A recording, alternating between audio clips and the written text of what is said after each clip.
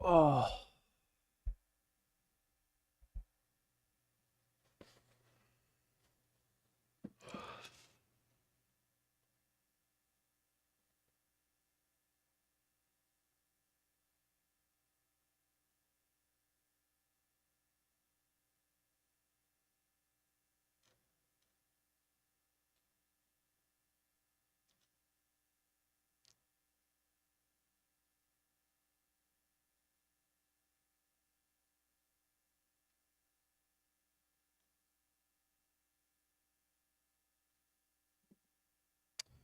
Yo, what's going on?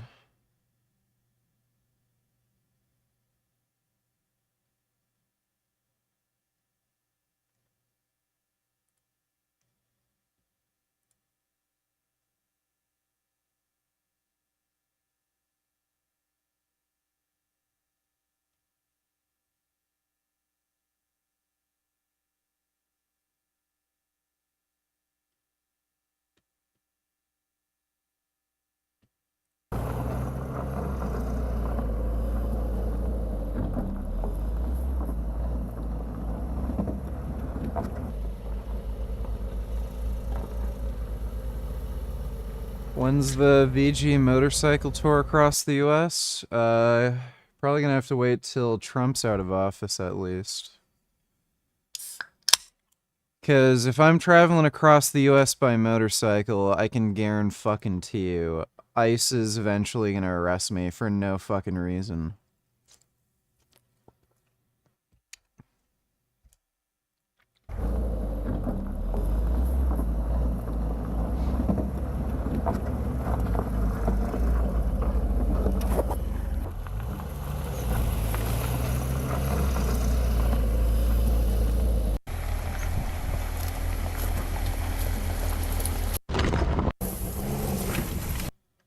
Dude, where do you even get that?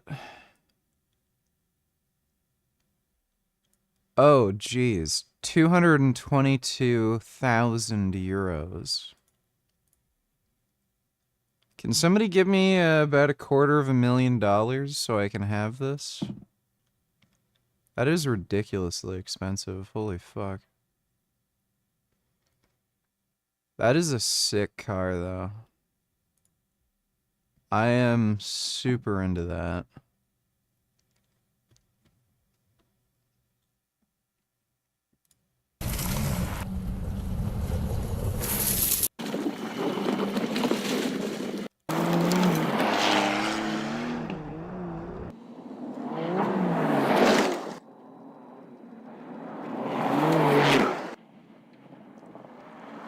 Yeah, that's what I want.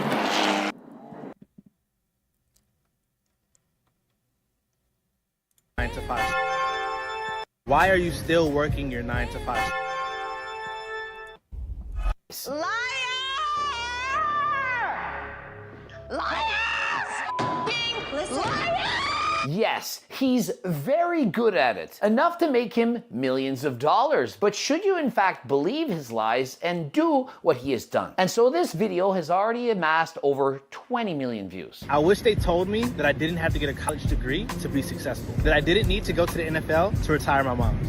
I wish they told me that I didn't need to do all the things I thought I needed to do to be successful in this life. All you need to do is learn how to solve people's problems. This is specifically for my online coaches out there. 2025, you need to realize you have to be on social media. If you're not pushing content on a day-to-day basis, what are you doing? All right, and so what I gather from that is that we should all quit our university degrees.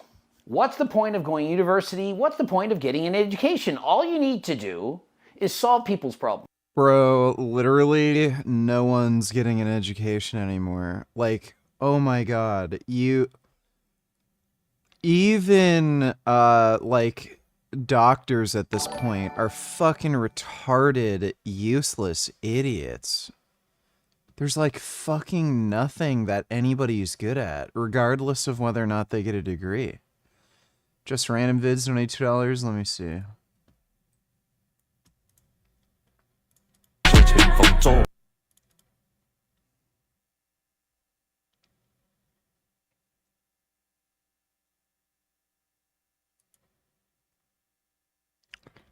Dogs are not protein, they're dogs, and they're good dogs.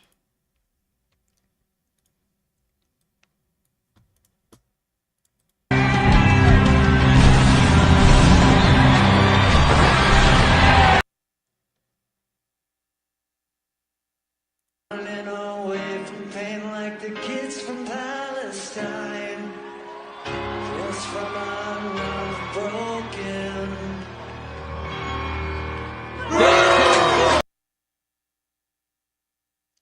Springfield's based.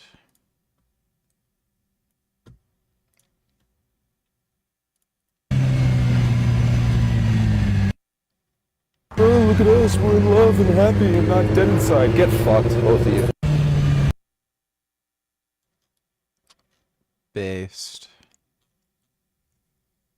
Thanks for the donation, just random vids. Sure about the veganism debate Charlie Kirk had to where he deleted it from his channel because of the backlash from his own followers. I didn't know it was that bad. I saw Danny uploaded a video about it, but I didn't know it was that bad. And to think people used to say that kids were now learning more thanks to the internet.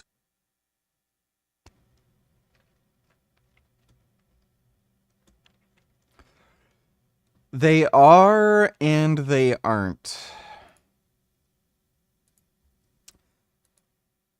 Shit's just become more, like, fucked-hearted and degenerate all around. Like, schools just become more filled with fucking nonsense. So is the internet. Everything's just fucked, dude. Like, you just gotta learn to pee and poop and fit all the pee and poop into that, you know, round hole. And then you press the go away button. As long as you figure that out, you're good. Thanks for the donation, Dodo.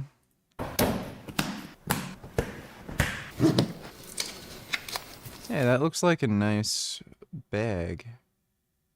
Rhino walk. I think I've seen them on Amazon.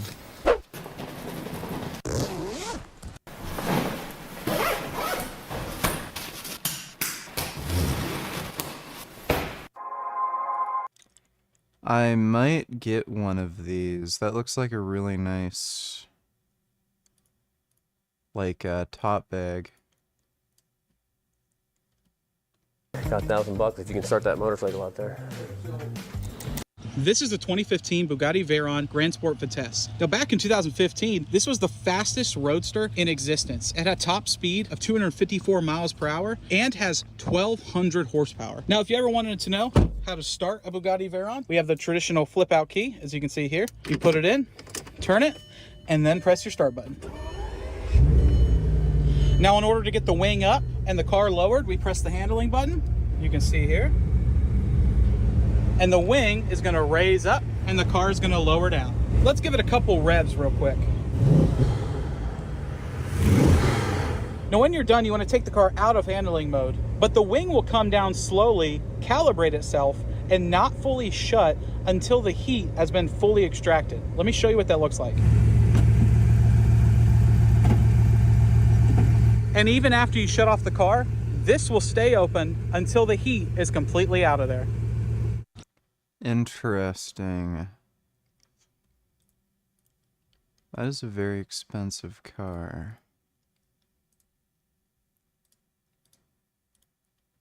Alright, apparently Charlie Kirk's really fucking stupid here. Again, I don't want to get too deep into biology, but soy is inherently estrogenic, right? So soy has phytoestrogens. They're not actual estrogens. They work in the body similar to a SERM, which is a selective estrogen receptor modulator. Charlie Kirk just got destroyed in a debate with a vegan, and he may have even deleted the video because of all the support the vegan was getting from his own fans in the comments. Let's quickly run through the debate because, man, Charlie was being he unlisted it. Slimy. I believe that the breeding, exploitation, and killing of animals for food when we do not have to is... Look up Ventura, mine is tough as fuck for a bag. Like, is that a motorcycle bag?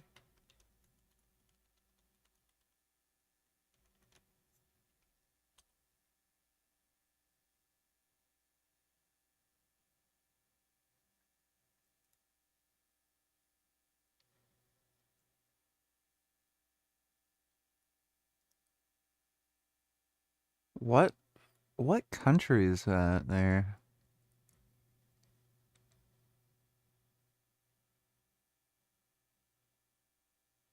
Arrow, pannier, top box.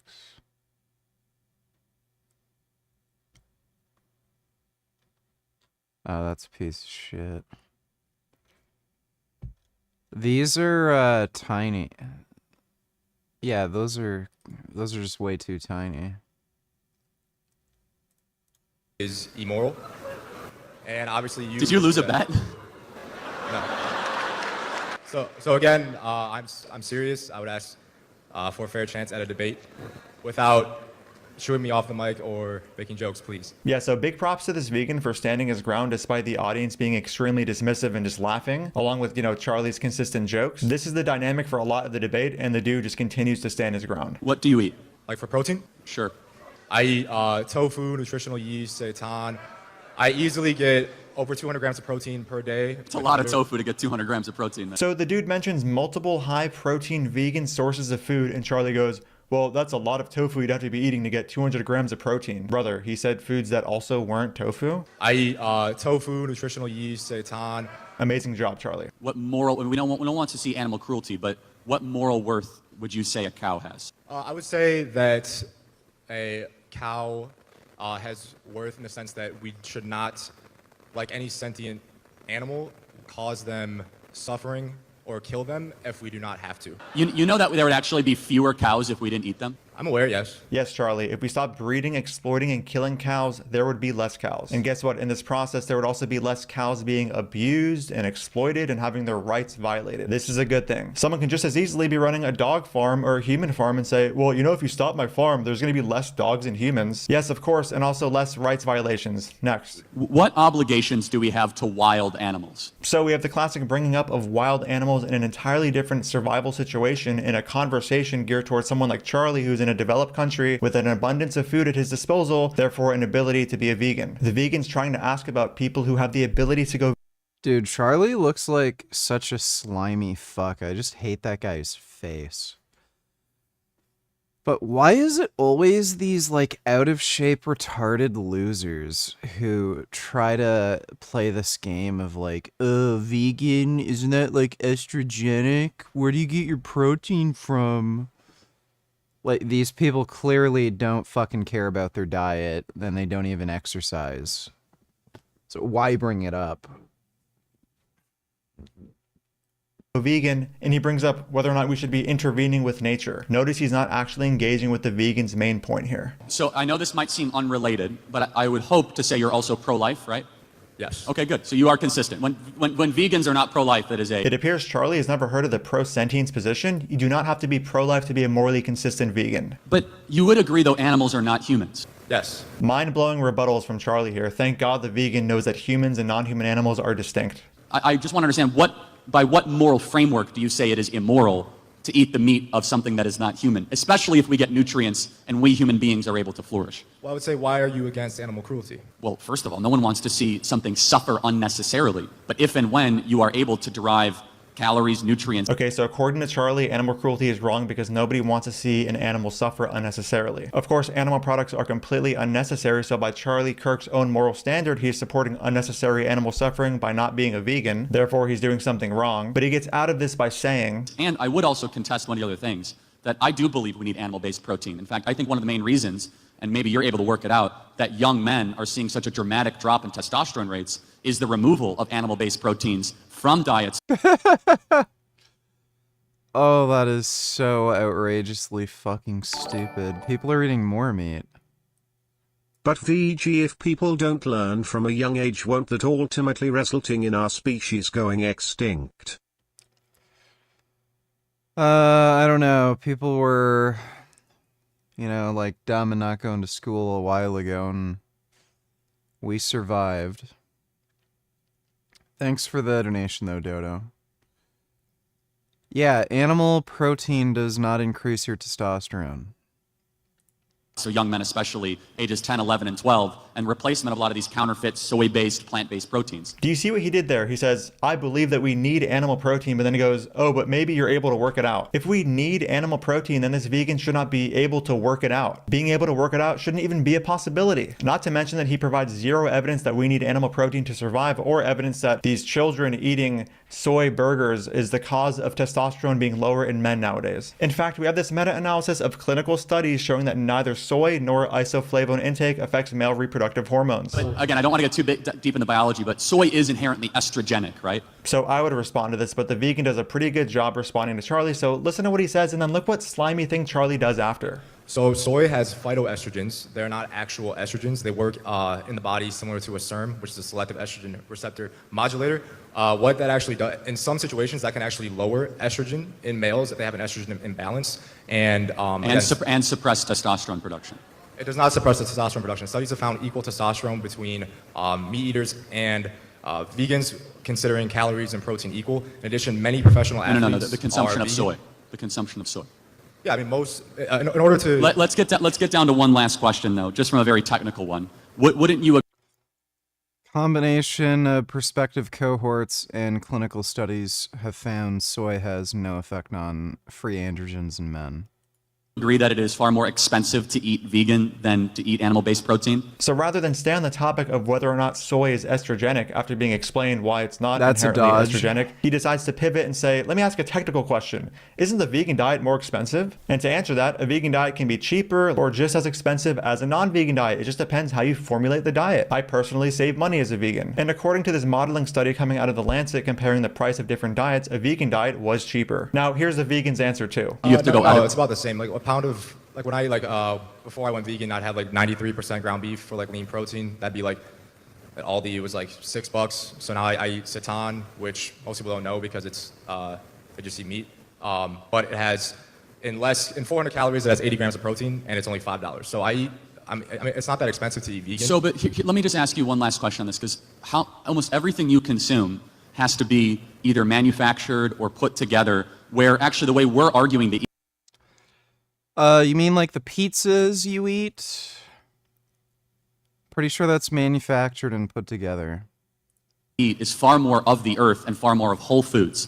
The vegans actually have to go out of their way. Buddy, you're out of shape and a weak bitch. Like, you do not care about your fucking diet and eating natural. You want to bet this guy had like an ice cream cone before he stepped on stage? To try and have different ingredients and compositions and oils that largely are far more human interference into the consumption of the food process, right?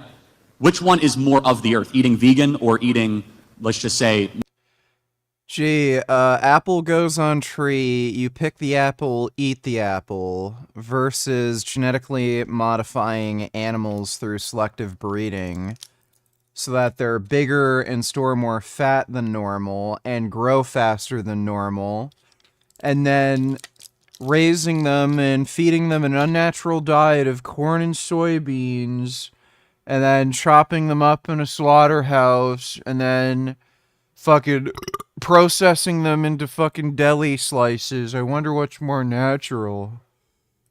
More paleo, not necessarily carnivore. First of all, you don't need to consume vegan mock products to be a vegan. You can just stick to whole plant-based foods. Secondly, animals have been artificially bred to possess a significant more amount of meat on them and, produce an insane amount of eggs at a very unnatural rate. You can't sit here and act like a vegan diet is not natural and pretend like the animals you eat are. These animals are also the product of artificial insemination. Not to mention, it doesn't matter whether or not a diet is natural or unnatural when trying to determine if it's healthy. What matters is the health outcomes one gets when consuming the diet. And the research shows that if vegans plan their diet appropriately, they can be healthy, just like non-vegans, making Charlie's decision to pay for animal products unnecessary and therefore wrong by his own moral standard. In terms of the food itself, I eat mostly pretty much just whole food vegan. Like sometimes I'll eat a vegan, like Impossible Burger. That's not necessarily No, time out, hold on. That is like the most manufactured. I know, that's like- not healthy. That's no, not even healthy. You're proving my point. Notice the vegan says that he mostly consumes whole foods, but maybe sometimes has an Impossible Burger, and then Charlie just spazzes out. Relax, Charlie. He says that he barely consumes this stuff. Once again, you can obviously consume a whole food plant-based diet as a vegan. And then of course, Charlie insinuates that mock meats are unhealthy with zero evidence. Whether plant-based meat is healthier than animal-based meat will depend on which plant-based meat you're studying. They vary heavily. There are multiple studies showing that plant-based meats can be healthier depending on their formulation. Like, let's just be clear. An Impossible Burger has like 50 ingredients that you cannot pronounce. Yeah, and red meat also has a ton of ingredients that are hard to pronounce. Your literacy relative to the ingredients in the food you're consuming has zero bearing on the health outcomes the food will give you. Very emotional for somebody who prides themselves on being like a facts over feelings kind of person. And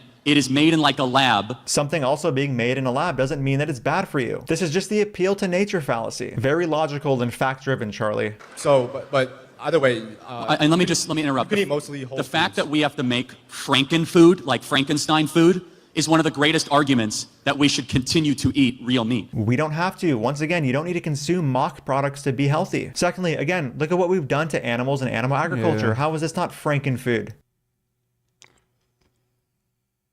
Well, Charlie Kirk is dumb. Very, very highly, highly dumb. But we already knew that.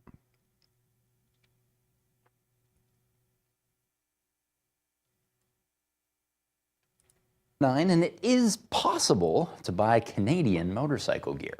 These companies just get buried under snow half the year, so they thaw out some pretty weird rules so Quebecers can smoke up on Drummondville. Push for that so you don't see it anywhere else, huh? Makes it lighter.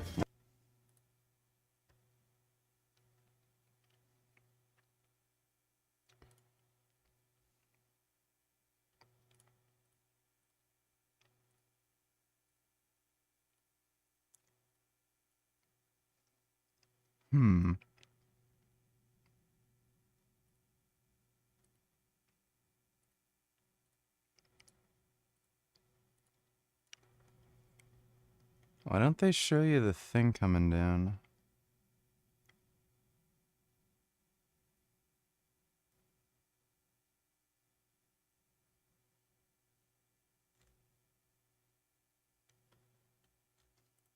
Less than 1,600 grams for this carbon, less than 1,700 for the fiberglass. Part of why it's light is not needing a sun visor. It ships with a photochromic shield in the box.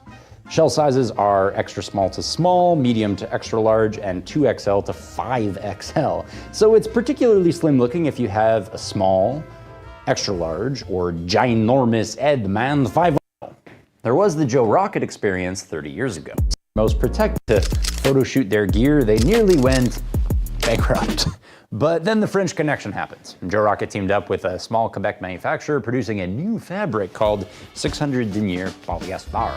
30 years and 14 iterations later, it's what Joe Rocket still uses, especially to make tuxedos like this Great White North, which looks formal so you can't even tell it slides far on asphalt. Or at least you wouldn't be able to tell if not for these huge CE pads that are only level 1. They're not bad for getting the elbows up and doing a bit of McDentistry, but I would prefer nice, cozy Canadian and how it.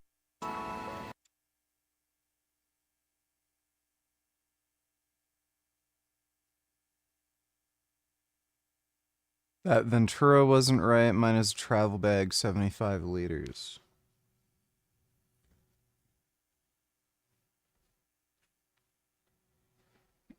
I don't know when you got it, if they still make it. 75 liter Ventura motorcycle bag.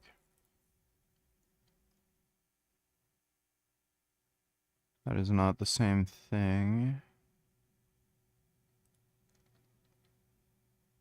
Yeah, I don't know if they still make it, dude. It doesn't look like they still make it. BMW introduced the first heated grips on the R100. They're not going to last a year. Furthermore, Gay. Garcia, thank you so much for taking the time. Yeah, happy to be here. Thanks. So you've made some big news here as it relates to this case of Kilmar Abrego Garcia, the wrongly deported migrant who the Trump administration is now refusing to return despite conceding in court that it was the result of an administrative error. Can you explain what you're seeking to do right now? Sure. I mean, first, I think it's really important to note that Donald Trump is basically defying a unanimous decision of the Supreme Court to return him to the United States. This is unprecedented. It is completely unconstitutional.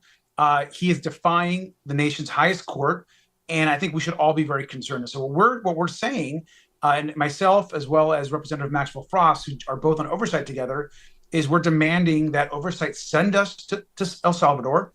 We need to go to the prison. We need to talk to the government, and we need to interject in what is a very serious situation, not just for him, but for other folks that are in that prison. Sending a legal resident, someone that's here legally, regardless of whether they're a U.S. citizen or not, here legally, to a foreign prison is insane, and it's got to be stopped.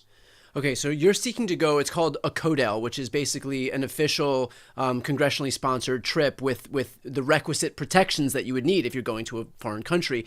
What is the difference here in terms of what you would be afforded by going via a CODEL and just opting to go in your personal capacity, for example? Yeah, so I think there's obviously, I think going as part of an official congressional delegation is always best.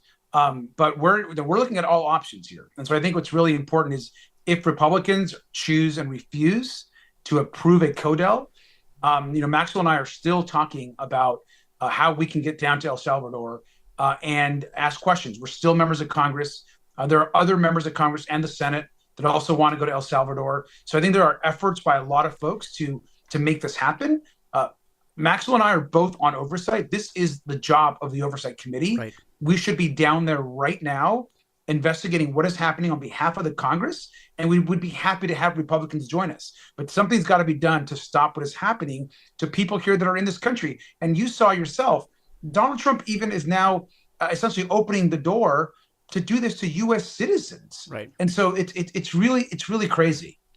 Is there any concern that you would have, especially if you did have to opt to go in your personal capacity? And we'll talk about James Comer, his likelihood to approve in just a moment. I'm going to ask you about that after this. But do you have any concern that if you do opt to go in your personal capacity with regard to safety issues? I mean, going into a country where we've seen that the...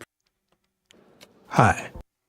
Yeah, well, let's focus in on independents here, and independents feel that Donald Trump has vacated the center of the electorate, catering to his base. What are we talking about? Well, let's talk about the overall net approval ratings. We're going to look at the worst ever at this point in a presidency. The old record among independents for the worst ever was Donald Trump back in 2016, a net approval rating of minus 16 points.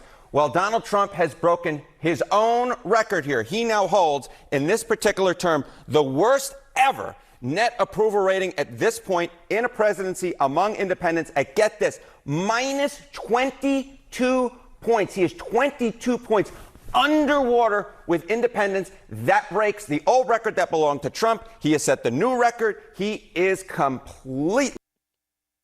Even if he finds some kind of way to run for a third term, which he's claiming he's going to do, he wouldn't be able to actually win the election.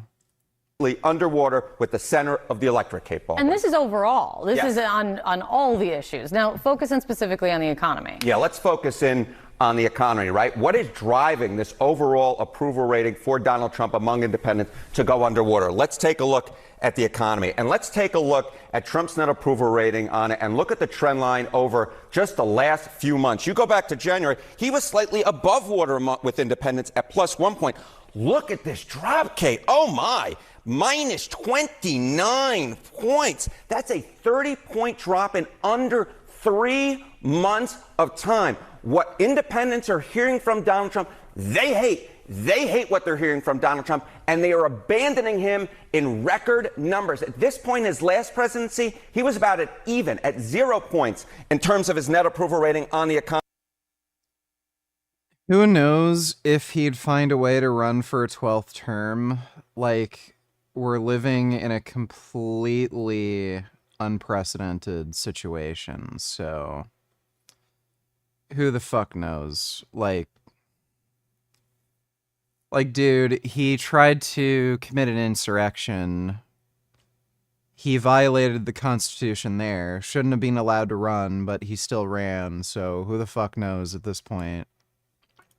And now he's at minus 29 points. You go back through the record books, I simply put, Kate Baldwin, can't find anything close to this. This is such a record that there is no historical analogy to be 29 points underwater on the most important issue of the day with independence. This right here, my dear friends, is political. Lowest net approval rating at this point in the presidency among independents, virtually all driven by his disastrous handling of the economy. And I want to be absolutely clear, the damage that we're seeing to the economy right now was voluntary. It did not have to happen. When he wasn't threatening to invade them, Trump decided to take a sledgehammer to our global trading partners, thinking that they would do what all these groveling sycophants he surrounds himself with do, which is to bow down to him and kiss his ass. But the rest of the world didn't, and instead saw his threats to impose tariffs and raised him retaliatory tariffs, meaning now we are in a trade war with the rest of the planet because Trump thought that the world leaders would be as eager to crawl up his ass as his cabinet of hangers-on and ass-kissers. Thank you for your leadership and thank you for everything you're doing. I want to thank you for standing up to the Chinese. Yep. I think it's assumed right now that countries like Japan are selling off treasury bonds in order to deflate the US dollar. Dude. This never had to happen. Just Americans are just so stupid, dude.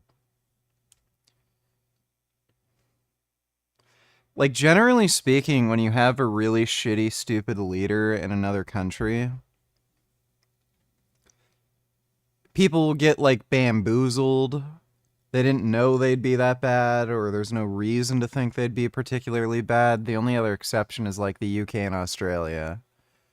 But even then, they don't even elect somebody as bad as Trump. Welcome to another episode of ColdFusion. Take a look at this picture. Dodo donates $2. In any other country, he would be either imprisoned or even executed for that. Yeah. Yeah, if he tried to do that in Canada or anywhere else, he would have been in jail.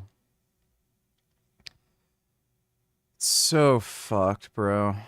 Thanks for the donation, Dodo. Picture. It features prominent tech individuals like Meta's Mark Zuckerberg, Amazon's Jeff Bezos, Google's CEO Sundar Pichai, and Tesla's Elon Musk. As of recording this video, the combined net worth of these four people is over $700 billion.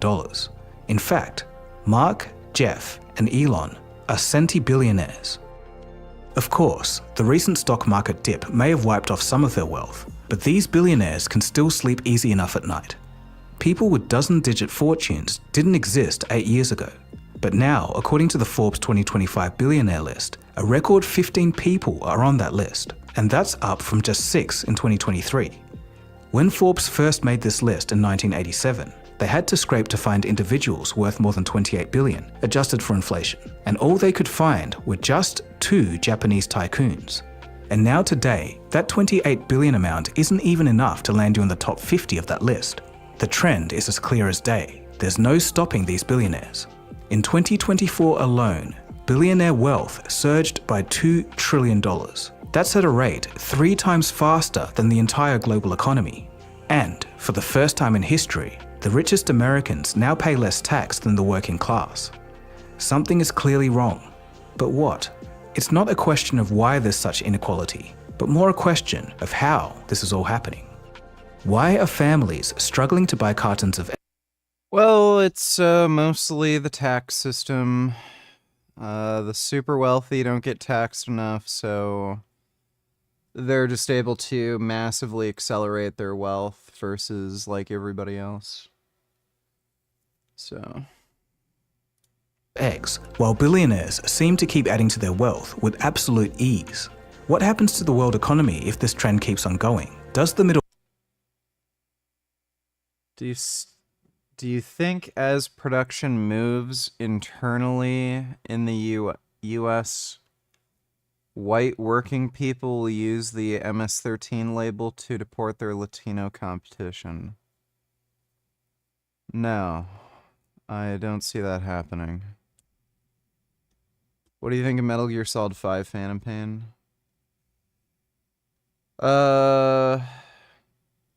It's kind of like it has better gameplay than Metal Gear Solid 3, but the story isn't as good. So I'm not sure if it's my favorite Metal Gear. It's like in the top 2. Middle class ceased to exist, and what can we do to fix all of this and not repeat the same mistakes? Let's take a look. You are watching ColdFusion TV. Do you care to rank the Resident Evil games? It's kind of a lot.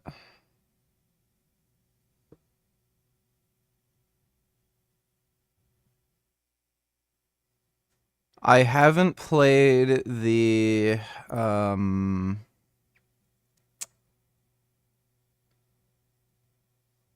what is it? Umbrella Chronicles or whatever the fuck?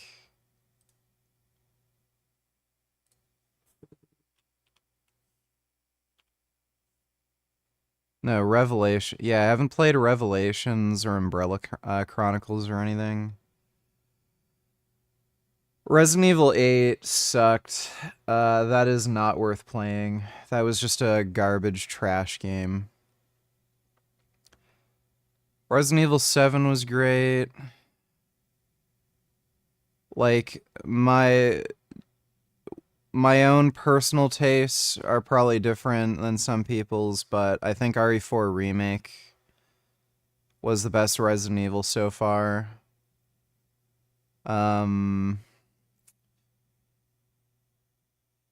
Probably put RE7 in second. OG RE4. Actually, you know what? I might put like the original RE4 in second. RE7 in third. Resident Evil 2 Remake was really good. That might be in fourth. I don't know exactly where to put RE5. I'm not sure. I liked RE0 and the original Resident Evil, but I don't know, they're just kind of weird. It's not like my favorite series.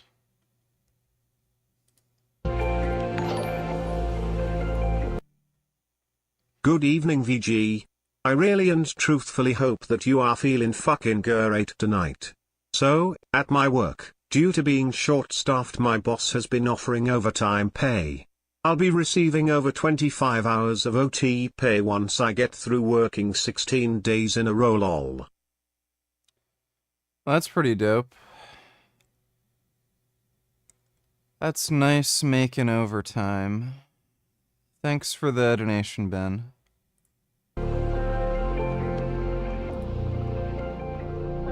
The world's richest people are just getting richer, and even faster than expected. Oxfam's annual inequality report says 5 people are now on track to reach trillionaire status within the next decade. Elon Musk is first in line, followed by Amazon's Jeff Bezos, Oracle's Larry Ellison, Meta's Mark Zuckerberg, and LVMH's Bernard Arnault. Whenever numbers like millions, billions, and trillions are discussed, it's often difficult to put the vast difference between them into context. So let's start there. If you, yes you watching, made $1 every second, you'd be a millionaire in 12 days. That's under 2 weeks. But how long would it take to reach $1 billion? 6 months? A year? Well, at a rate of $1 per second, every day, non-stop, you'd need over 31 years. And that's just for 1 billion. Wow. As we know, the world's richest have not just 1 billion, but tens, even hundreds of billions. And their wealth just keeps... That is a very good way to explain the discrepancy between millionaires and billionaires. Holy fuck, dude, that is so much money. You know what I'd do with that money? I'd get a really, really, really nice bicycle. And I'd ride my bike and I'd get a cat basket on the bike, and I'd ride my bike around with my kitty with my billions of dollars. That would be nice, being a billionaire and riding my bicycle with my kitty. Growing. For example, in 2024, their combined wealth skyrocketed from 13 trillion to 15 trillion in just 12 months. And the richest 10 men saw their fortunes grow by an average of 100 million per day. That's more than... How is that fucking possible? There is no fucking way they should have that money. Give it to me.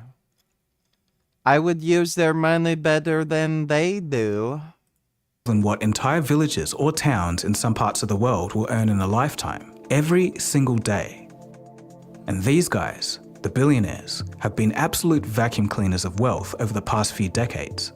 The top 1% alone has captured 38% of all new wealth created since 1995. And this is at the same time where the poorest half of the world's population, which is around 3.8 billion people, owns just 2% of global wealth. Think about that for a second. No matter how you look at it, these stats are staggering. The ultra-rich are clearly pulling further ahead, while half the world is effectively locked out of wealth. And it goes further. It's not just numbers on paper. This kind of money can warp economies, influence politics, and shape the world in ways that we can barely comprehend. You don't see it much on TV. You don't hear it talked about here at all. But the American people do not believe that it is appropriate that 3 people, 1, 2, 3, Mr. Musk, Mr. Bezos, and Mr. Zuckerberg, 3 Americans own more wealth than the bottom half of American society, 170 million people. And that's not a useless fact either. Massive wealth inequality usually comes before internal conflict, or more accurately, it's a symptom of a deeper problem.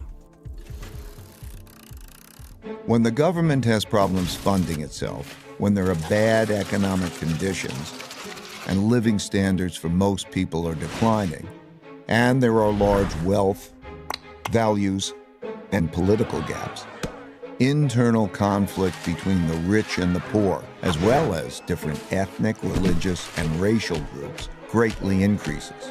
This leads to political extremism that shows up as populism of the left or the right. Those of the left seek to redistribute the wealth, while those of the right seek to maintain the wealth. The earnings and wealth numbers are a bit misleading in terms of buying power. Musk definitely has a shitload of cash, but he probably has closer to a few billion in actual spendable money, with the rest just stocks. Still insane though. Well, even if most of their money isn't in liquid cash, like, that's still stupid. There's no justifiable reason they should have that kind of money. Thanks for the donation though, Adam. In the hands of the rich. Ray Dalio, a billionaire investor and economic historian, puts it this way, quote, "I've studied the last 500 years of history and cycles, and these things repeat over and over again. Large wealth gaps with large value gaps at the same time, as there's a lot of debt and there's an economic downturn produces conflict and vulnerability. One of the biggest impacts the rising wealth gap has had is the shrinking middle class. The middle class is one of the hallmarks of a healthy economy, so when they shrink and start to falter, it's a symptom of a wider problem. It's been a slow process, but we all know deep down that something is going wrong." If you think back to the TV shows of the 80s and the 90s, it wasn't uncommon to find characters that lived comfortably on just a single wage. Life was portrayed as financially easy, and that's because relatively, it really was. But then things started to go wrong. When you really think about how the economy has been, since I left high school in the late 2000s, the middle class just couldn't catch a break. In 2008, there was the housing crisis, which turned into an international global financial crisis. Europe got a second wind of that disaster around 2011. In most of the Western world, the average Joe was hit by an economic bomb. Small businesses closed, jobs were lost, and households were struggling. Over the next decade, growth was permanently slower than before because the real economy had died, and I've covered that in detail in a previous video. But other than that, people were still getting by. But then came COVID. The government response shuttered entire economies, leaving everyday people straining themselves just to get by. And there's a famous saying, question, what words do you never want to hear? Answer, I'm from the government and I'm here to help. And this joke played out in real time when governments turned on the money printers to counteract their shutdown policies. They thought they were helping, but the result was yet another disaster. Dodo Donatillers, have you noticed females like to say, why are you ganging up on me? Or they say they are being ganged up against if they are confronted on some bullshit they did, like cheating or something. Watch. If you've ever dreamt about getting turned into spaghetti because you accidentally fell into a black hole, well, I have some good news for you. NASA just released a simulator for you to do exactly that. The supermassive black hole in the video is meant to imitate Sagittarius A, about 4.3 million times the mass of our sun. Once you pass the event horizon, you have about 12.8 seconds before you meet your end via spaghettification. Are you ready?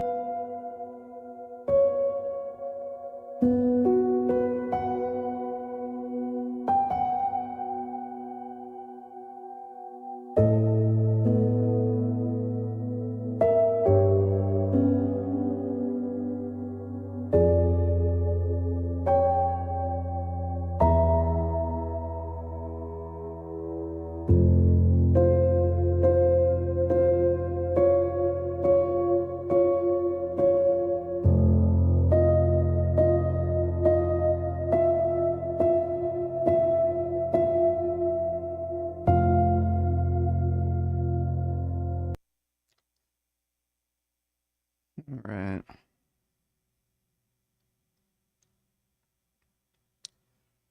That looks neat. But, yeah, women will try to play a victim if you're in a debate, and they'll say, oh, you're ganging up on me, you're being mean, yeah. Seen some dudes do that too, but it's usually women. Thanks for the donation, Dodo. Jalen $20, you hear about Matt Walsh diaper fetish? I heard he had 2 men in diapers who worked for him wrestle. Oh, you're talking about... He used to do a radio show at some point, and he had, like, some diaper wrestling thing. It was pretty gay.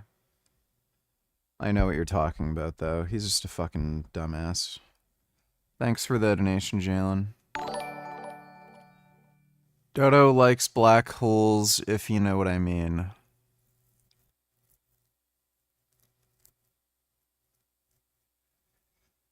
I don't know if he likes those kind of black holes, Gigliardo.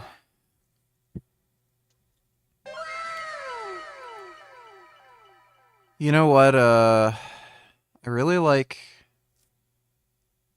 those cake, donut, chocolate, like, you know, the cake donuts that are donut holes, that are glazed.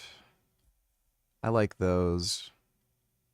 I don't think anybody makes them vegan.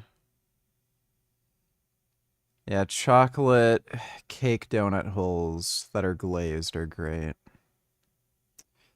Dodo donated $2. Wow. This is an incredibly detailed hand-drawn map of the ocean floor. It looks like the map in the back of Lord of the Rings. In the 1950s, this geologist Marie Tharp would take sonar scans of the ocean floor and translate them into these drawings. And in the process, she ended up changing geology forever. She found evidence of this fringe theory at the time, plate tectonics.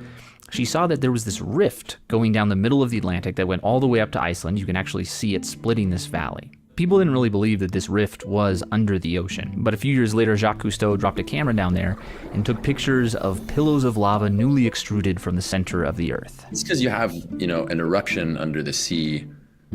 You sort of need to prove that the plates are actually moving. Right, to prove that this rift was the result of the ocean floor spreading, they turned to this little miraculous mineral called magnetite. Ooh, it has a cool name. It's this iron-rich mineral, and when it's hotter than about 580 degrees Celsius, it's not really affected by Earth's magnetic field. But as it cools, it locks into alignment with that field and stays there. It's like a built-in, burnt-in compass mark inside the rock? Exactly. It's a compass that captures that moment in time. And it turns out that over time, Earth's poles switch places at irregular intervals, and you can see that switch in the ocean floor. The magnetite points north, then south, then north again, and so on, proving that the ocean floor was indeed moving. Interesting. I didn't know that's how they figured it out.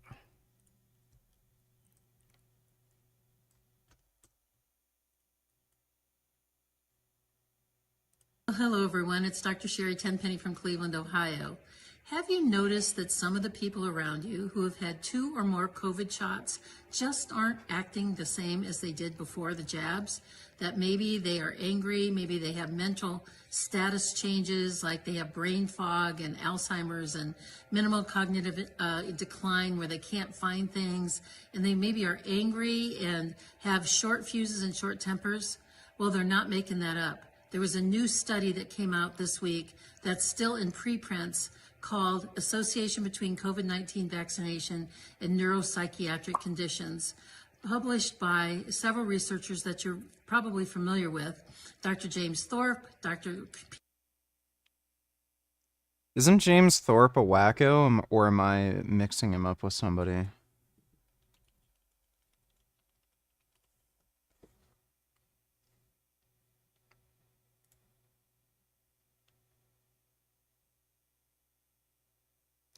Yeah, this guy's a crazy whack job. Is he a known vaccine skeptic?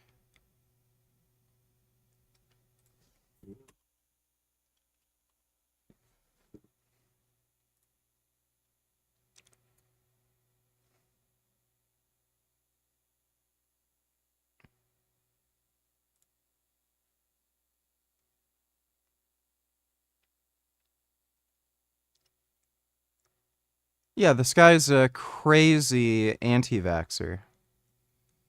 There's never been a randomized double-blind placebo-controlled trial for any vaccine that is currently approved. That is completely false. I don't think he knows what any of those terms mean. So she's relying on a crazy dumbass who probably just made all this shit up, and that's their source.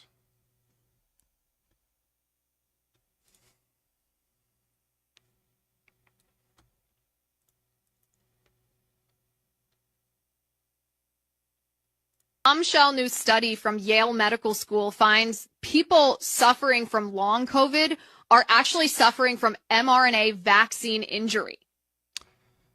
No, that's not what the study was about, and that's not what they found. I think I know the paper she's talking about. They were analyzing long COVID symptoms, and it had nothing to do with whether or not I don't even know if they looked at vaccinated individuals.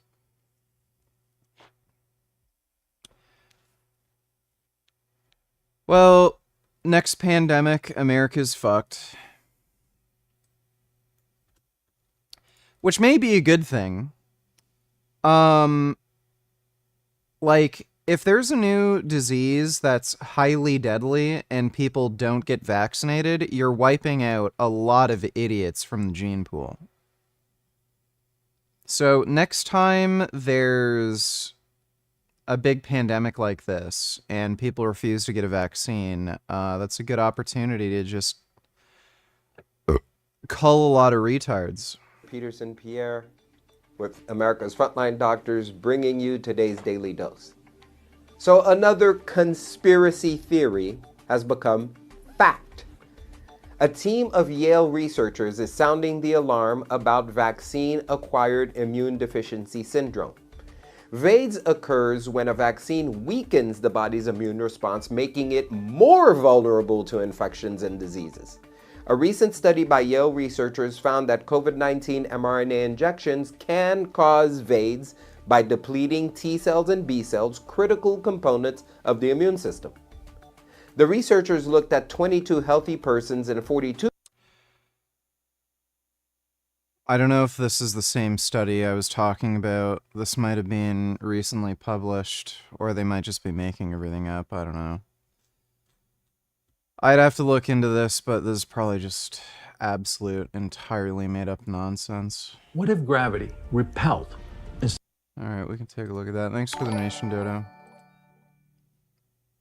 Nig, you, ara, nig, you, ara, you, ara, you, ara, you, ara, you, ara, you, ara, you, ara, you, ara, you, ara, you, ara, nig, nig, nig, nig, how are you doing? 999 septillion 999 sextillion 999 quintillion 999 quadrillion 999 trillion 999 billion 999 million 999,999.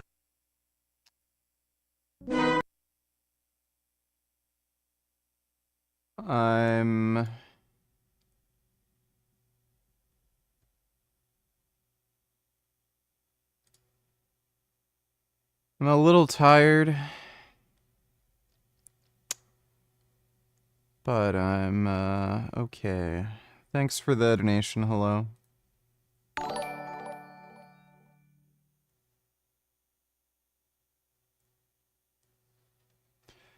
Dodo donate $2. Yep, that's Chinese. Chinese people ruin. They ruin it. They kind of ruin do. it. You know, dude. Everything you Don't hate look at me about like Chinese people, imagine times 10 in a supermarket. So like, imagine like, but you look at it. Yeah. I'll be Chinese. Look at it. You know what I don't like about Chinese people? Oh, excuse me. Or something's on sale. They're boxing out. Like, yeah, it's like, and then they're also like hawking loogies at you. And no one can drive. The parking lot's a mess. Bro, the aisles. Like the shopping etiquette. Think about Chinese people on plane aisles. Second that shit lands. You know Chinese people with crab legs at the buffet? Like that. Free samples. Want to try this new hot dog? No, everyone's like, oh, this is pretty good. Yeah. Hey, everybody come here. Everybody come. It's like the whole family's there. Like, what the? Anyways, and then, dude, I'm in the gym till like. That is kind of true. When will you remove the Jasmine emoji? I don't know. I guess soon. Hey, Gum Gum. Gum Gum. Gum Gum. What you doing, Gum Gum? Wanna come cuddle? I love my Gum Gum.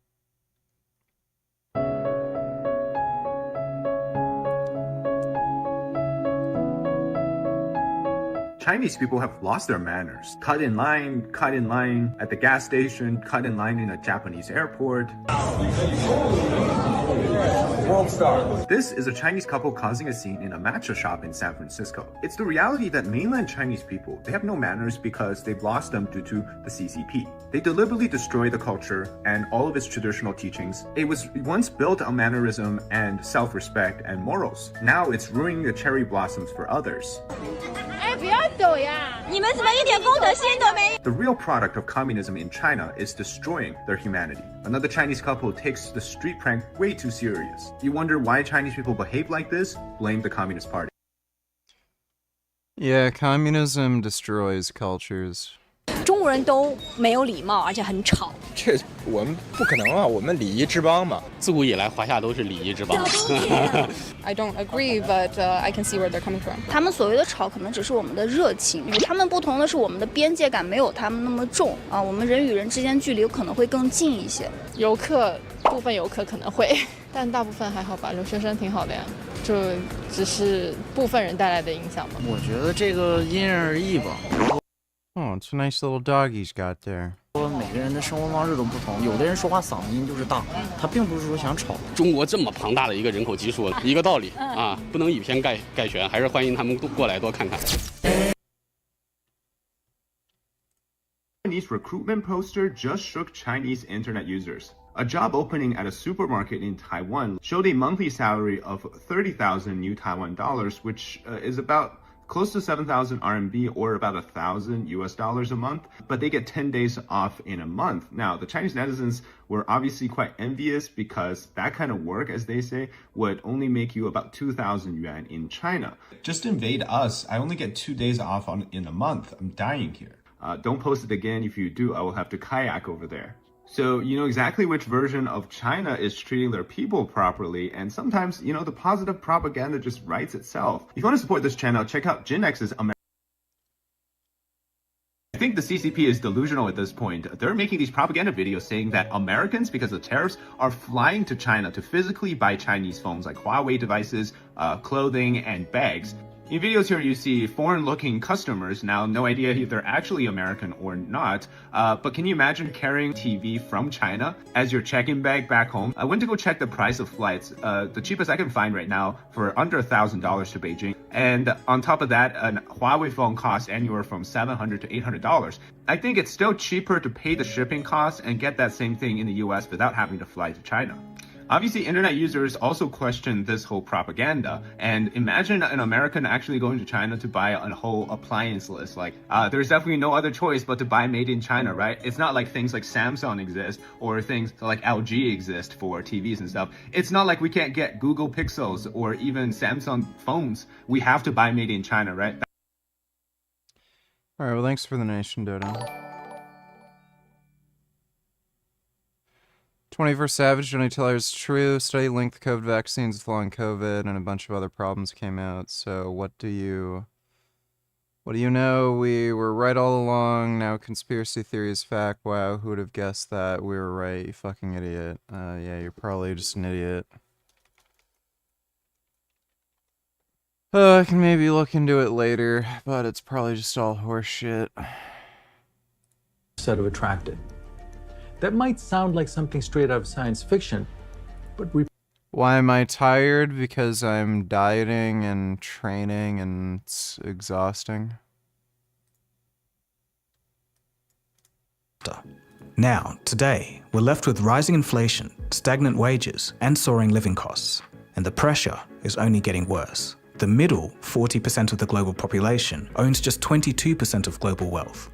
But at the top end of town, it's exactly the opposite. Making money seems easier than ever before. As it turns out, all that government printing helped the stock market, which helped the billionaires. But we'll get to that in a bit. As the saying goes, wealth begets more wealth. So this acceleration will continue. But before we get into the weeds, we need to back up a little bit. How are these guys getting so rich? How does one even become a billionaire?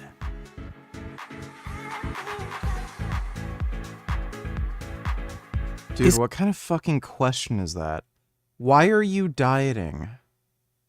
What do you think a diet does? Why ask that?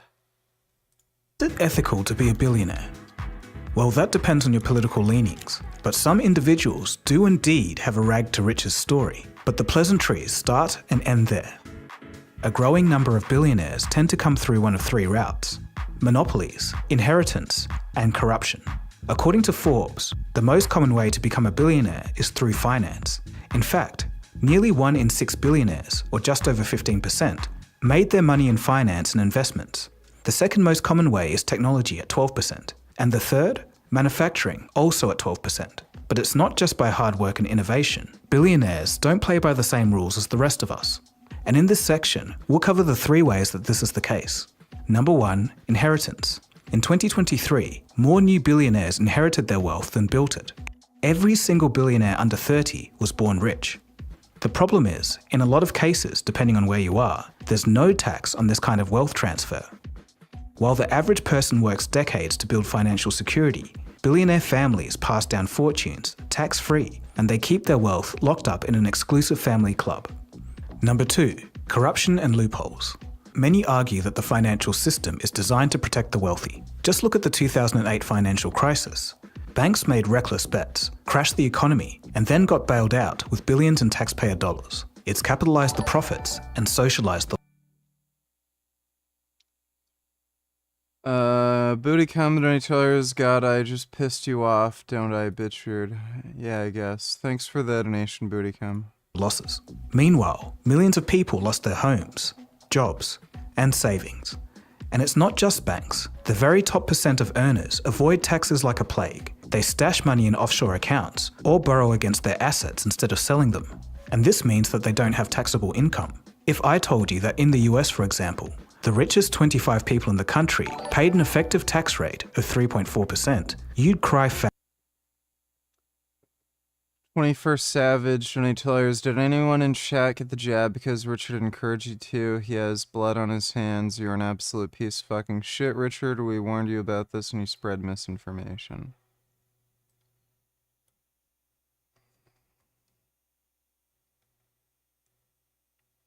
Yeah, this is a little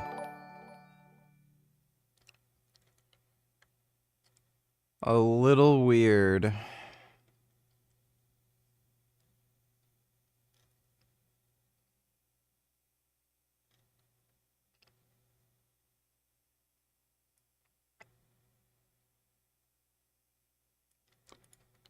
Okay, this is a cross-sectional study. It's just garbage. This is meaningless. Thanks for the donation, 21st Savage. United States of Russia, donate $2. Classic Vocals Law.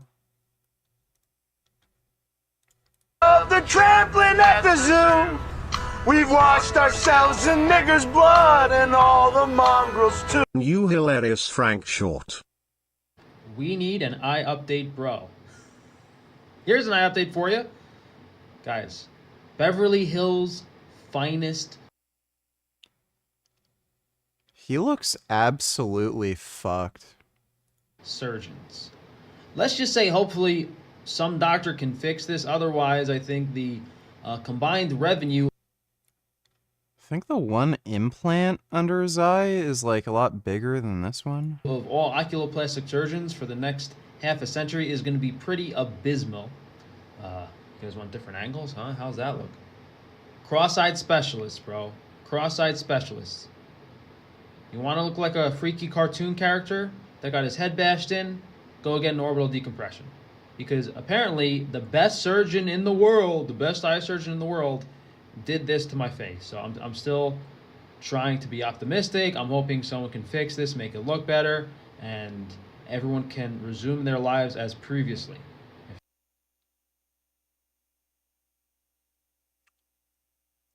Yeah, he's also got that new stupid tattoo on his neck like a fucking retard. I wonder how long it's gonna take for him to off himself. Thanks for the donation, Majin Buu. We're taking down the Zog machine, Jew by Jew by Jew. The white man marches on. Alright, thanks for the donation, United States of Russia. Bell. Why should the average person be taxed at 6 times more when they earn a tiny, infinitesimal fraction of what the billionaires earn? Well, although unfair, it's perfectly legal, and it's a bit of a rabbit hole. But hear me out. This is called the buy, borrow, die technique. Edward McCaffrey, the scholar who coined the term buy, borrow, die, says that this technique is being abused so much that it, quote, has basically killed the entire concept of an income tax for the wealthiest individuals, end quote. But he goes on to add that it's, quote, the most important tax avoidance strategy today, end quote. So here's how it goes. Instead of working a 9-to-5 wage and then getting taxed like a pleb, the best way to earn wealth is through accumulating appreciating paper assets like stocks. The wealth isn't taxed until these stocks are sold. Yes, a tariff surprise or another stock market $2 Shees, $20 VG. Did you have any matzah on Passover, and how many times have you done this? I did not have any matzah.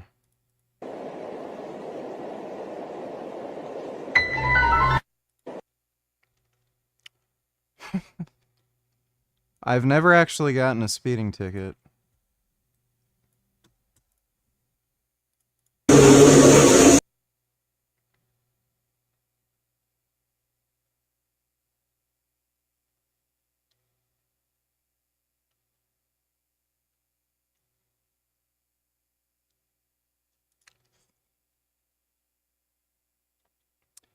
That's a hellhole.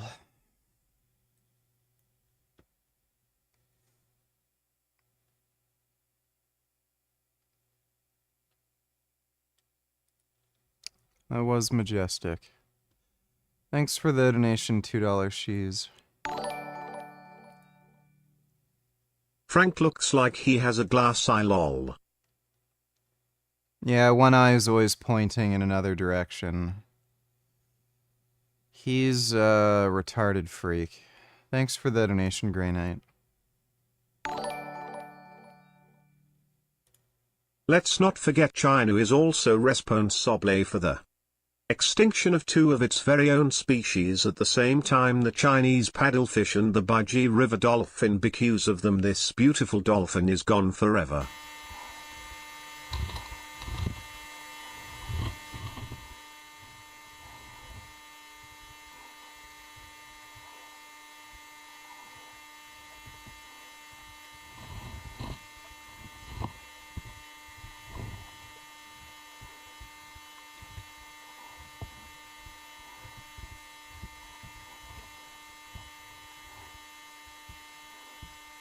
Well, that is a cute dolphin. Thanks for the donation, Dodo. Dodo donators, I like how these people complain that there are no double-blind, placebo-controlled trials on vaccines, which presumably they think means it's harmful.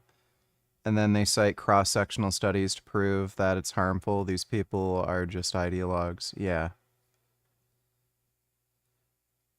They don't know what any of these terms mean, for one thing, and they don't care. They will use a term they don't understand to dismiss, one type of research, and then they'll completely ignore all that shit when a study confirms their own bias. So, yeah. Thanks for the donation, though, Dodo. When the next pandemic hits, they'll be all dead, and we won't have to deal with them anymore. Shock may make the wealthy sweat a little bit, but overall, in the big picture, over the past few decades, you'd be doing well. And the next step, borrow.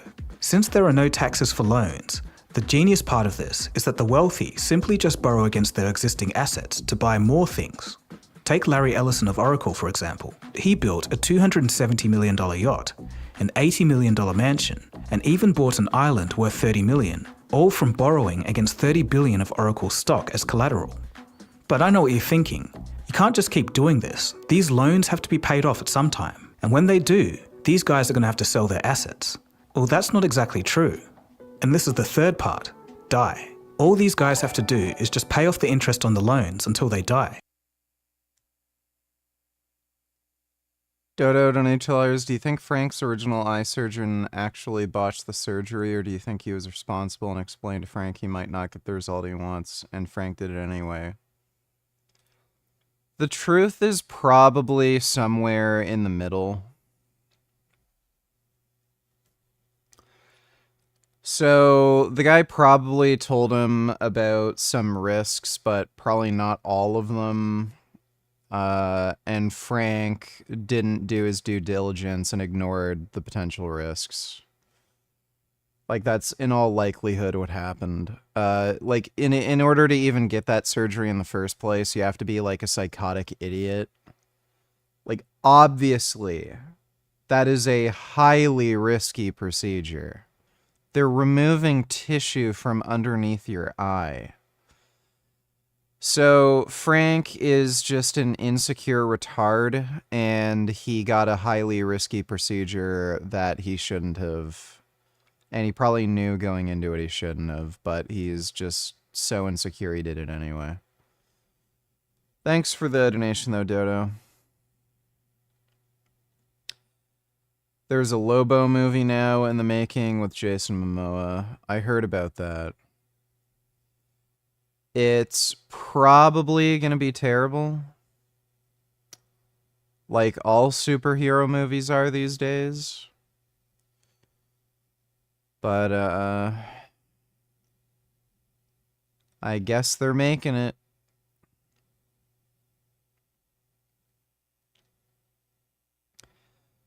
Movies are awful now. There's no reason to watch any new movie. And, literally no reason whatsoever to go to a movie theater. They're just all terrible. It's much better to just stay indoors. No, Richie, we are not ideologues. We're enlightened. The world is finally knowing the truth about the harm that these vaccines cause, and I spoke about this years ago, and the truth is finally prevailing. Once vaccines disappears is when humanity flourishes.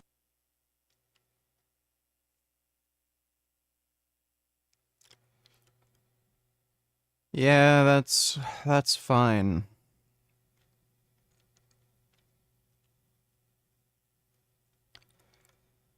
That's all fine.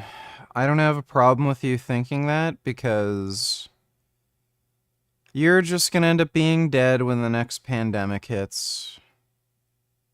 I really hope there's more anti-vaxxers, people who are against cancer vaccines and medical treatments. You'll all die. We'll finally have a world where the biggest dumbasses kill themselves because a cancer that was very easily treatable and preventable killed you because you don't like vaccines.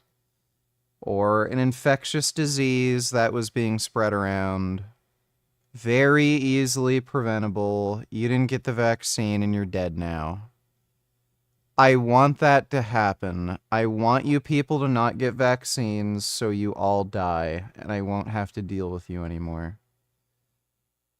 So I'm not bothered by any of that. You can think whatever the hell you want. Life will sort itself out. And it will never be seen on this planet again because of China at the 58 mark.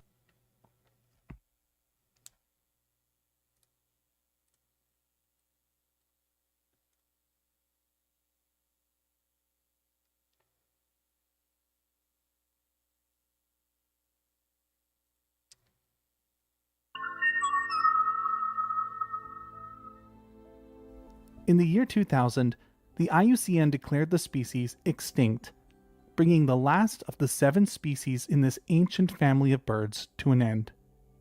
This is the first entire family of bird species to go extinct in modern times. Okay, thanks for the donation, Dodo. If you're dead, you can't be taxed now, can you? Furthermore, when an individual dies, the value that their assets gained during their lifetime is exempt from tax. Their children can then use these gains to pay off the loans. Technically, there's supposed to be a tax on inheritance, but that's no issue for top tax agents. Trust accounts and other arrangements essentially eliminate any tax that has to be paid. This technique is cunning, smart, and hidden away from the average person. And number 3, monopoly power. Monopolies account for nearly 18% of billionaire wealth. When a single company dominates an industry, it crushes competition, sets prices, and dictates wages. Back in the original Gilded Age of the late 1800s, industrial giants controlled steel, oil, and banking. Today, tech giants control global commerce, information, and infrastructure. Amazon controls over 80% of online purchases in major European markets. Google owns 90% of the search engine market. Meta, formerly Facebook, owns 4 of the top 5 most used social media platforms. It's present in other industries too. In Nigeria, Aliko Dangote has a near monopoly on cement. This gives him massive economic and political power across Africa. Gata Madani's conglomerate, the Adani Group, has faced accusations of crony capitalism and monopolistic behavior, particularly in sectors like ports and No at 58.39 mark.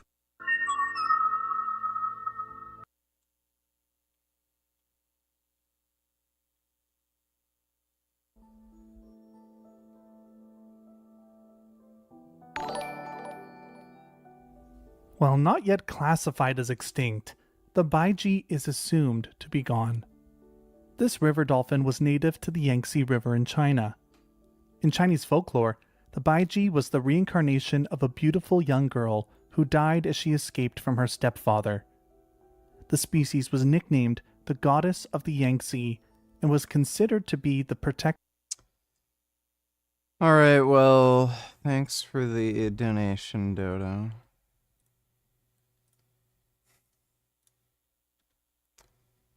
Dodo donators, imagine being against medical breakthroughs and treatment. It's unimaginable. Stupid people do stupid things, man. It's just what they do. Thanks for the donation, Dodo. Energy. But monopolies aren't just about wealth. They're about control. They can even influence government policies.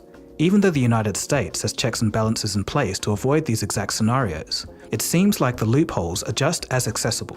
With all of these factors combined, we're looking at billionaire wealth increasing at an unprecedented rate. It's actually not just increasing, it's accelerating. Last year, Oxfam predicted that we'd see the worst first trillionaire within a decade. Now we're on track to have that in 5 years or sooner. But some people, believe it or not, think that this is actually a good thing. They believe that if there's more billionaires, that means that economies are indeed doing well, and it means that there are opportunities to make massive money. And while it's true that wealthy economies tend to create super rich individuals, if you look at the GDP per capita and compare it to the number of billionaires, there's no real correlation. For example, India, Mexico, and Brazil have far more billionaires than Sweden or Switzerland, despite the fact that these two European countries have a higher GDP per capita. So what does that mean? It means that in most countries, a handful of ultra-rich individuals control a massive share of the nation's wealth, while the majority of people... 2 donators, there are 3 other new Frank shorts. Oh, okay, cool. That all looks bad. Thanks for the donation, too. What's up, guys? We now have Sky High Organic Energy Drink available in powder form. The original was launched as a part probiotic drink on Frankie.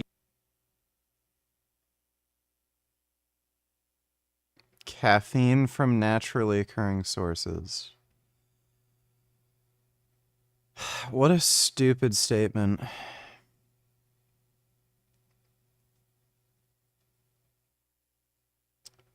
Free the most common plastic and aluminum contaminants. This is a plastic container. Naturally occurring sources of amino acids, B vitamins, vitamin C. Okay. StrangeFoods.com, but this is something easy that you guys can mix up first thing in the morning. I like to use a blender. It's delicious. Only This is literally just sugar water. This has 42 grams of sugar. It says total carbohydrate 42 grams, total sugar 42 grams, includes 42 grams added sugar. This is literally sugar water.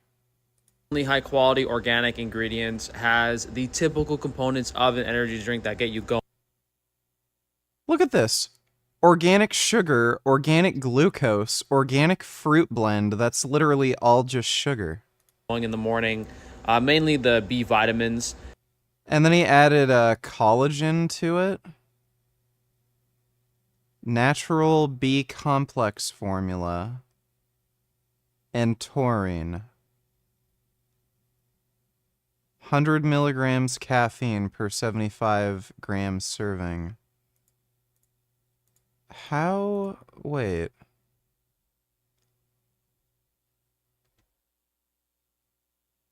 $18 servings per container.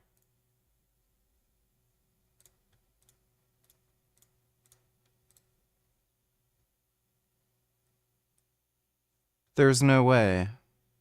That has to be mislabeled.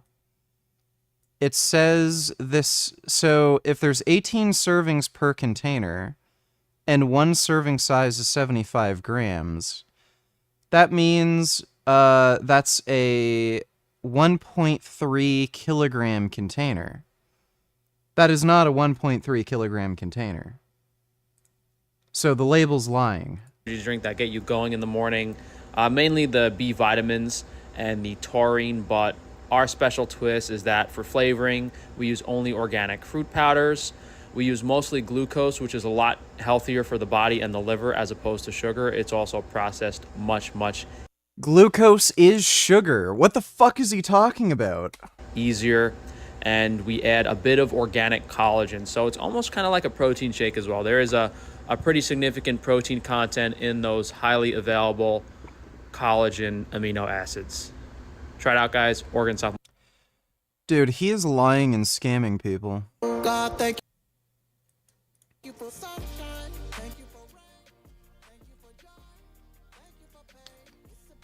Well, that's just him showing dairy. Like what? I'm not the 3 or the 2, I'm the what? BBL booty, I pay for her butt. So whatever she make, I'm gonna need me a cut.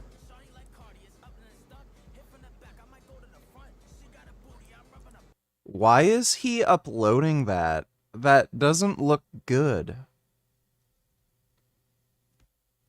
What a dumbass. Thanks for the donation, too.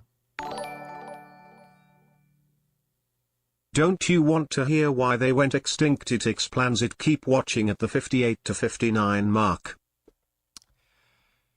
I don't really want to, Dodo. IG is assumed to be gone. This river dolphin was native to the Yangtze River in China. In Chinese folklore, the Baiji was the reincarnation of a beautiful young girl who died as she escaped from her stepfather. The species was nicknamed the Goddess of the Yangtze and was considered to be the protector of fishermen. But beginning in the 1950s, China began its Great Leap Forward. This was an economic and social campaign led by the Chinese Communist Party. While the country saw major economic growth, it also began to secularize under government pressure, and people stopped venerating the Baiji as a goddess.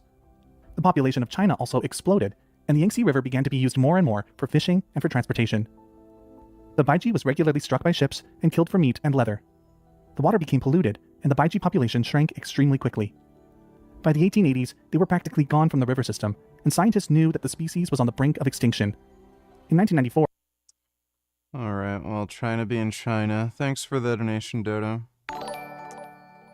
21st, donate $2, yep.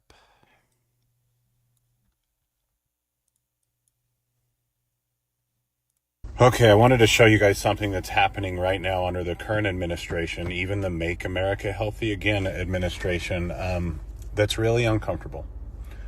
Just read this right here. This is being rolled out just this week. And it just makes me think that we are to the place where we can trust no man. No man. We should always be to that. Oh my point. God. Trust no man. I don't know if you've ever thought of this, but you can't put your trust in the arm of flesh. Oh my gosh. It's so obvious. Anyway, from government officials who have well-meaning intentions to church leaders of all denominations who have well-meaning intentions, especially when it comes to your health and your children's health and your family's health, medical freedom is just as important as religious freedom. Our bodies are a temple. And yeah, that's why there's kids dying from measles. mRNA technology and what it's doing to people worldwide right now? Are you serious? God gave us an immune system for a reason. Trust him. Wow. Whoa, dude. So I guess we shouldn't have vaccinated people against smallpox. God gave us an immune system. Oh, Jesus Christ, bro. Dude, so many people are gonna die from the next pandemic virus. Like, wow. And then on their deathbed in the hospital, they're all gonna be begging to take the vaccine because they're gonna realize they fucked up and then it's gonna be too late. Dude, it was funny. There was like a huge Reddit thread on all these people who made media appearances talking about how bad the vaccine was. And they all died. The one big one was that cop who refused to take the vaccine. And the police officers union wouldn't protect him, so he ended up getting fired because he wouldn't take the vaccine. He got all this attention on Fox News, but he ended up dying of COVID. The guy got a COVID infection. His lungs filled up with fluid, died. Fox News never ran the fucking story that guy had died. After calling him a hero for standing up to the government, not taking the vaccine. They're all dead. It's only a matter of time. Another disease is going to come out of China, and they're all dead. Thanks for the donation, 21st Savage. Tool donated $2. Wow. Oh. Oh my god, so person. Oh my goodness. Wow.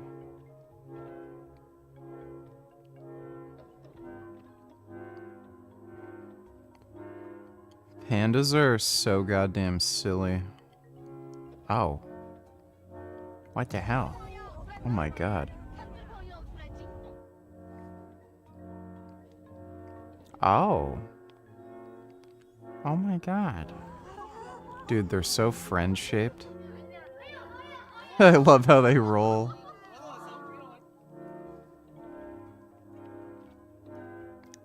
Oh. Oh. Oh my goodness. I love pandas. They're really good. Thanks for the donation, Tool. I buy Frankie's free-range sugar water in bulk, ship it here to Australia. Natasha has some of it too. This is the physique you get on the sugar water, cereal, carbs diet. If you want to look bloated and lethargic, then go on the vegan gains diet. Alright, thanks for the donation, Frank Sugar Water Buyer. Wow, an Ananita species is dead now thanks to communism. Gee, I wonder what kind of excuse SJWS will make to defend communism now. Well, they'll just say what they always say. They just didn't do communism the right way. Thanks for the donation, Dodo. People struggle to get by.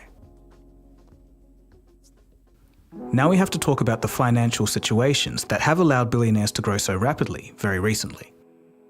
Pumping more money into an economy doesn't automatically create more wealth for the broader society.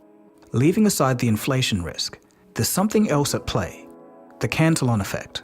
The term comes from Richard Cantillon, an 18th century economist. He noticed that when new money enters an economy, it doesn't spread out evenly through society. Instead, it benefits those who get access to the money first. The wealthy and big corporations have first access to new money. They get it through government contracts, central bank policies, and financial institutions. They then use it to buy stocks, real estate, and businesses before inflation kicks in. But for regular people who get their money later, they see higher prices before their wages or savings have a chance to catch up. Think of it like pouring water from a glass onto the top of a very large sponge. The water soaks the top first, but by the time it reaches the bottom, it's soaked through and there's only just a few drops left. And of course, this leads us back to what we talked about earlier. When governments pumped millions upon millions of dollars through the economy through the mechanism of stimulus checks, unemployment benefits, and business relief programs, it put cash into people's pockets, which at first seemed great. But then what happened next? Prices skyrocketed, especially, once again, the prices of assets. Housing and stocks went on an absolute tear, and guess who's most likely to own these assets? The wealthy. They already had their real estate and their stocks, so they were happy to see the values soar. Meanwhile, everyday people saw their buying power shrink due to inflation. Once the stimulus money ran out, people were back to where they started, except now, everything was more expensive. And this is why the rich get richer during times of economic expansion. And it's the same reason why the working class struggles to keep up with rising costs. So it really is more money, more problems. And there's some other side effects when new money enters into an economy. Whenever a country's government pumps in more money, it supercharges the stock market. Well, this is not universal, but it's mostly true in the context of modern capitalist economies. And the claim is backed up by this chart, which is adapted from the financial analyst Lynn Alden's research in her book, Broken Money. It shows the super tight correlation between the S&P 500 and government liquidity injections. In simple words, this chart demonstrates that the more money that the Fed and the US Treasury pump into an economy, the higher the stock prices soar. These are all publicly traded stocks, so it must be good for all investors at least. But the problem lies elsewhere.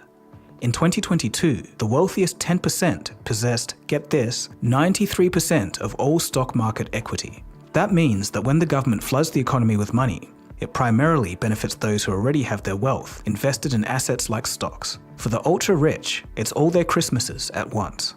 Meanwhile, for everyone else, enjoy higher rent and struggling to buy eggs. If you think that sounds unfair, you're not alone. Gary Stevenson, a former financial trader, economist, and YouTuber who graduated from the London School of Economics, explains perfectly. Money is not food. Money is not energy. Money is not housing. Money is not healthcare, okay? If we give everybody money, we have not increased the amount of actual resources and assets we have in our society, okay? So you don't make society richer by giving people money. You make society richer by creating and having more resources and assets. So if I give everybody more money, all that happens is the prices go up. But if I give you a bit of money and him a lot of money, then he gets richer and you get poorer because you have a bit more money, but the prices have gone up relative to both of your increases in money.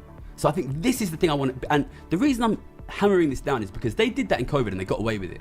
And to be honest, the Conservative government lucked out with the Ukraine war because that took the entire blame for the inflation, which in my opinion was caused by their massive increase in inequality.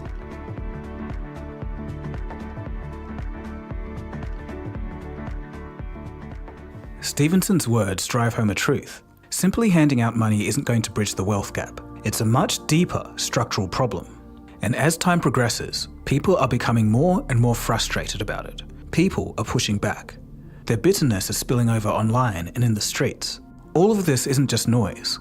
People are actually demanding real change. My husband's making the most money he's ever made, and this is the brokest we've ever been. Make it make sense. We try to live within our means, we truly do. It's like no matter how much you don't go out to eat, no matter how much you don't spend money, you're still gonna be broke.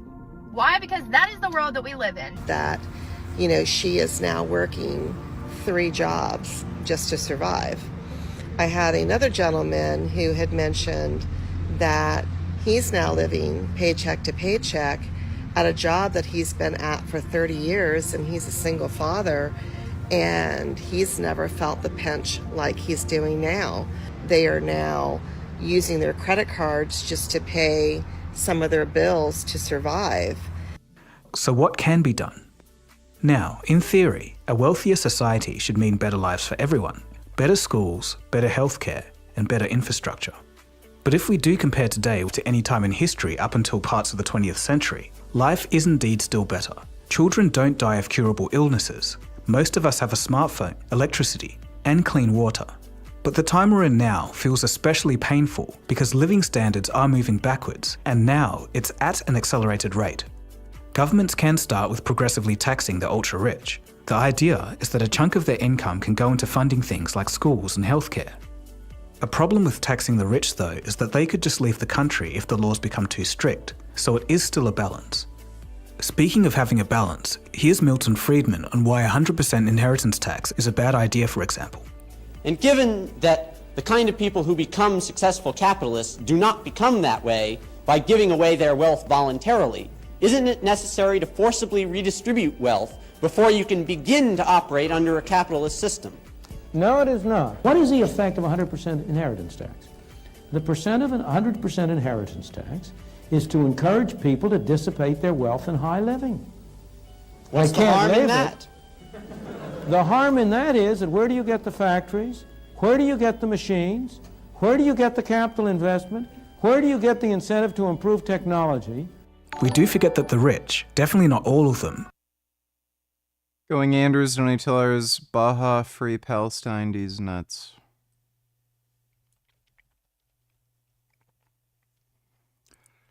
Revealed to have pressured Muslim women to have sex with him in order to Shuffle's notes Free Palestine? What?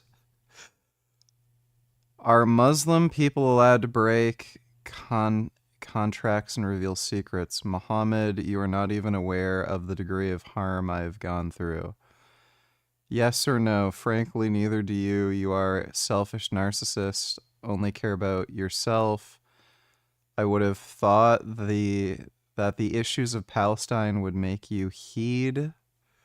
You're not a victim. Where did the sex thing come in? Is there like a full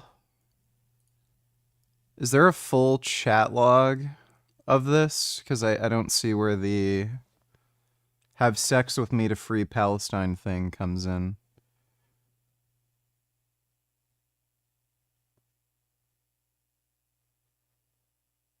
I could believe it. He is a stupid, degenerate moron, but I don't know. This isn't quite damning enough. Thanks for the donation, Going Anders. But at least some of them invest in companies, and this does help the economy. I guess the difference between now and when this was filmed is that companies today tend to be focused more on extracting money at all costs, more often than not, rather than creating better products for the consumers. But that's a story for another day. And then there's the financial sector, which is where I think most of the work can be done. Authorities should look at tightening loopholes. Allowing companies to buy back their own stock was an absolute disaster, both for the quality of our companies and for wealth inequality. Companies being able to buy their own stock and push up the price sounds like fraud, but it's legal. Economist Lenore Palladino puts it this way. Stock buyback programs are, quote, one of the drivers of our imbalanced economy, in which corporate profits and shareholder payments continue to grow, while wages for typical workers stay flat. And then, of course, we have offshore tax havens, creative accounting practices, or questionable capital gains exemptions. Closing these loopholes could help the wealthiest contribute their fair share, at least more than 3.4% in tax.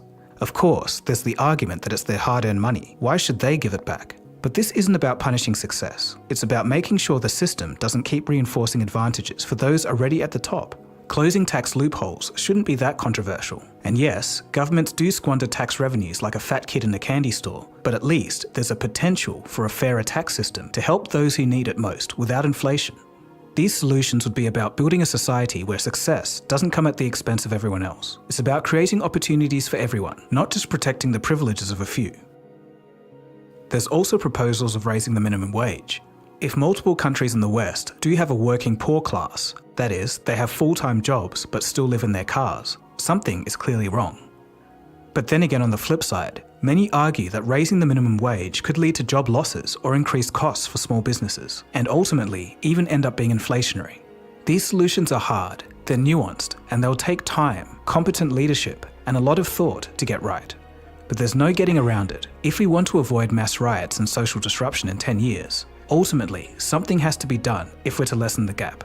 Here's Gary again. Chancellor now, there'd be very, very little I could do. Honestly, because if I come out and try and tax the richest, I will get attacked by all of the richest and most powerful people in this country, in the world, would attack me. Then the newspapers would attack me, everyone would attack me. You know what annoys me about the conversation about the massive debt the US has? Republicans do this thing where they refuse to raise taxes and Dems refuse to cut spending, when in reality you need to both raise taxes and cut spending to fix the debt.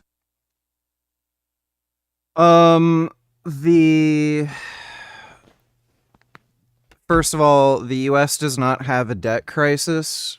That is just a fabricated, made-up load of bullshit. And secondly, you don't necessarily need to do both. Republicans try to gaslight about austerity measures and cutting social services. The only reason they're doing that is so that they don't have to pay taxes. They want to get rid of all these social services so that they can just become more wealthy. So it's just a gaslighting tactic that Republicans have. They keep fear-mongering about raising U.S. debt, but it's not a problem. The debt is completely sustainable. They just say that so that they can gaslight people into getting rid of, like, Medicaid, Social Security. What's the other? Yeah, I think those are the two big ones, but they also want to gut public education. So, yeah, the United States in particular does not have an issue with national debt. Thanks for the donation, though. I'm fucking bored. And it will become extremely difficult. And unless the general public, your average British man or woman on the street, understands we need to deal with inequality to protect our living standards, to protect our homes, to protect our children, it will be impossible. So the demand needs to be bottom up. Listen, this is not achievable without the support of the public. This is not achievable without the support of the public, without the broad support of the public. These are not one-size-fits-all. Yeah, just wait. Like, there's gonna be another pandemic, and people are just gonna become more poor. Like, there's gotta be a breaking point, you know, at some point. So, I think the one really good thing that's happening is there's a massive reduction in the world's population. Like, that is coming in the next few decades. So, if people keep not having kids anymore, I think a lot of these issues are going to be fixed. Because there just won't be enough human beings in the world to keep this financial system going. Solutions. The economic situation and overall state of your country can be extremely different depending on where you are. Not every place has the same problem. What works in the US might flop in India or vice versa. The fact of the matter is, billionaire wealth buys political influences to tip the scales in their favor, and it's an uphill battle, but we have to start somewhere. And even if we are just discussing solutions in broader strokes, it's a start. So what do you guys think about all of this? It is a strange time to live in, but I'd like to hear what some of your solutions could be. Maybe we can get a conversation going in the comment section below.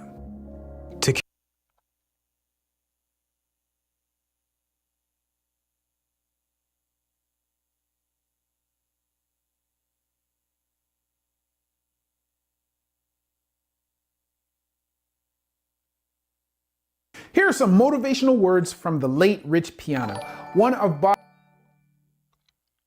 Dylan, donate tellers, can someone else make a bigger, better version of this?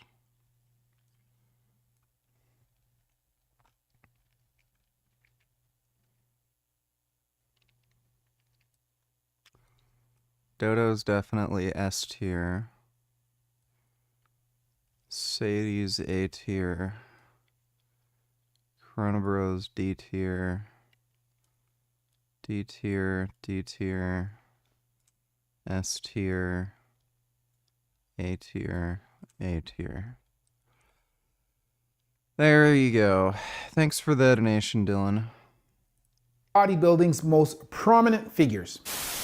5% mentality basically is a person that's willing to do whatever it takes to reach his goals. That is basically anything in life. We're not talking about just working out. There's much more to life than working out. We're talking about business, success, education, you know, bettering yourself in every way. It's not about the body, you know, the body is just a shell that we live in. More importantly, we have the inside, and the mentality is what's going to make things happen. Dude, it's pretty crazy how at one point he actually had a really good physique, like for bodybuilding, and he was able to win. Mentality is what. And then he like did those fucking retarded PMMA injections and shit and fucked himself up. Gonna make things happen. Piana didn't just push limits, he treated human physiology like it had cheat codes. I've been doing steroids for, I want to say like 28 years. Rich was well aware you could die from this, and tragically, he did. But steroids didn't kill him directly. Let me see, let me check the carbs real quick. Out of fucking curiosity. Total carb, holy shit, 41 carbs is what, 123 carbs? Okay, a little over the carb limit. The real killers were the cascade. I own you, bitch. Yeah, I guess that's sort of true. Thanks for the donation, Dodo. Side effects. Heart struggling to pump through. Oh my god. Meet the gentle giants of Brazil, the tapirs. They have a distinct prehistoric-like appearance with sturdy bodies, short legs, and barrel-shaped torsos. But what really makes them special is their adorable trunk-like snout that steals the show. Look at These those snouts are not noses. just cute; they are also super handy. Ow. They are flexible, elongated, and Oh somewhat my prehensile, God. which means they can easily grab and munch Oh, on delicious leaves and wow. fruits. But wait, there's more. They grab things with their noses. Tapirs are semi-aquatic creatures with a hidden Oh talent. my They goodness. can dive. You Oh, see, wow. the tapir's snouts work like built-in snorkels. They have special muscles my and valves that allow them goodness. to keep their nostrils tightly shut while submerged. Oh my Tapirs are not God. only fascinating in their physical characteristics, but also in their social Oh, behavior. that is In their amazing. interactions, tapirs display a surprisingly gentle Oh my and peaceful God, demeanor. look at When them. threatened, they prefer to avoid conflict and are more likely to flee Oh, than wow. confront potential predators. Those are good. Those are nice. Thick, sludge-like blood, kidneys laboring to filter toxic byproducts, and a liver suffocating under layers of scar tissue, all driven by the relentless 5% mentality, pushing him to dismiss every warning sign as mere weakness. But this isn't a morality lecture, it's a physiological wake-up call. Today we use Rich Piana as a case study to dissect the hidden science behind steroid-induced self-destruction, how these drugs rewire your entire biology, why extreme diets quietly destroy your gut, and how Rich's legendary mindset ultimately became his fatal flaw. Before we dive in, let's break down what steroids really are. We're talking about anabolic androgenic steroids, synthetic hormones derived from testosterone, designed to enhance performance. They work in two ways. The anabolic side promotes muscle growth, and the androgenic Hell yeah, broccoli. side boosts male traits like aggression and facial hair. To understand the danger, you need to know how they disrupt your body's natural functions. Normally, a male's body regulates testosterone production through the hypothalamic pituitary gonadal, or HPG, axis, a system that maintains balance. The hypothalamus secretes gonadotropin-releasing hormone, which tells the pituitary to release luteinizing hormone, which then just tells the testes to secrete the testosterone. But when steroids are introduced, they hijack this process, disrupting natural testosterone production. The HPG axis runs on a negative feedback loop, where your body produces testosterone as needed. But when you add synthetic testosterone, your body essentially says, I don't need to make this anymore, and shuts down its natural production. With treatments like TRT, or testosterone replacement therapy, the goal is just to bring your levels back to normal. But with steroids, you're cranking up testosterone to superhuman levels, bro. So in these super physiologic cases, where we are going beyond the normal levels, it's no wonder that we have side effects and even potentially dangerous consequences. We've done many videos on steroids, testosterone. This doctor lives in Ottawa. There's no he doesn't. No way. There's also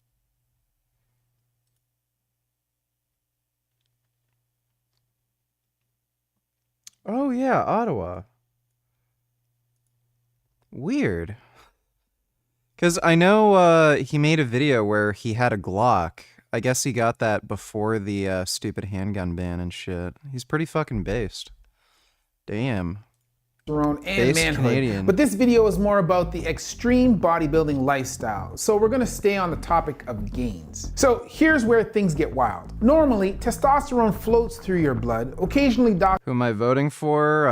Polyev, Conservative Party. In all likelihood, liberals and Carney are probably going to be better when it comes to economic planning, but I think the bigger issue is just some of the stupid societal crap that's happening in Canada. Like, the Conservatives are going to be competent enough. But yeah, they want to ban fucking Carney has explicitly stated this. They literally just want to ban all guns, and there's no reason for them to do this, to do that at this point. None whatsoever. They're still going ahead with a gun ban, even though they know it's completely impractical, won't do anything. None of the police agencies are going along with the fucking ban. They're just letting criminals out on the fucking street. They're just turning Canada into the fucking UK, and I mean, there's already been 10 years of liberal leadership. The economy sucked, and this is while Carney was Trudeau's economic advisor. So, I mean, just... the liberals are just fucking corrupt. I don't think they're really going to do anything, and they're just going to take away your rights and freedoms and make everything worse, whereas conservatives are at least going to move things in the right direction. This video encapsulates how fucking stupid Trump's tariff plan is. iPhone's gonna be so expensive. Oh no. Oh my god, they're pausing tariffs! Yes! Oh, not on China. China's actually way up. You mean where we manufacture 80% of our stuff? Oh, they're exempting electronics from tariffs! Thank God, stock is up. Oh wait! Okay, no, we're not exempt. Looks like we're still included in the tariff. Oh, so we can just sneak it in, or what does that mean? Okay, more news. There's apparently a semiconductor tariff that's coming for us. Okay, well, who knows if that'll even happen? So does this mean I should replace my iPhone 3? What's the tariff update? It's bad. iPhone's gonna be...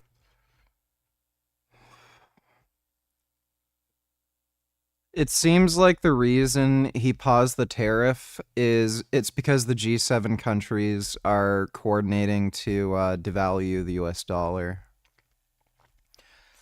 So I don't know if these tariffs are actually going to end up going through. Who the fuck knows? Thanks for the donation, though. I'm fucking bored. Talking at muscle cells to whisper, grow a little. But steroids, they overstuff those receivers like a broken fire hose, flooding cells with nonstop grow signals 24/7. It's like replacing your mailman with 1,000 spam emails all screaming, urgent, build muscle now, bro. And your muscles, they have no choice but to obey. Your body then treats that exogenous testosterone in the same way as if it were your body's own testosterone. The testosterone enters your cells and binds to what's known as androgen receptors. From there, it binds to the nucleus of the cell and attaches to the DNA. This spam attack does two terrifying things. First, it slams the gas on protein synthesis. Your body starts building muscle at warp speed. Proteins are essential building blocks of all cells, tissues, and organs, including muscles. When you lift weights, you create micro tears that signal ribosomes, or tiny protein factories, to grab amino acids and weld them into fresh muscle strands. Steroids hijack this system. They flood nuclei with growth. Conspirer against PETA donators. If there was nothing, what would you experience? Nothing? If you'd experience nothing, you're still experiencing something. Since nothing can't exist, what's left is experiencing something. Wouldn't that be maybe the reason for a creator? None of that made any sense. I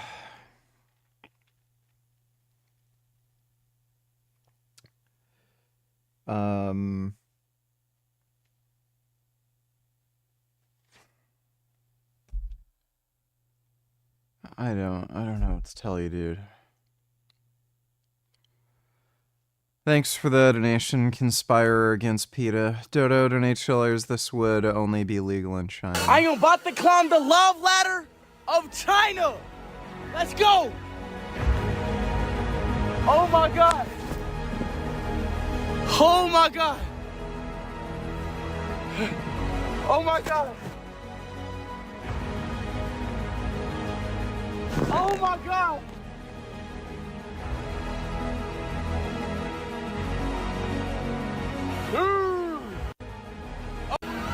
Oh my God! Ronaldo back!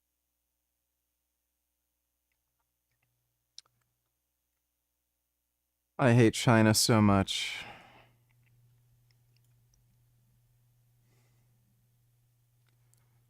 Chinese people are horrible, disgusting savages.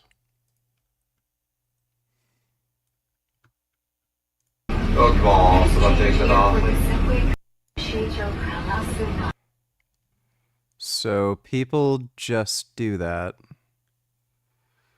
He has to be from, like, in the mainland. Yeah, that's what Chinese tourists do. Is this AI or real?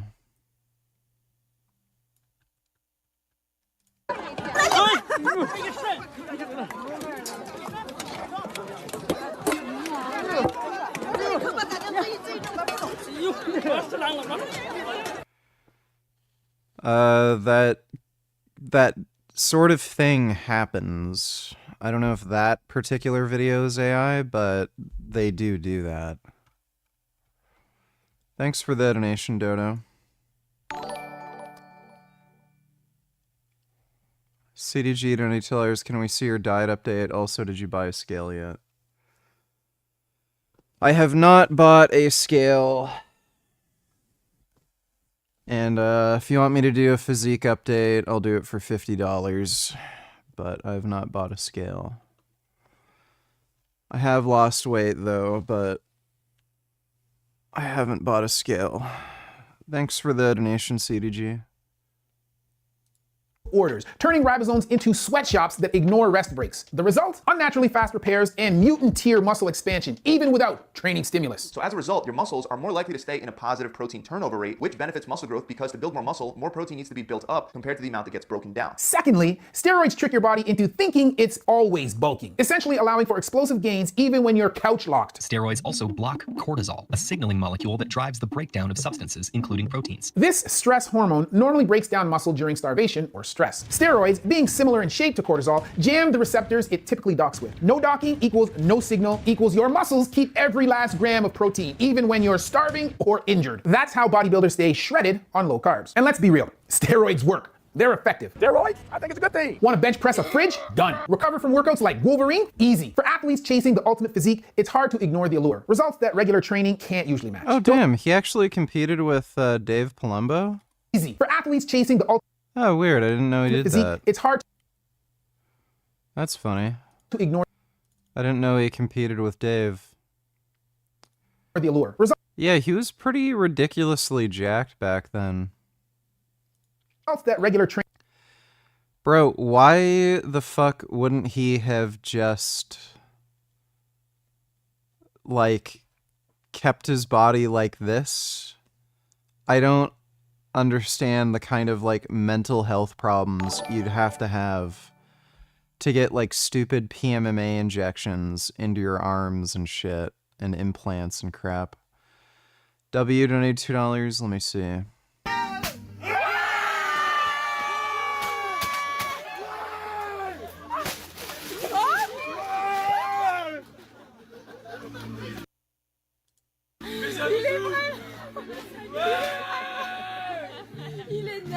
That seemed a little aggressive. Do men dance like this?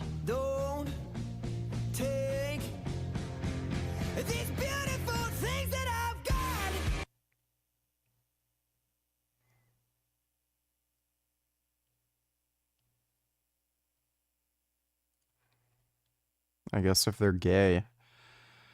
Trans mask. Donate. Oh, wait.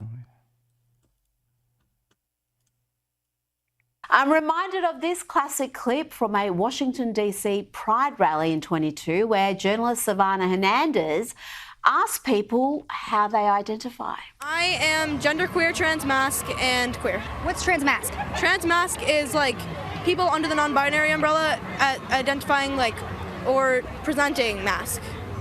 Masculine? Yeah. What about you? I'm trans and my sexuality is unlabeled. I use he, him pronouns. Yeah, and I use he, they pronouns. Tell us what you guys identify as. Sure you do. We're asking everyone here today. Gay. Gay. Cis. Yeah. What is it? Like that one makes sense. Cisgender male. There we go. I don't know. Gender neutral or gender fluid. I think that's what they said. I don't know. Yeah. Is this nihilism? We have all seen and are seeing. Oh my god.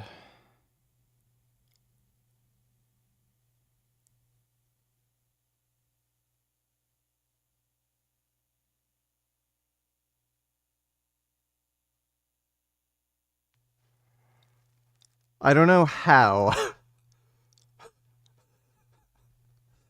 I literally just hurt my butthole by sneezing. My ass is still recovering from that protein powder that I took. And I literally just hurt my asshole from sneezing. I don't know how the fuck I did that. Alright, well.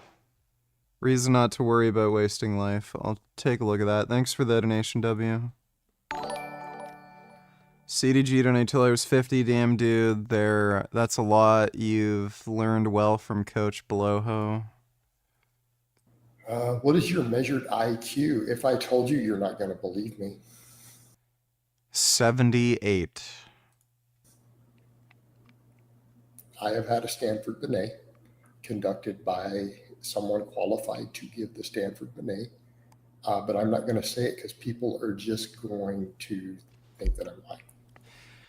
Yeah, so I know in that court case he had when he was much younger, the judge remarked about how stupid he was, and that's one of the reasons why he got such a light sentence. I don't know if they actually ordered an IQ test. He might have actually had an IQ test done and they found that he was like borderline retarded. But yeah, Blaha is clearly borderline mentally retarded. There's no possibility he has an average IQ. His IQ has to be like around 85. Okay. Hey, brother. Yeah, it's like 85 or lower. Also, Rich Piana looked like Superman in the face, and crazy body should have just stayed like that. Yeah, for real. I warned him too. I told him, like, bro, you got it pretty good. Your life is pretty great. Like, why don't you just chill on the steroids and just, you know, take it easy and enjoy life? But, you know, he didn't, and he's dead. But thanks for the donation, CDG.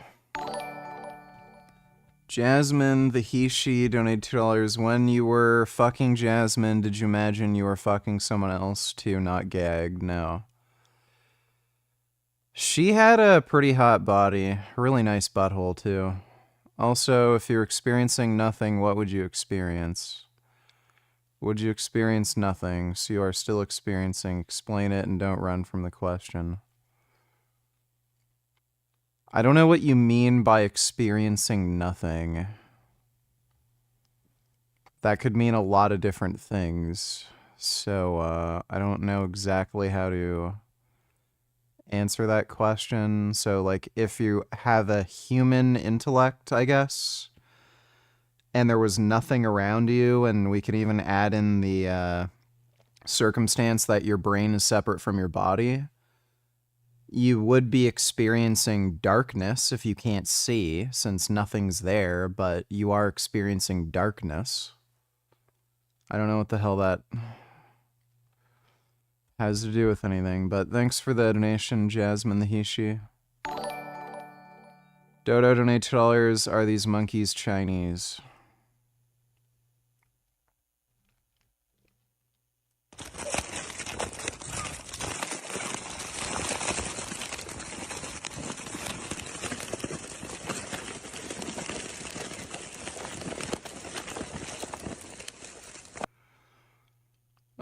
They could be. They do act like Chinese people. Thanks for the donation, Dodo. You know who would agree you that the Chinese people are savages? VG, the goddess of the river, because she is now extinct because of the Chinese. That is true. Thanks for the donation, Dodo. Seeing children, young adults, and of course adults around us who obsess over the question of how they are going to change the world, how they are going to make a name for themselves, what their purpose is going to be. They've been doing all along also, that they'll never in the outside world. The entire crucial point is in this difference. And I want to illustrate that with a simple little thing. Imagine you want to tell your friend how you feel about them. You just want to write them a nice little few words. And you decide to do it with a little note card or a postcard or a little letter because you want to make it special. Just a little bit of effort. If you have the supplies, you can start writing. If you don't, you first have to go out and get the right paper, the envelopes and all that. And then you can start writing it. And if you can find the right words, you can start putting it down on paper. And you might make a mistake. You might make a spelling mistake. And because you wanted to make it special and somewhat beautiful, of course, you can't just strike through it or anything like that. you want to start over. You do that however many times. And then when you finally have it all down, that's great. You put it in the envelope, you seal it. If you have a stamp for it, you can put it on. If you realize you're out of stamps, you need to go get stamps. And after that, you need to walk or drive to the closest mailbox or post office. And it still doesn't end there. It literally is out of your hands at that point. But there's still so much that needs to work out. The weather needs to cooperate. The people who work there need to be competent. They don't need being able to accomplish them. Because yes. That video is boring. Training can't usually match. Don't get me wrong. Most steroid users, including bodybuilders like Rich, are also putting in... CDG don't tell her she had a nice body, question mark. Hey, what's going on, guys? It's Jasmine here. Yeah, she got fat. She lost weight, though. I'm not gonna bother watching these fucking clips. Okay, I get it. Thanks for the donation, CDG. Serious work. The more you put in, the more you get out. So stop fucking making excuses. The irony, though, sometimes they push themselves too hard. The brutal paradox is that the same no days off drive that pushed Rich to steroids also broke his body faster than drugs could fix it. Autistic Squirrel donators. So you said you are agnostic. How do you think the universe was created? Also, do you believe in free will to any extent? I'm not agnostic when it comes to the existence of God. Like, when you ask a question like that, by the way, it's kind of a semantic issue, because who are we to know what a god is, right? Like, there's different cultures that consider different things to be gods, right? So if in order to be a god, you're just an immortal being with great power, we could become gods with technology, right? So if we were like robots and we discovered some way to use telekinesis or something and we could live indefinitely, would that make us gods?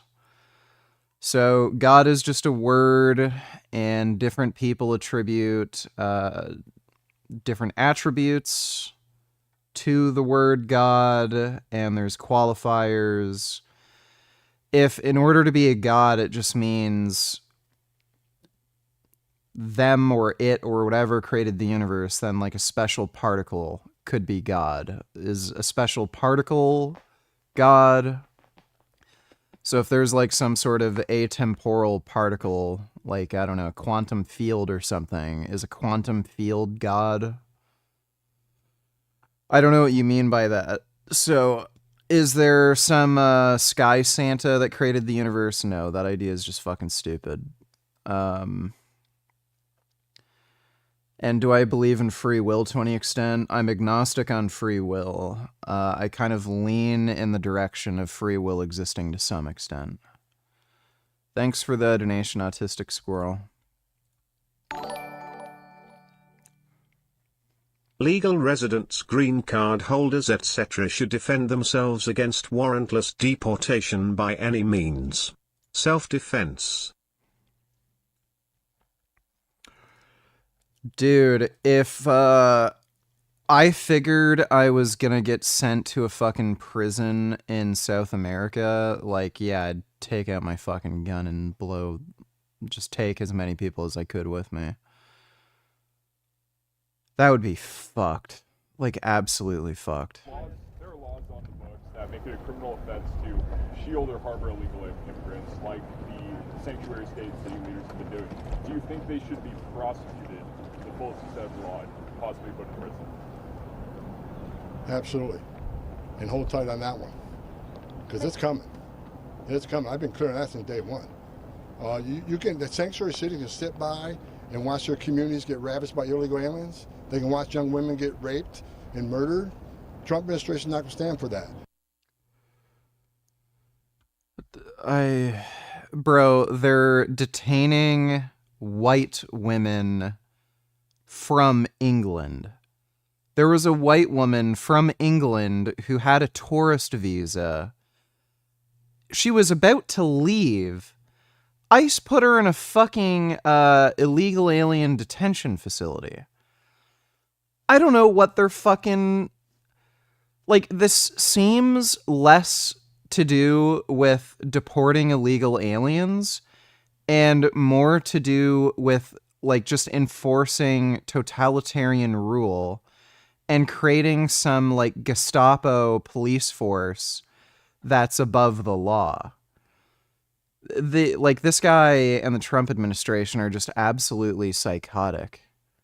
So yeah, what he's really talking about there is he wants to be able to imprison politicians, particularly left-wing Democrats, that don't just agree to all of his fucking policy decisions. That's what they're really talking about. Like, they're talking about instituting fascistic rule.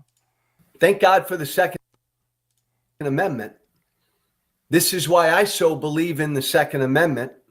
Donald Trump is the very tyrant our founders feared. The tyrannical behavior he's engaged in right now is exactly why our founders insisted upon the Second Amendment. Yes, and unfortunately,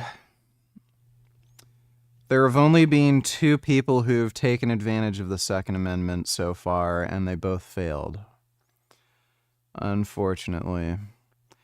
Bro, why did it have to be this, like, 4-eyed loser dipshit who couldn't even make his school's shooting team to be the one? Like, why not, like, a trained Navy SEAL? We could have avoided all of this if there was some unhinged, trained ex-Navy SEAL who wanted to take him out. It's unfortunate. Thanks for the donation, retard. CDG donate $2, fine, whatever. Can we watch clips you made a while ago? Funny.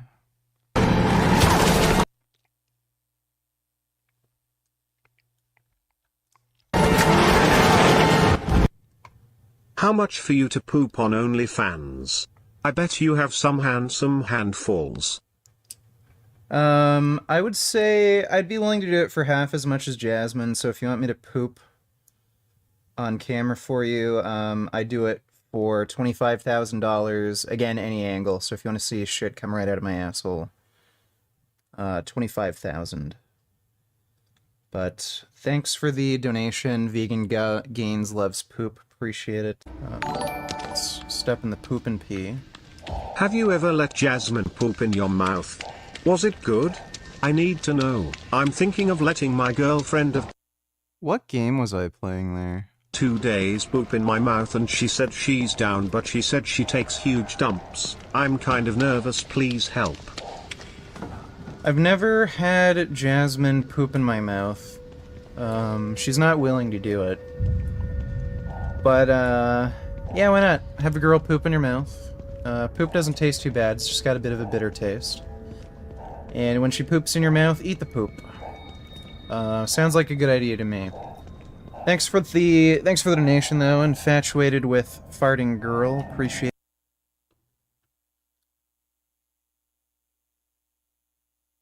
it. Tunnel system. Excellent news, sir. Prismo is fucking around. Would you shit in Jasmine's mouth if she had a fetish for that? And do you have fart fetish? I don't want to spoil I'd rather not shit in her mouth. If she had a fetish for that, like, I guess I'd do it. It'd just be kind of weird pooping in front of somebody. That's not too weirded out by eating poop. It's like pooping in front of somebody that would, you know, be the weird thing. But yeah, if she wanted me to shit in her mouth, I guess I'd do it. So. And, you have a fart fetish? Not really. I think it's cute when girls fart, but I don't really have a fetish for farts. I like the smell of Jasmine's farts. I always try to inhale them. Base take. Is it one of my, like, favorite hentais, though? No. I just don't think it's... There's a lot of good, sexy scenes, but the series as a whole Jess, I don't know, it's not one of my favorites. There's some good lesbian scenes, there's some good rape scenes, but you know, just overall there's some weird shit in it too, where like girls grow penises and stuff. I'm not into that. I think I was talking about Bible Black. Thanks for the donation, CDG. Oh my god, gum gum. Dodo donates $. This is actually pretty interesting. I'm 3 minutes in, but you might want to watch it. If not, I'll watch it myself later. Antarctica was always on my bucket list. Been to all. I don't know. This probably isn't going to be interesting. I'm convinced Neil deGrasse Tyson is a narcissist, and he just likes to hear his own voice. I don't like him. Thanks for the donation, Dodo.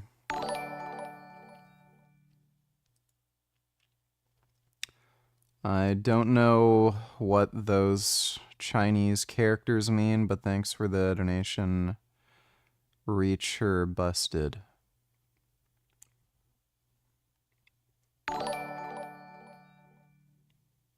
Well, don't you know how fucking annoying English are? Good on those ICE agents. Probably couldn't deal with hearing what you like a cup of tea, mate. Tally ho. Maybe she had one of those really annoying Cockney accents. Regardless, still pretty crazy. Thanks for the donation, CDG. Chimmy Chump Cuckle donated $2. What would you do if your bully fucked your mom? Would you ever fuck one of your friend's moms? Have you had any casual sex lately other than Jazz, or do you hook up with her from time to time? Also, have you ever cheated on her? I'm gonna assume no. No, never cheated.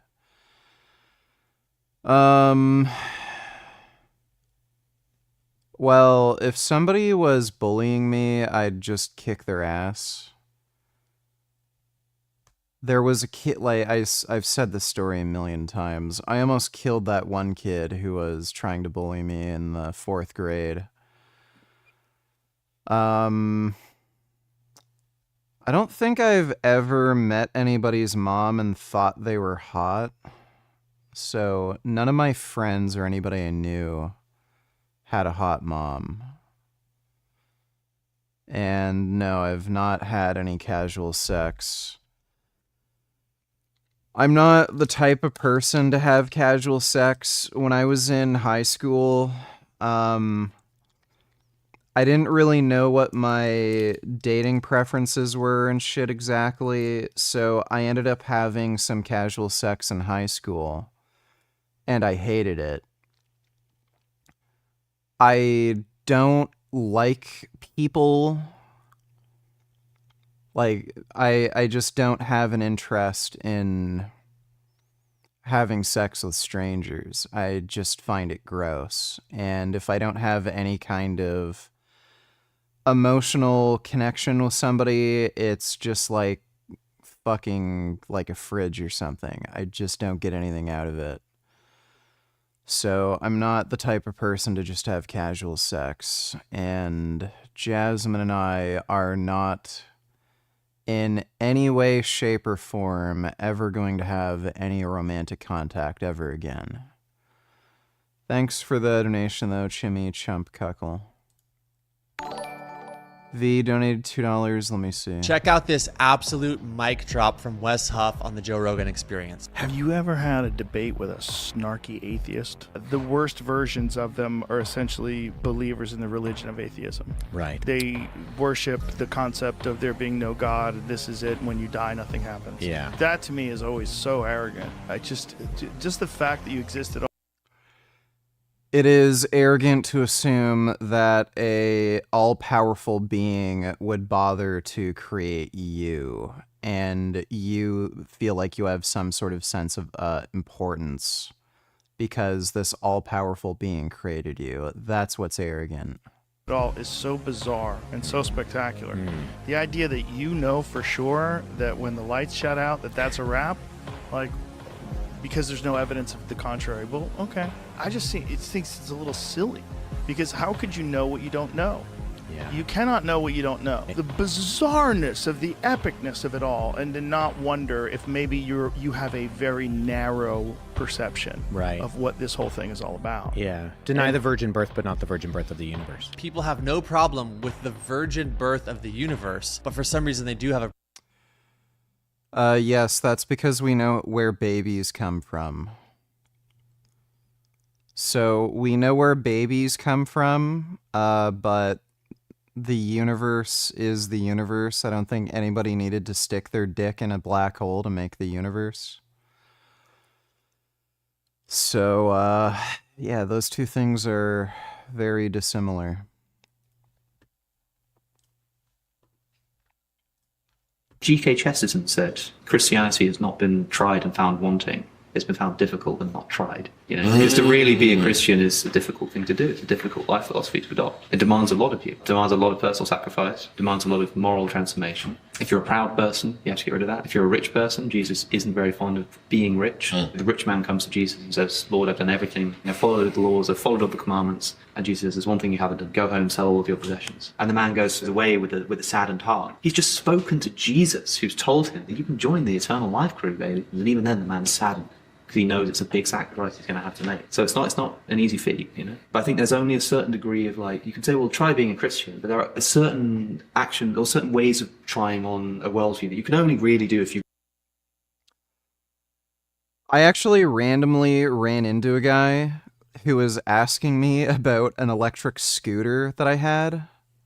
And this dude was technically a millionaire. He told me his annual take-home salary is $600,000 per year. And he gives away something like...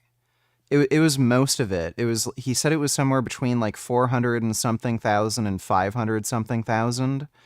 And he gives it away to like charities and shit. And he has some like school that he likes to fund and donate to. And he said he did it because he's Christian, and in the Bible it says that you need to give away your wealth. So I ran into a guy in Guelph who did do that. And guess what he's going to get when he's dead? Nothing. He's going to be eaten by worms just like the rest of us, and he could have been riding around in a Lamborghini, but... Play this. Blending fantasy with the Black Death, A Plague Tale: Innocence tells the heartfelt survival story of two orphans, Amicia and Hugo. They're 14th century than letting you get the... I've seen this. It doesn't look very interesting, and I really fucking hate these sorts of puzzle games, so I don't think I'd actually enjoy this.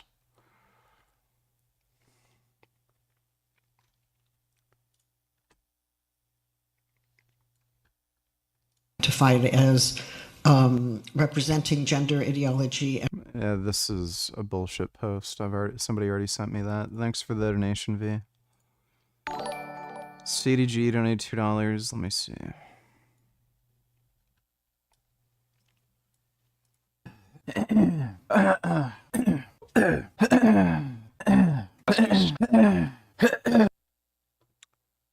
Yeah. I used to watch. Oh, okay. So, he's gonna go into his life story. Yeah, so, sorry, porn and masturbation-induced erectile dysfunction is very pay for sex or pay for... Everybody has to enjoy themselves. And that was it. That's good, I'm kind of done playing Call of Duty. Do you have any hot cousins you would fuck in a hypothetical world? Yeah, I've had one.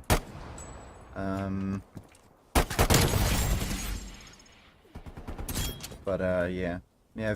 Dude, remember when Call of Duty used to be good? I've had one.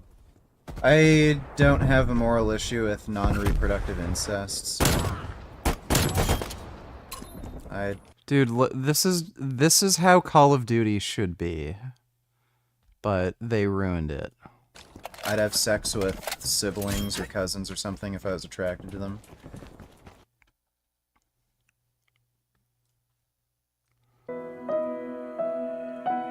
Within a couple of weeks, the unthinkable happened.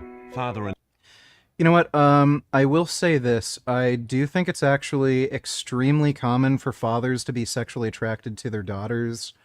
Trump doesn't even fucking hide it. He literally has said, like, he'd bang his daughter if she wasn't his daughter.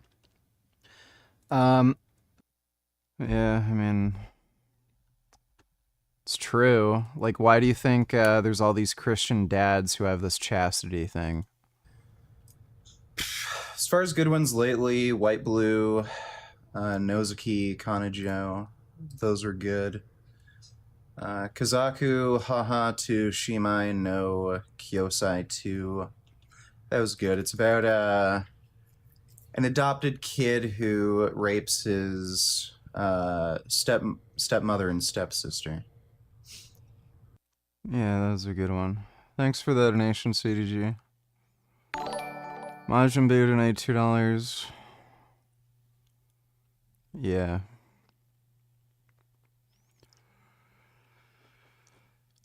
Dude, how in the fuck could they have casted her as Ellie?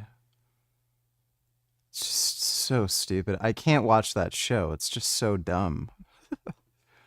Thanks for the donation, Majin Buu. CDG donate $2. Please watch. It's so funny. I don't know why you got so mad. Well, like, we can't expect everybody to... I'm doing starting strength 5x5, I squat 285 5x5, bench 155 5x5, op 105 5x5. Do you still not train to failure? What percent of my 1 rep max should I train for 5x5? It doesn't really matter what percentage of your 1 rep max you're using. What matters is, like again, I don't know why you're asking me this. If you're fucking following starting strength, it would be outlined in the fucking program. So I'm assuming you're not following the program.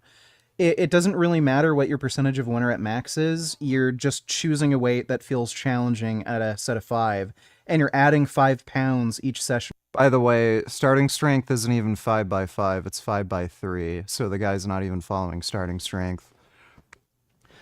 I don't know why people ask me these stupid fucking questions. Again, it would be outlined in the program. If you're saying you're following starting strength, then why the fuck are you asking me that question when it's outlined in the fucking program? So clearly you're not following the program. Why are you saying you're following starting strength? It's so stupid.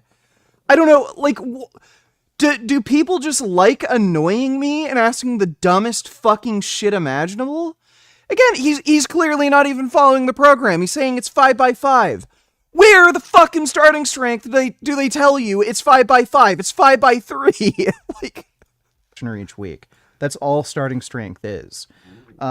So yeah, eventually you will reach failure. Again, it's written in the fucking program if you bothered reading it, to add 5 pounds each fucking session. So just read the program. Sorry I got mad at you, but,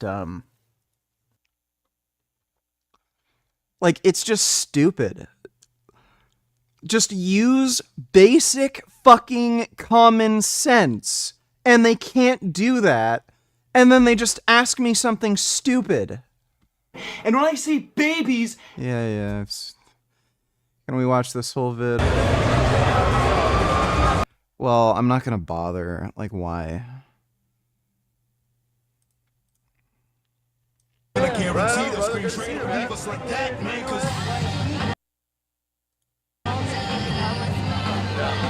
Oh, okay, it was the... Yeah, I didn't have, like, a good mic here. Yeah, Rich is not... He is not 6 foot. I think he was claiming he was around 6 foot or 5'11". He was a lot shorter. He was about the same height as Jasmine, maybe like a little taller. He was like 5'9". Anyway, thanks for the donation, CDG. So you mean to tell me, right hand to Alabuddha Mufasa, that if Natasha Wargi knocked on your door with the tightest mouth-watering leggings she ever wore and said, "Hey VG, I heard you eat the groceries like starving fat Chinaman. What you gonna do?"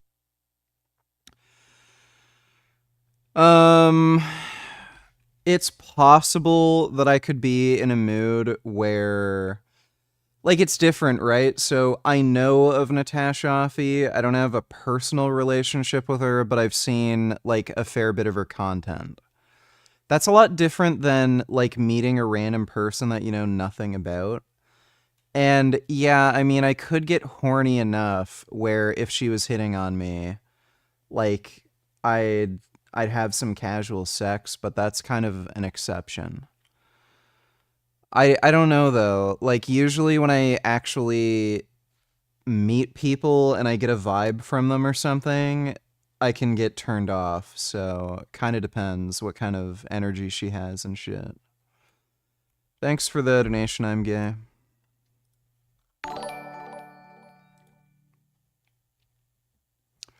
E donated $2. Can you challenge this retard to a veganism debate in his chat? No.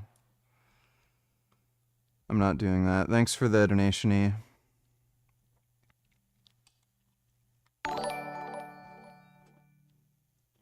Holy shit, you got mad twice in a row about the same thing. I did not expect this. LOL. Well, it's just dumb.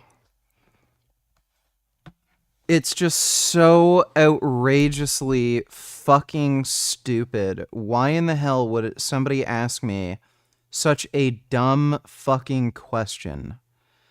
Like, all they have to do is follow a fucking program, and they can't even follow the fucking program, and then they ask me about a fucking program they're not even following. It's just so dumb. But yeah, thanks for the donation, CDG. All the other continents, and it's not something I would arrange myself. $250,000 even. I could not. Yeah, this is just boring. I can't be fucked to listen to Neil deGrasse Tyson.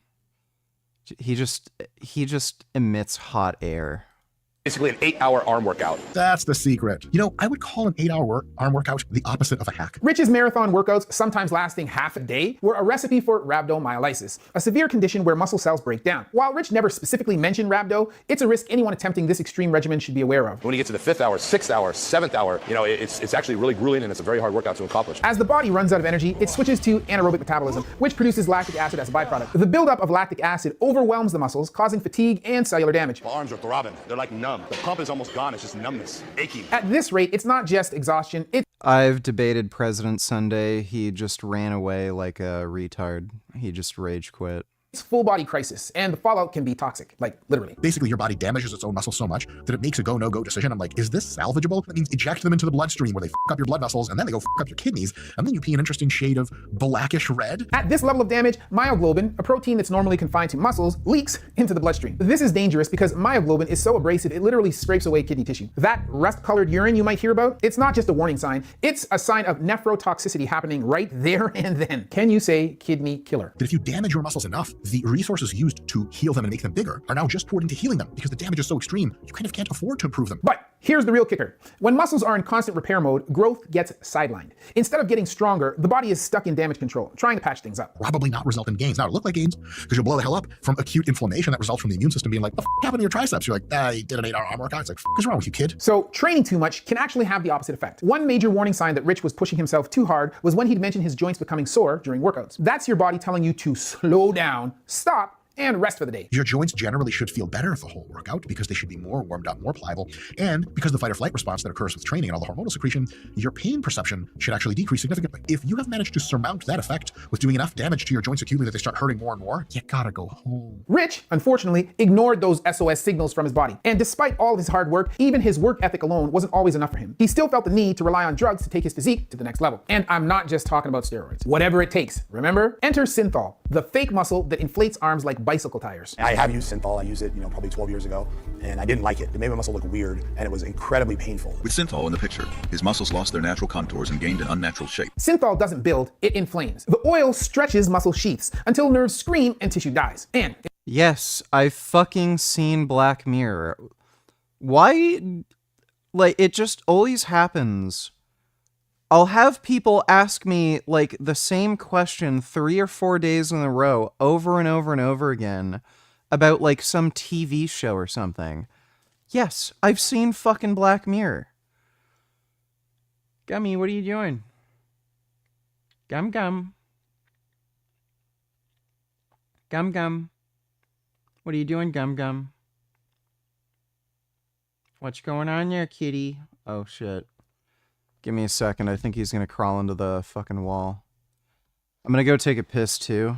I'll be right back. Oh, Gum Gum.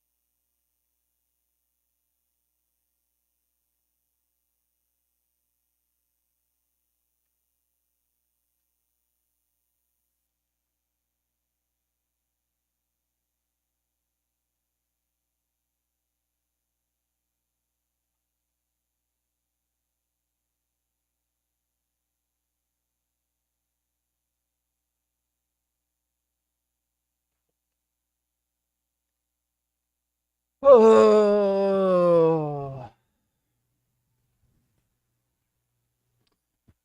Oh, there's a new season. I haven't seen the new season. If it leaks, oil embolisms to the lungs or to the brain, meaning stroke. The price for fake size? Real amputation. When you're injecting oil in your muscle, that oil is blocking the blood flow and the oxygen flow to the muscles. They risk limbs. Let me see your arm. That's not going to heal. And lives. I told him, you stop or I'm leaving. Thankfully, Rich recognized the danger of synthol before it was too late. It was more like muscle makeup anyways. It didn't really change much. The real growth, the real hack, came from steroids. A syringe packed with DNA-level cheat codes. But steroids do more than just flood your system with testosterone. There are also a few less obvious, more indirect mechanisms at play, like myostatin suppression. So myostatin is a protein in the body that acts as a regulator of skeletal muscle mass, limiting how much muscle the body can grow. Think of it like a game's anti-cheat system designed to prevent excessive muscle growth. Studies suggest that steroids... What are you doing, Gum Gum? What's just meowing? Neil deGrasse Tyson also had that interview with Lawrence Fishburne where they discuss the Matrix and he goes off about the Jesus analogy, as if everyone for the past 20 years hasn't been aware of that analogy. He really thinks he's all that lol. Yeah. I saw, after seeing him debate Humane Hancock. Humane Hancock's a fucking idiot, by the way. But after seeing him debate Humane Hancock, I was like, wow, this guy is a fucking manipulative, egotistical narcissist. He thinks he's way smarter than he really is, says some of the dumbest fucking shit, refuses to engage in any actual fucking debate with anybody, only will, like, dunk on morons like Joe Rogan as soon as somebody has, like, a good idea that's opposed to his own. He'll just change the subject, gaslight, talk over them. He's a fucking cunt. Thanks for the donation, though, Tyler. Steroids, including testosterone, may suppress myostatin by overloading androgen receptors. Normally, myostatin increases during periods of inactivity, signaling the body to shrink unused muscle. But steroids essentially disable this failsafe, allowing for uncontrolled muscle growth. Myostatin inhibitors have been proposed by many to be the most promising new area of science in a bodybuilding context, as well as potentially better alternative treatment for muscle-wasting diseases. Most anabolic steroids don't lower myostatin directly like inhibitors do, but they render it ineffective by hijacking cellular signaling. This creates a situation where muscle growth accelerates, while tendons and ligaments can't always keep up. Ever seen a bicep snap video, like on this channel? So these are bilateral distal biceps tendon ruptures, and this is a problem because this young man is going to require surgery on both sides. I hope his girlfriend knows him. That's like a double P. Yeah, holy shit. That's what happens when muscles outpace their anchors. With steroids, there may also be nitrogen retention. Muscles need positive nitrogen balance to stay in build mode, and steroids force your body to hoard it like a dragon with gold. More nitrogen equals more protein synthesis equals gains go brrrr. Testosterone helps the same cell have more more nitrogen allowed to be concentrated within the cell. And what does that do? That increases protein synthesis, that speeds up protein synthesis. So more is being used, less is being wasted towards other shit. But here's the catch. Filtering this much nitrogen is tough on the kidneys, which I will explain shortly. I think the cruelest trick steroids play is convincing your brain you're at your peak, like you're 18 again. Your muscles grow. Yeah, I know the Australian government encourages eating kangaroos. They're just fucking idiots. Stronger, but your joints can't keep up with the added weight. It's like installing a high-performance engine in an old car. Your muscles run full throttle, but your joints start to break down under the strain. Osteoporosis and other joint issues are common side effects of steroid abuse. The irony, steroids as a general class of drugs. Osteoporosis is not a common side effect of steroid abuse. Where the fuck did he get that?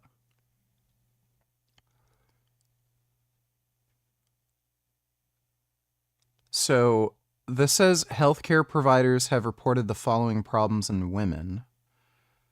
Increased risk of osteoporosis, but is this related to steroid use or something else?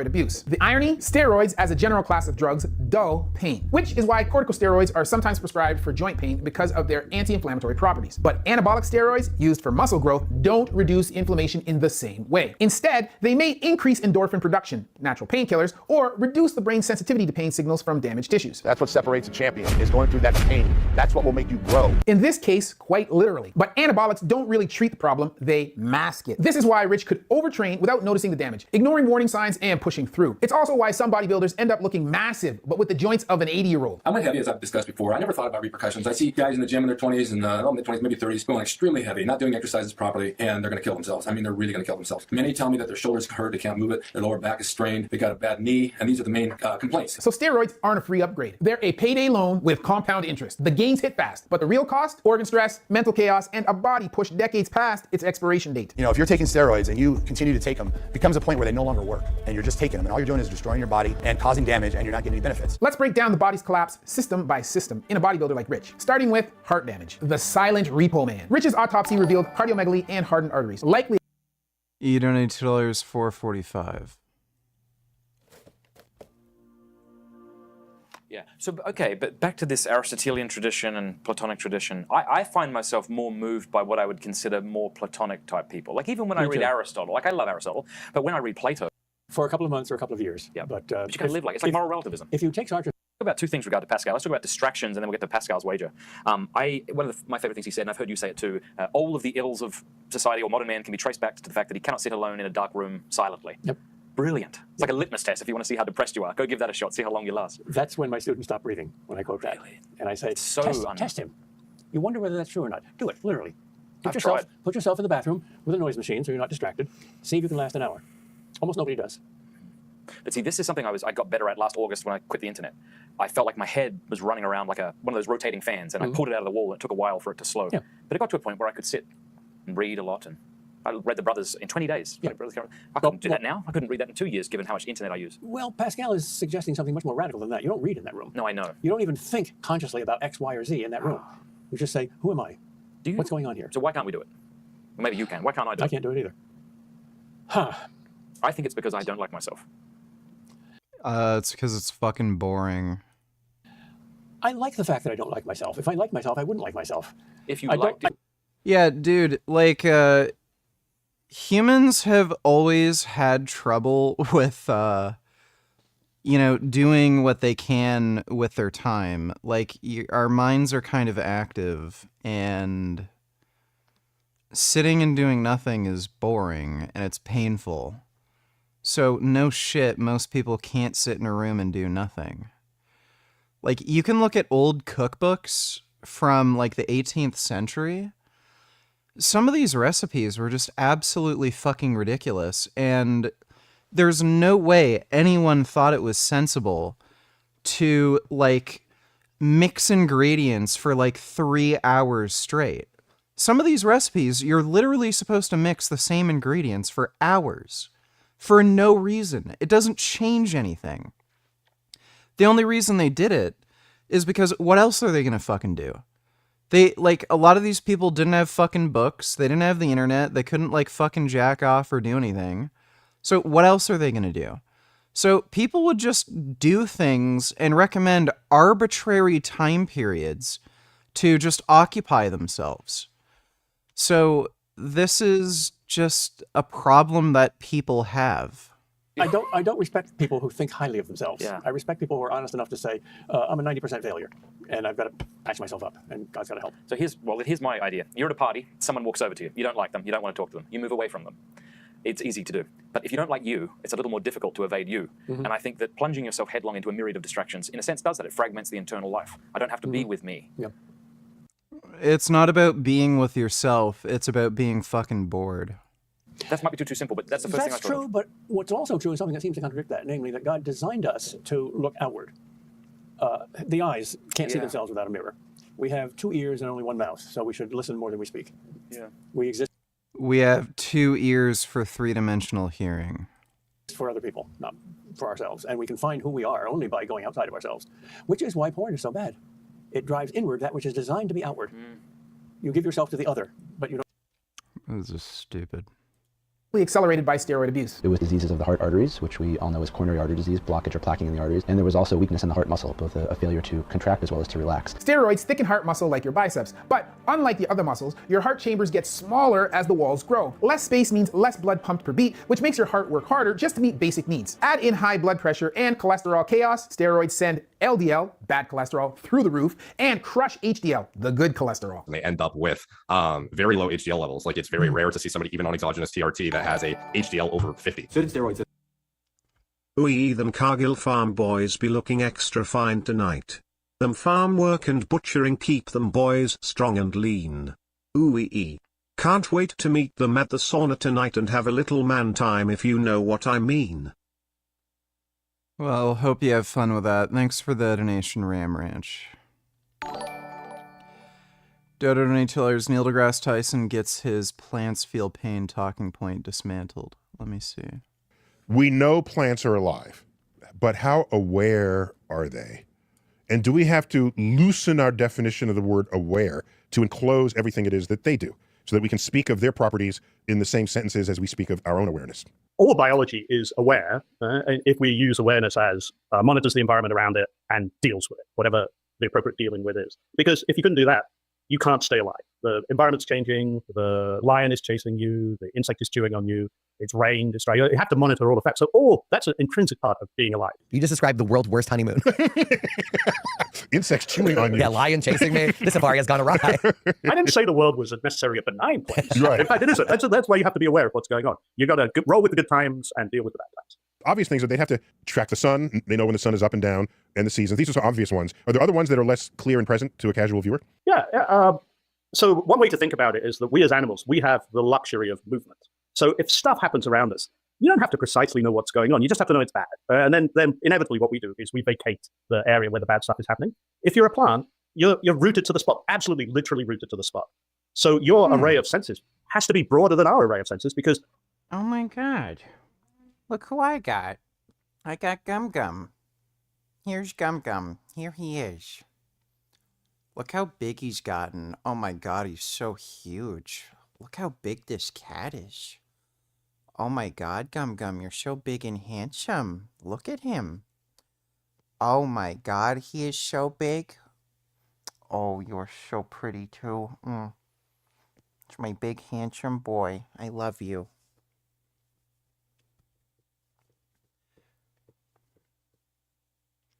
This is my Gum Gum. What are you up to, Gum Gum? What's going on?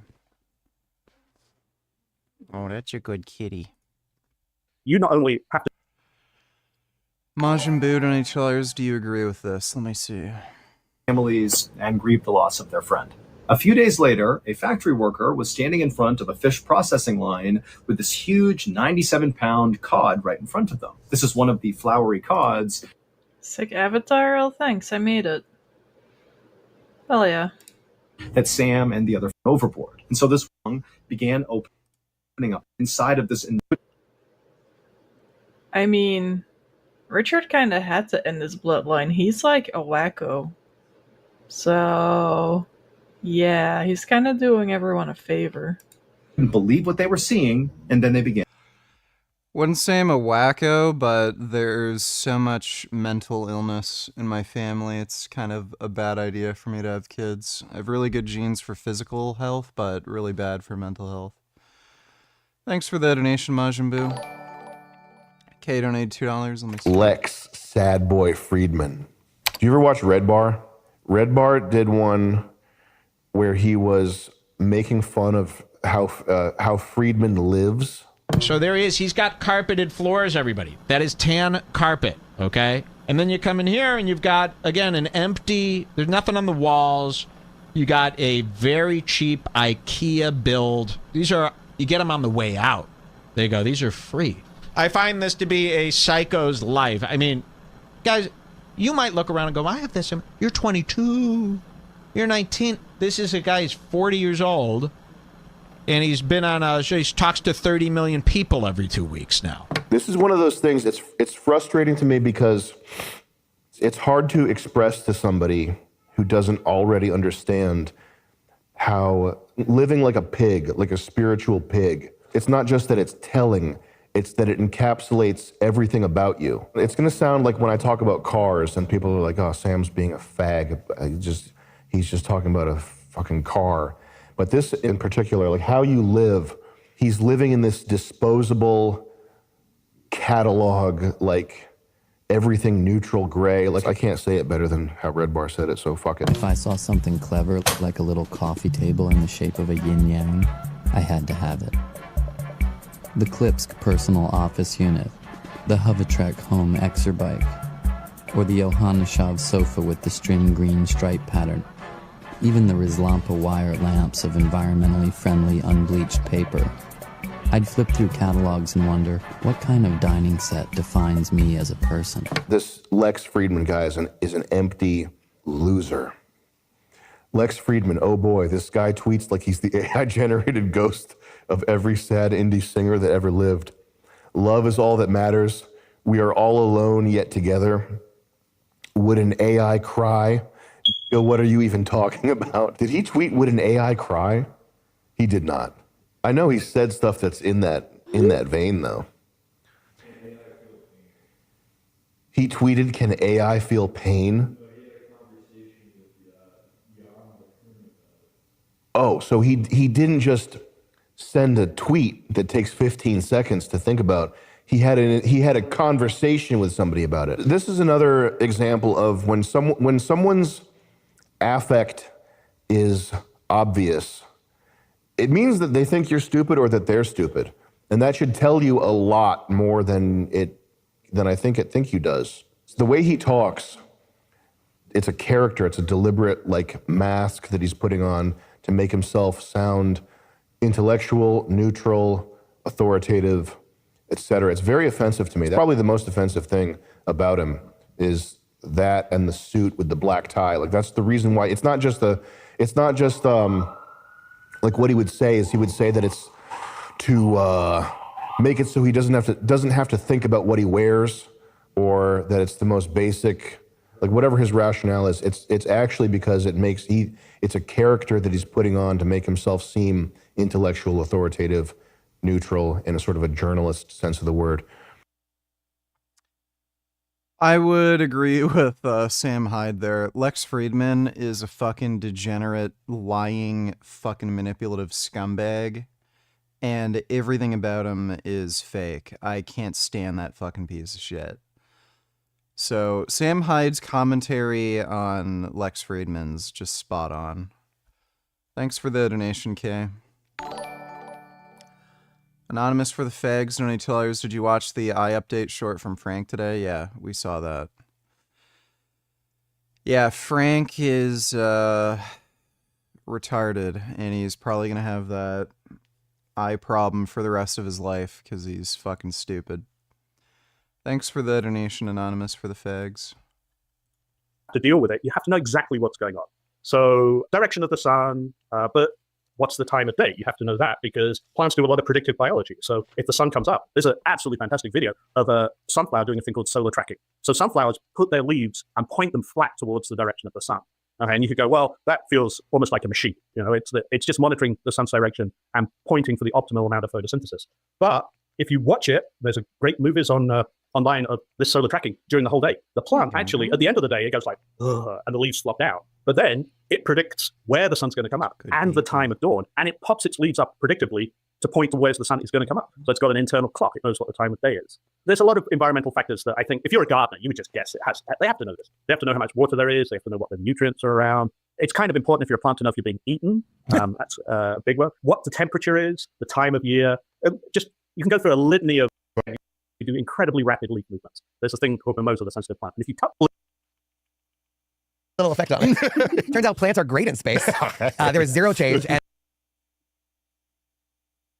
so this dipshit just went along with Neil deGrasse's plants feel pain bullshit. Lex Music donated $2. Let me see.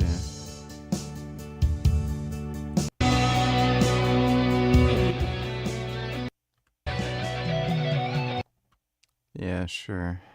The official name for our car is the MIT Human Center.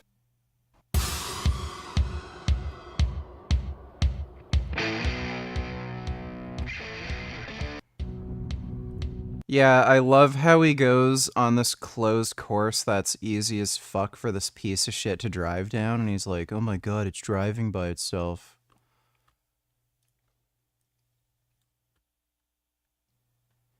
This is a story, okay? For the meaning I should be living for, he put a finger to my lips, says, shh, let the old man speak. Oh god, that's just awful.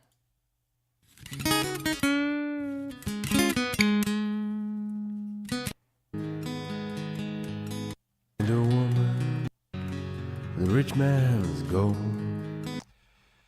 Yeah, Lex Friedman can go fuck himself. I can't stand that Weasley fuck.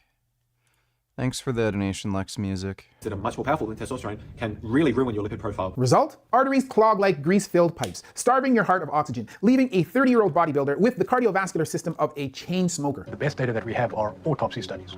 That means someone died. And there's lots and lots of case reports of young guys having heart attacks and having strokes, sudden death. Now, Rich's autopsy was inconclusive due to the lack of toxicology reports, but it did note necrosis and ischemia in the brain. Essentially, the brain wasn't getting enough blood supply, leading to cell death. This could have been a result of high blood pressure and steroid-induced strain on the cardiovascular system, which compromised blood flow to the brain. There's a lot of irregularity, there's a lot of turbulence, and when that happens, again, the blood can clump together and it can be sent into the brain, causing the blockage of the artery into the brain. And while the autopsy didn't specifically mention liver or kidney damage, it's hard to definitively rule them out, especially given the lifestyle he led. One possible clue was the presence of ascites, fluid buildup in the abdomen, often linked to liver dysfunction and high blood pressure caused by steroid abuse. Another potential indicator was the yellow discoloration of his skin, possibly jaundice, which is commonly associated with liver damage. So next up, let's dive into the toxin debt spiral affecting these. Do you guys see this? Do you see this little gum here? Oh. Oh my goodness. Oh, yes, that's a nice kitty.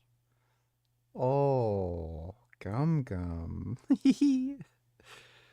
Oh, I love you so much. Oh, you're such a good Gum.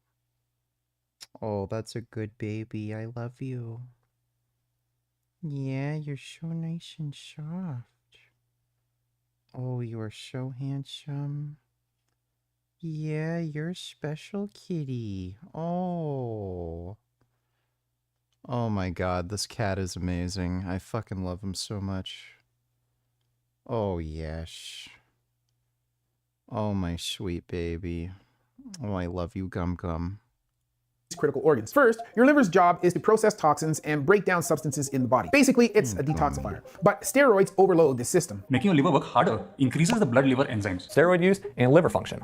The unfortunate thing is, they don't go well together. This strain on the liver can eventually lead to fatty liver and cirrhosis. Meanwhile, the kidneys are under a double assault. First, there's a protein overload, both from excessively high protein diets, sometimes 300 or more grams per day, and the extra protein synthesis caused by steroid use. All right, 1, 2, 3, 4, 5, goddammit, 6, goddammit, 7, goddammit, 8, goddammit. The body breaks this protein down into amino acids, and each amino acid contains nitrogen. Remember the nitrogen retention effects of steroids we discussed earlier? While nitrogen signals muscle growth, the body can't store it, so it must be expelled. The excess nitrogen turns into ammonia, a highly toxic chemical so corrosive, hospitals use it to sterilize surgical tools. Those ammonia groups off the amino acids build up. The kidneys can handle it, but they've got to go into what's called hyperfiltration gear, and it increases blood flow to the kidneys, sometimes not in a healthy way. Normally, the liver handles this toxicity, turns ammonia into something less toxic, urea, which the kidneys filter out. But with so much extra protein, the liver can't keep up with the conversion process. As a result, more ammonia is left in the bloodstream, which the kidneys now have to handle directly, putting them under extreme stress. When your urine smells like ammonia, when you have that very loud and potent ammonia-like smell when you urinate, that definitely could be a sign that your kidneys aren't properly filtering. On top of filtering waste, the kidneys perform a delicate balancing act, filtering waste while regulating critical electrolytes. Sodium for fluid balance, potassium for heart and nerve function, and chloride for pH control. Steroids disrupt this process, overwhelming the kidneys and disturbing aldosterone, the hormone that helps the kidneys manage these electrolytes. Elevated aldosterone levels cause sodium retention, leading to water retention and the dreaded bloat that bodybuilders often try to avoid. This is why many bodybuilders in preparation for competition resort to drinking distilled water, thinking it will flush out excess sodium and give them a more defined look. That sodium is what gives you that bloated look, and it can actually sometimes look like fat. But by drinking that distilled water, what it's going to do is it's going to help flush that out, and it's going to help give you a harder look. Distilled water lacks crucial electrolytes like sodium and potassium. So while these dehydration rituals may benefit a bodybuilder's appearance in the short term,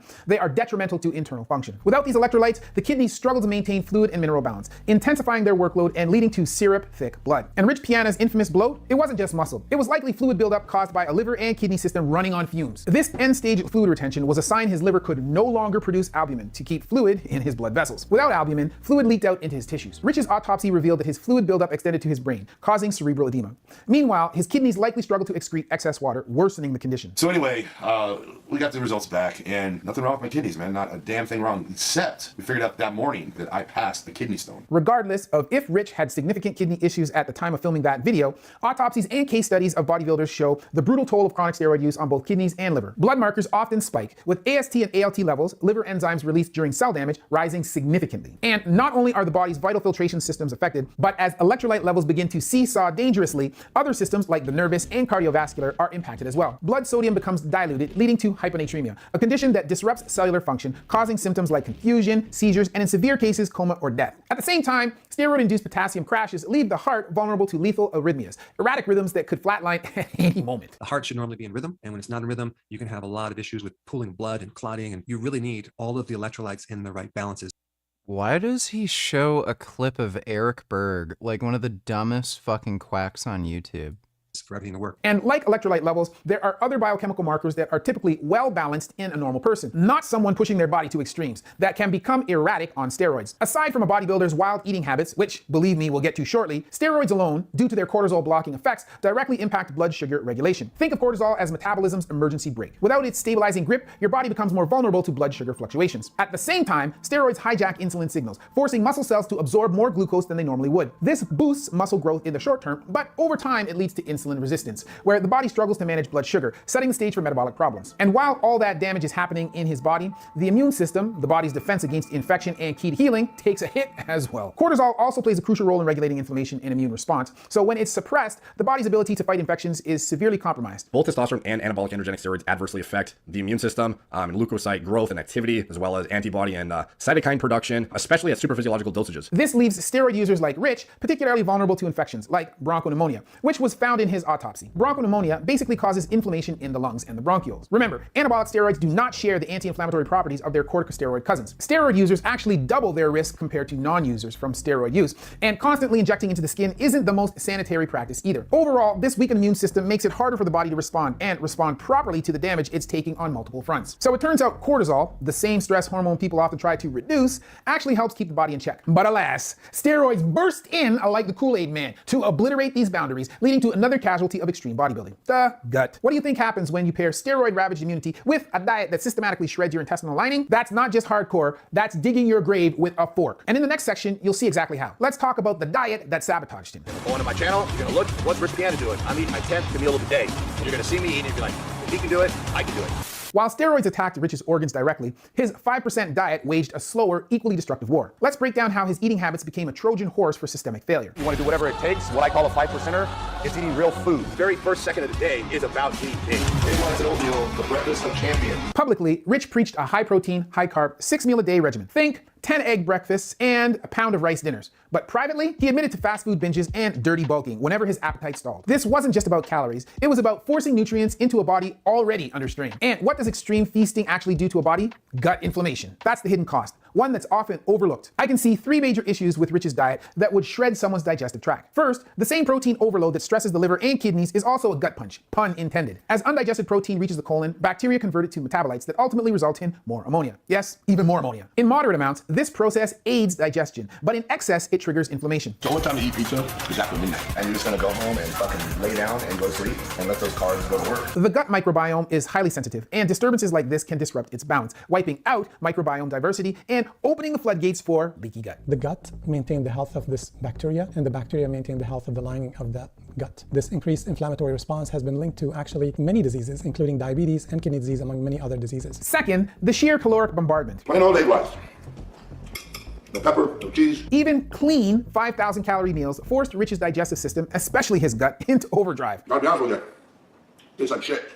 With constant excess food intake, the gut struggled to maintain normal function, leading to oxidative stress. Like shit. A condition where harmful molecules called free radicals, in particular the reactive oxygen species, outnumber the body's protective antioxidants. A few factors that contribute to the accumulation of rows are chronic overnutrition, poor diet, alcohol consumption, inflammation, stress, cigarette smoke, and pollution. Oxidative stress damages the tight junctions between gut cells, essentially unzipping the intestinal lining. The result? A leaky gut that allows undigested food particles and toxins to leak into the bloodstream. So I'm gonna be uploading that tomorrow morning. And thirdly, processed food assaults. Those cheap meals packed seed oils and emulsifiers, chemicals proven to erode the gut lining. All of these factors combined are likely causing more harm than seed oils do not erode the gut lining. I don't know where he got that idea. Help. All right, are we gonna do Ben and Jerry's? We are? Yeah. And while you may think, so what, your gut?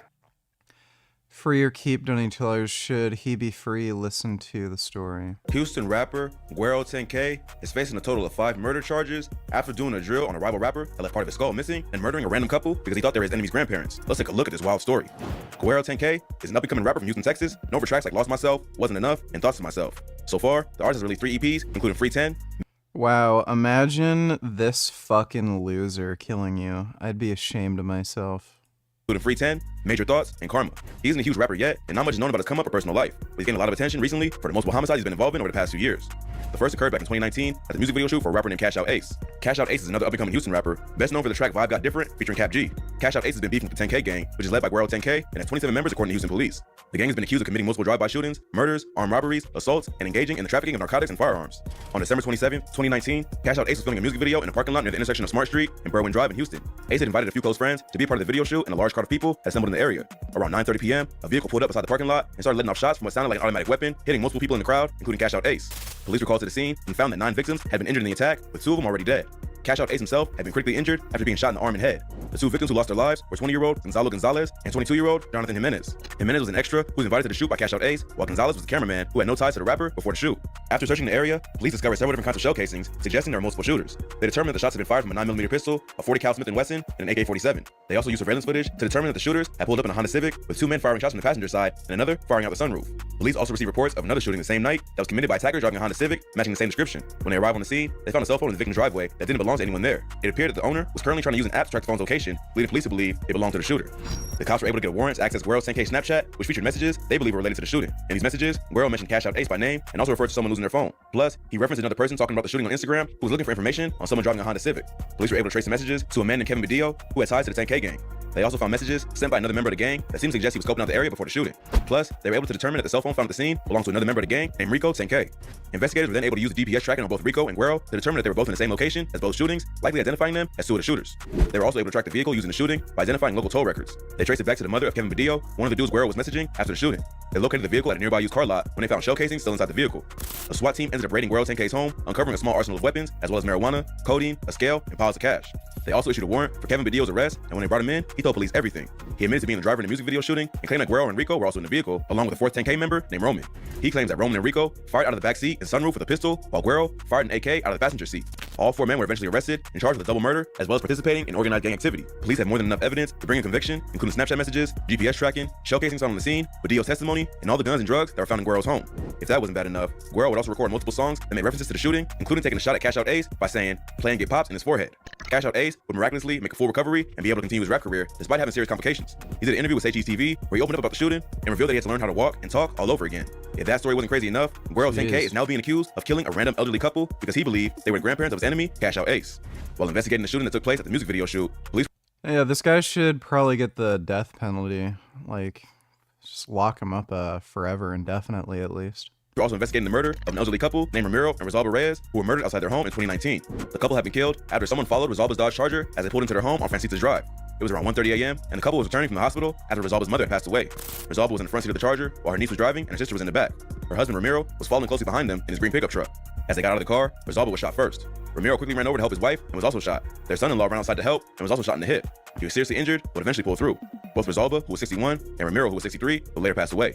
The case remained a mystery, as nothing was stolen from them, and it appeared to have been a targeted shooting, even though they were just an average couple with no known enemies. But after police arrested Kevin Badillo in connection with the shooting at the music video Cash Out Ace, they had a feeling that he might have known something.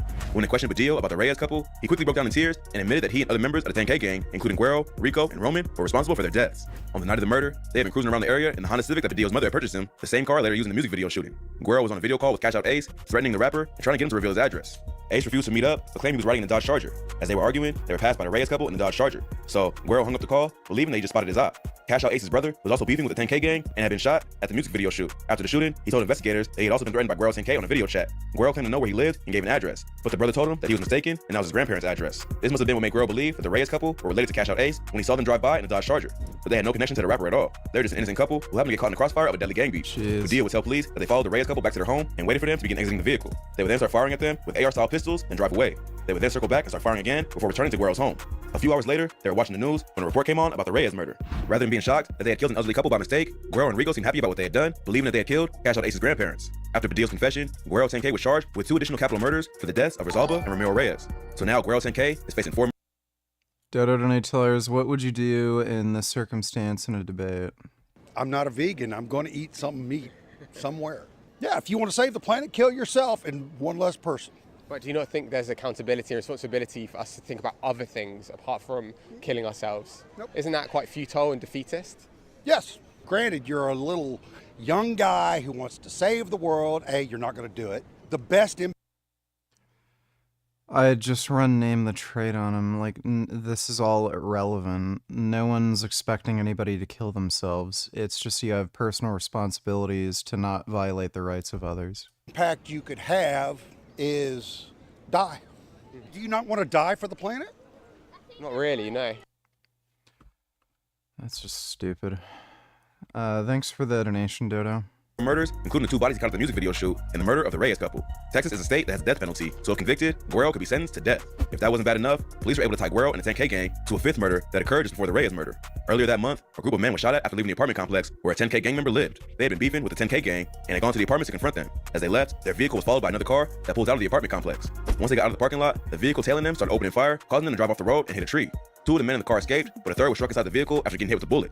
The passenger in the other car walked up to the vehicle and started letting off more shots, killing the 19-year-old who was trapped inside. Police were able to connect Guerrero and Rico 10K to the murder after a female who knew them called police and claimed that the 2 had told her about the murder on a video call. The girl was able to provide the details that were not public information, leading police to believe she was telling the truth. Plus, it made sense knowing that they were beefing with the 10K gang right before the shooting took place. Police were also able to use shell casings found on the scene of the Cash Out Ace music video shoot and GPS tracking from both of their phones to confirm her story. So, things were not looking great for the 10K gang. There's a ton of evidence tying them to not just one shooting, but more than 3 that left 5 people dead and several others injured. When you include the fact that Guerrero was caught with all kinds of illegal weapons and drugs in his home, there's almost no way that he'll ever see the outside of a jail cell. He's not even a famous rapper with enough money to hire a top lawyer. So, at this point, he'll be lucky to avoid the death penalty. Guerrero seems to be in the most trouble, considering he's been identified as the Yeah, this fucking loser should get the death penalty. leader of the gang and seems to be the one calling the shots. But Rico and Roman are also facing similar charges. Even Kevin Badillo is likely looking at several decades behind bars, even though he cooperated and will have a tough time in prison being labeled a snitch. The whole situation is tragic. Not only were the murders senseless, but they were also committed in a way that was so bold and sloppy that the killers left a perfect trail of evidence for the police to follow. Plus, most of the victims were just innocent bystanders with no gang affiliations or ties. There's nothing gangsta about killing an elderly couple or a cameraman, and now these dudes are gonna spend the rest of their lives behind bars for absolutely no reason. But at least it seems like justice will be served and their families will get some closure. Yeah, what a fucking loser. That's where you'd be wrong. And everything that stands between you and everything you swallow, and 100 Oh yes, Mr. Cigarettes are good for you. trillion bacteria is one cell thick. Why are 80% of all your white blood cells there? Because quite frankly, they're waiting to get attacked by 100 trillion bacteria, not to mention worms, parasites, and viruses. And your white blood cells go, oh my gosh, we've been invaded. These are foreign, and we should not only attack them, try to eat them and kill them, we should go to threat level 5, sending out information to alert every other white blood cell that trouble is on the way. Arm yourself. A leaky gut. Does that say broccoli?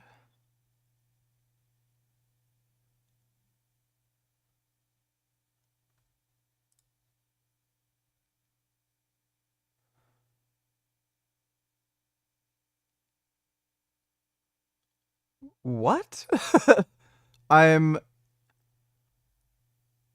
Is he saying broccoli causes inflammation and your white blood cells attack broccoli? Blood cell, the trouble is on the way. Into the bloodstream, sparking an immune response that may mistakenly attack joints and organs. In a bodybuilder using steroids, which already suppress the immune system, this leaves the body vulnerable. Or worse, targets the wrong threats, all from extreme eating habits. While Rich's diet may help muscle, was it helping the rest of his body? That shit makes you go. Again, do not try this at home. I am a f***ing professional. This will kill you, kids, and I'm not joking. Rich's mantra, if you're not eating constantly, you're losing gains, ignores a basic truth. Your gut needs rest like your muscles do. Constant digestion depletes enzymes, inflames the intestinal wall, and paralyzes immunity. Again, while steroid use blinded him to the damage. And here's what few realized. The gut-brain axis transforms information via the vagus nerve from food to feelings. That's right, the gut, the brain. Connected! Inflammation here may mean, well, inflammation here. Though evidence is still emerging. Your intestines produce 90% of your serotonin. When they're leaking toxins, it may trigger depression, mood. Yeah, this is pseudoscientific nonsense. The serotonin that's produced by your gut is not the same type of serotonin that's found in your brain, and it can't even get into your brain. So that's just pseudoscience nonsense. Your gut does not produce the serotonin that's found in your brain. Hard donated $2. Can he kick your ass?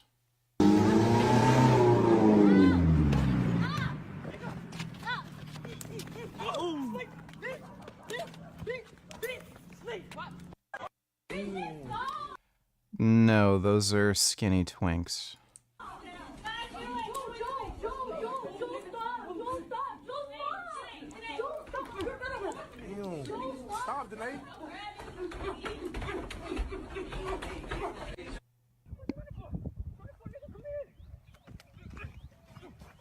Get in his shit, Weddle.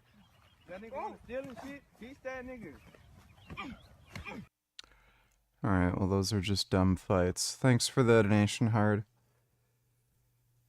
Is it normal to progress very slowly on the deadlift? I don't know what you mean by that. Like, every lift you're gonna end up having a slowing down of progress. I don't know what you mean by slow.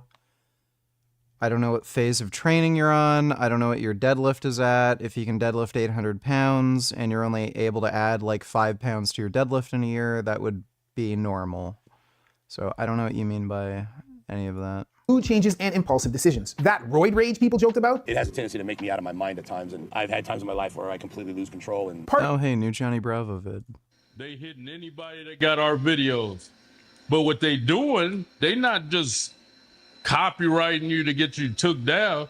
You got to give up money. Retract all existing strikes filed against their YouTube channels by your company or on behalf of Kali Muscle within 5 business days of the date of this letter. If you fail to comply, we will file suit in court. I wonder if Johnny Bravo or Doucette, I wonder if they had fathers in their life. Because they as as they could get.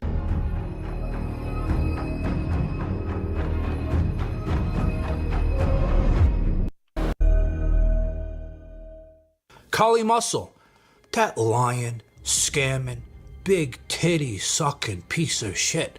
You guys remember what he was doing? And no, it's a lot more than running around town sucking on his big boy's titties. the monster ones, because he's crying like a little bitch for his mommy. He was doing a lot more than that. He went and he hired a scamming company just like him to go and false copyright strike my videos to get my channel fucked. But not just me, other big creators too. And he did this because he's broke. He's a bum. He's got no monies and only pennies left in his bank account. Here recently, man, you talking about $1,000 in my bank account. So he thinks anytime somebody mentions him or shows a 5 or 10 second clip that he deserves the money, right? But this is illegal. He thinks not only is he gonna get the money, but he can shut us up because he doesn't like the things we have to say about him and when we call him out on all his bullshit. Well, this idiot, you know what he did now? He went on live with his Sharmuta wife, right? And somebody mentioned my name. He started going crazy, right? And then admitting and bragging to the whole world about this illegal copyright bullshit claiming business. But this is the thing. He should have known not to fuck with me because now I'm gonna show him what I'm gonna do to him. And well, I don't want to say raised in the street, but raised in the street. I was the streets. God just, you know, when they say born killers, like I was one of them guys. Like I wanted to, all my life, even now, I want to be the nice guy, but it's a struggle. The natural me just would just, soon as somebody say something, just blow their head off, bro. That's the natural me, guys, just being honest. But it's a struggle for me. Yeah, it's just like Jason Blaha. On a daily basis to be, what? You ain't no killer, never be no killer. You got a white dude on YouTube roasting your Clart. I wonder if Johnny Bravo or Doucette, I wonder if they had fathers in their life. They as pussy as they could get, bro. He literally sounds like Blaha saying that. Stem cell cock splurt $20 since you think stem cells are useless. Spontaneous cranial bone regeneration following craniectomy for traumatic brain injury in a pregnant woman case report.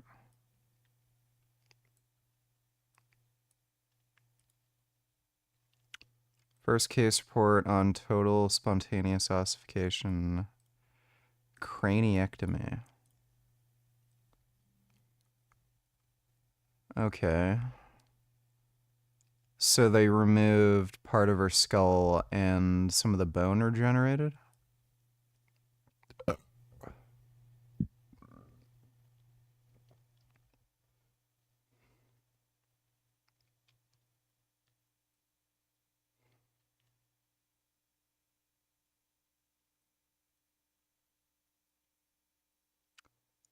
I don't know if this is unusual.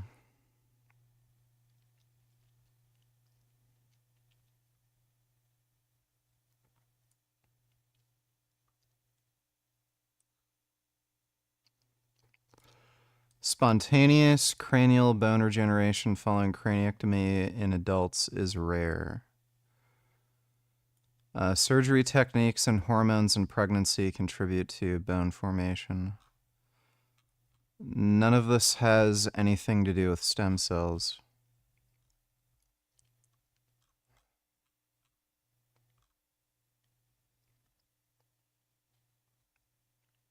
So is that like the part of the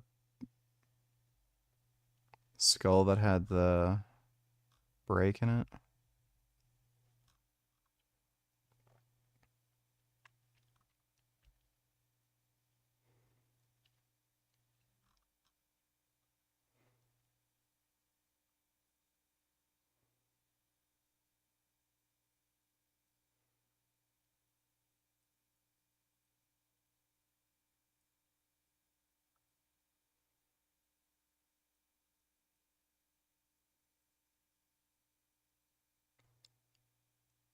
She had a bone graft.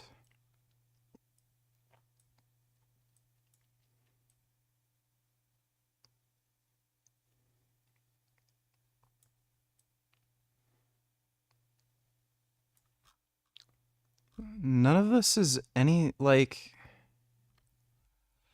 I don't know. I think this may be a bad case report. So she did have a bone graft. And this has nothing to do with stem cell therapy. Thanks for the donation, stem cell cockspurt. Somebody please say something dumb. Please say something dumb. Here's something dumb. Will nobody give a fuck about Johnny Bravo? Like, what, did he make new videos? Did he get some of your intel somehow? Probably. Yeah, he did a new video. I think he say, because you know that the team we got now, that company, they hitting anybody that got our videos. But what they doing, they not just copywriting you to get you took down. You got to give up money from the videos you got up from me. So if they using clips of my videos, I get a portion of their money, yep. And that's how it's supposed to be. It's like that with music and everything else. So it's the same. Xi Jinping's giant cock when he tells us we are entering an era of Chinese domination. Have you been practicing your Mandarin, Richard? The Chinese ain't dominating shit. People there eat gutter oil, so yeah, they're not dominating anything. Thanks for the donation, Xi Jinping's giant cock. Same thing now. People use clips of your videos. The creator get a portion of that money. Yeah, so keep talking. Uh-huh. Keep talking, Beta Bravo. Beta Bravo, I like it. Bravo, it's fucking Beta Bravo. Exactly. He has a freaking... And Doucette, he got the perfect name. Oh, Doucette. Uh-huh. Beta Bravo has a tighter pussy than me.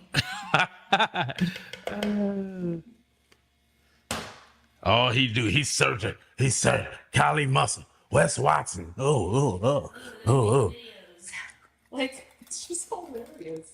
Oh my God. So like I was saying, anytime this asshole, he goes live and somebody comments my name, you know, maybe they watch my videos, they like some of the things I have to say, so they go comment on his live, and then he sees it. And once he sees it, he starts going wild. He can't handle it. And he starts all spitting stupid things out of his stupid mouth. And it's funny because you know how he always says, I don't talk about no other man, right? But why is he always talking about me? And now you're going to see, he's even starting to talk about my father. Most men without a good father or father figures be pieces of shit. Just straight up. Do y'all think like people on the internet, like, I wonder if Johnny Bravo or Doucette, I wonder if they had fathers in their life. Cause they as pussy as they could get, bro. 40-year-old men talking about men all day, every day. They gotta search. They gotta go on all these men, social media. Some of them follow me. I seen like Johnny. Isn't he searching for their videos since he's like searching for people who are talking about him? Bravo, like, bro. If y'all got fathers, man, they pieces of shit. Let me just say that. If y'all was raised by your father, I don't think these so-called, they kind of classify themselves as like news, like they tell the news or whatever. Like, bro, I don't think none of these type dudes have men in their life. So they're feminine. They got too many feminine ways. You know, I was just, babe, do you think people like Johnny Bravo and Greg Doucette had fathers in their life? Probably, but they were... You think so? Yeah, probably, but the dads were super beta and like completely probably not even their life. But you got to think, if those dudes had fathers, they... This is coming from a guy who served multiple prison sentences, by the way. Fathers was born in the like 40s, 50s, like my mom. Like back then, you get your ass whooped, you get... That's what I mean. The dads, they were probably beta. Like they were probably pussy fine. Well, like all these dudes that call themselves like nude, like, oh, I know he ain't have a father. What's Dodo Donate Tellers, Cali Muscle Making Juice is the vegan equivalent of Jason Blaha pressing bullets while rambling. Is Cali still vegan? Pretty sure he isn't. Pretty sure. Thanks for the donation though, Dodo. Yeah, I think he said he's back to eating fish or something. But yeah, pretty sure he's not. Thanks for the donation though, dude. Retard Donate Tellers MAGA entering their child sacrifice phase. Sweet girl, like I said earlier, she was always happy, always playing. Her and Jordan would always be outside playing. She always cared about other kids too, you know. It's going to be hard moving forward. I know that for sure, but I guess that's our only option we got. Just to clear this up, do you and your wife have any regrets about not giving the MMR to Daisy or any of your children? Absolutely not. And from here on out, if I have any other kids in the future, they're not going to be vaccinated at all. Peter, I want you. Well, at least it prevents the retards from reproducing. Kid literally dies from a preventable disease, you know, just by taking a vaccine. Yeah, I don't regret anything. None of my other kids are going to get vaccinated. I don't care if my kids die. These people are just idiots. Thanks for the donation, retard. that motherfucker John Kenny KO? I know he ain't got a dad. Kenny KO. You had a father that raised you? Please say you didn't. Because if you did, man, he's a puss. Yeah. Kenny KO. All these dudes, they so remember the dude that came to the LA Expo, asked me for the interview? It's not funny, but it's just it's study. It's research. If you have a father, it's just certain stuff that's embedded in you that you won't do. So you call my father a piece of shit for raising me this way, right? And then you drag poor Kenny KO's father, Greg Doucette's father, and you're getting everyone's fathers involved in this fiasco, right? But let me ask you a question. What about your father, you asshole? And how he raised you? What did he raise you to? Get fucked? Or maybe he raised you to teach us all how to suck on men's titties or feed them each other in the mouth with food like a bride and groom on their wedding day? Maybe he taught you how to do that? Or maybe even better, maybe how to lie, scam, cheat?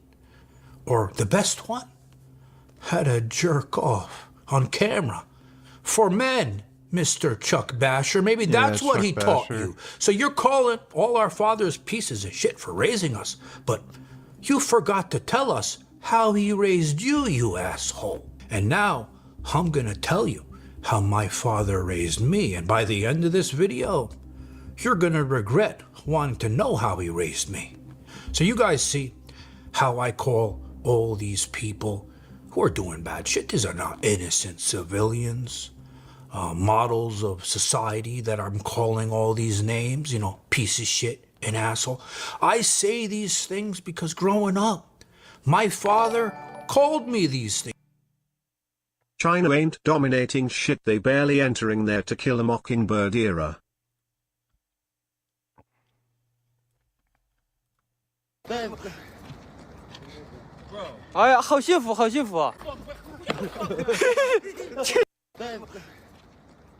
Fuck.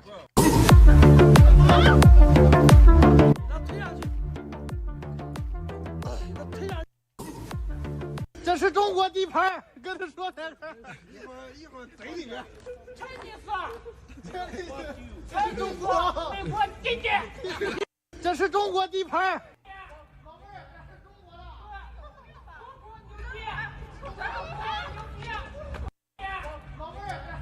I'm assuming they're harassing them because of their interracial relationship. Beijing black man was ridiculed by several Chinese people for dating a Chinese woman hand in hand. Now black men in China are the most popular among Chinese girls. In addition to the fact that the Chinese government gives black men a living allowance of about 8,000 yuan per month, the huge penises of black men also drive Chinese women crazy. Therefore, more and more Chinese men envy and hate black people. I've kind of seen this in practically every Asian culture. Asian women do not generally find Asian men attractive. They usually preferentially date white men.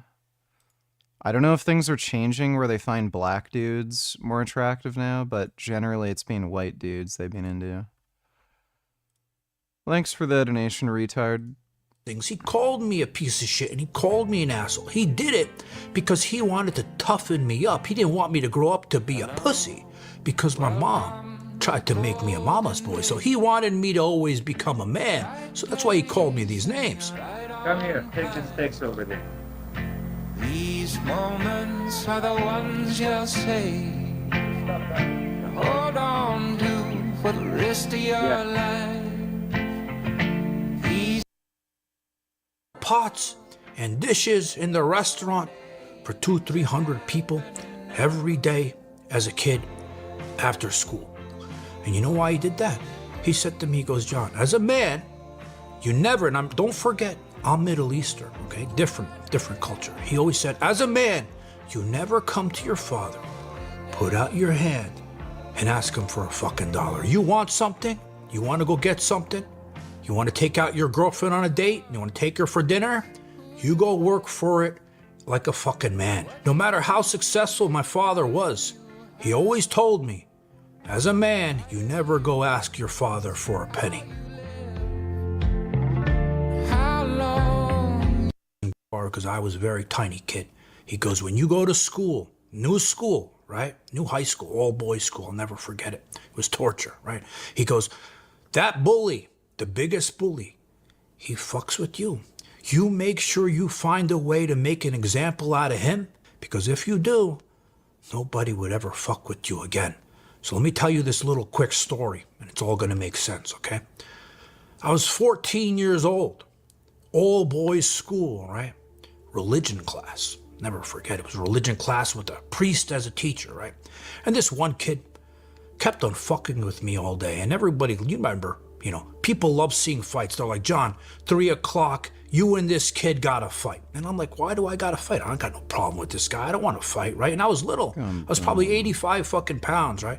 And they kept on trying to set up a fight for 3 p.m. So what this kid was doing all day in class, saying shit to me. Carly Muscle's dad was a member of the Jonestown cult who drank the Kool-Aid. No, I am not joking. That couldn't be true. That couldn't possibly be true. I'll believe it when I see it, but that doesn't sound likely. Thanks for the donation, Jason. Mean ass shit that was bothering me, right? All day, every class, from first class to the 6th class, he didn't shut the fuck up with these names, right? Oh, so, you know what I did? That religion class, he called me that name again. I said, listen, asshole, call me that one more time and watch what's gonna happen. So, you know what he did? He called me it. I got up in the middle of quiet class. I went up to him in that desk. You remember the desk where you're connected? It's one piece. It's not a separate chair and desk. It's all connected one piece. I look at him, I go, listen, I don't give a shit. We're in the middle of class. I ain't waiting till 3 o'clock. Call me that name again, you asshole.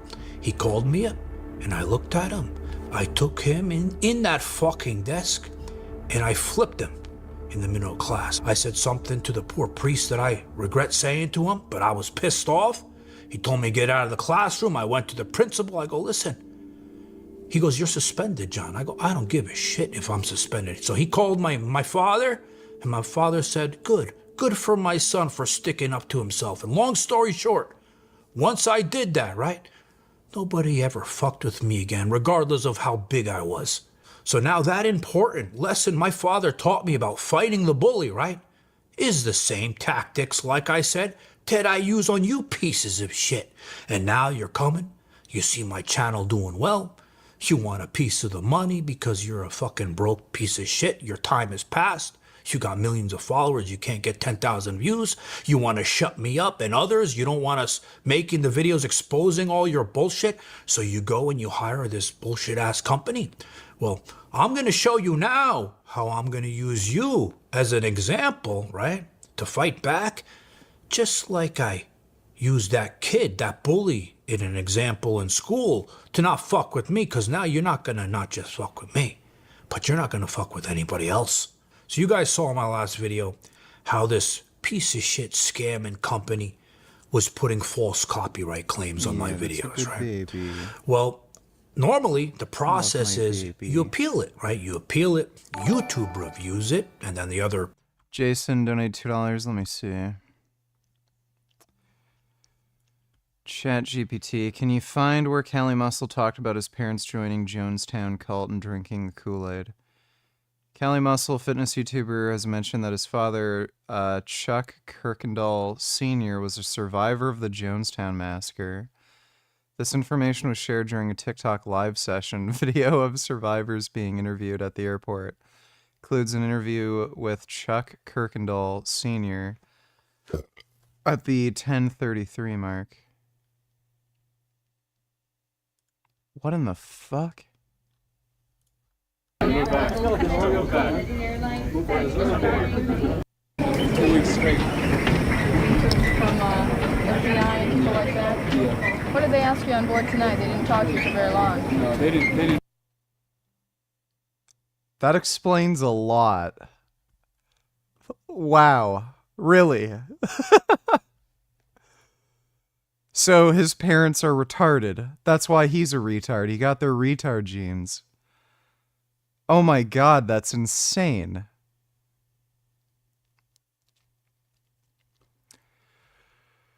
Well, yeah, funny for him to talk about other people's parents when they literally his parents joined a fucking suicide cult. Thanks for the donation, Jason. Wow, that was like too insane for me to even believe. Party has 7 days to respond, showing that they're actually trying to sue you or take it to court. Otherwise, YouTube drops the entire copyright claim, right? Well, this scamming company found a way to bypass the whole review system by YouTube. And if you dare go and try to appeal the copyright, it doesn't go to YouTube for review. They have a choice on their end to strike your channel, and it can result in your channel being taken down. So once I saw this and this tactic that they're using, I knew I had to fight back. There was no way I could let this continue. And not just from my channel. A lot of giant channels with million subscribers reached out to me with the same problem with them. So what he was doing, I knew there was something I had to do to fight back this bully. So I found a great lawyer. Actually, Greg Doucette is using him as well. And now I'm going to read to you what we're going to do to this piece of shit. And this is a letter from my lawyer, and he represents Greg too, to that piece of shit Tower House. I represent John Bravo and Greg Doucette, both well-known online content creators and critics in the fitness and supplement industry who, unlike your company and clients, understand how copyright law on the internet actually works. Accordingly, this letter serves as a formal cease and desist demand in response to your company's ongoing pattern of fraudulent, retaliatory, and frankly embarrassing transparent misuse of the Digital Millennium Copyright Act process to silence lawful criticism. We are fully aware that you've been filing copyright strikes knowingly and intentionally false against videos published by Mr. Bravo. Spotting bullied donate $2. She didn't end up needing a bone graft after they opened her head up. They canceled the operation. Read again. Look at those. These strong children standing up to the world of bullies. שלום לכם. מה קורה? ילדים שלך? זה לא ילדים. הכל בסדר, תתרחק. אל תתקרב אליי. אני לא מתקרב, אני באתי... ילדים שלך? זה לא ילדים. חוץ מזה הכל בסדר, תודה רבה.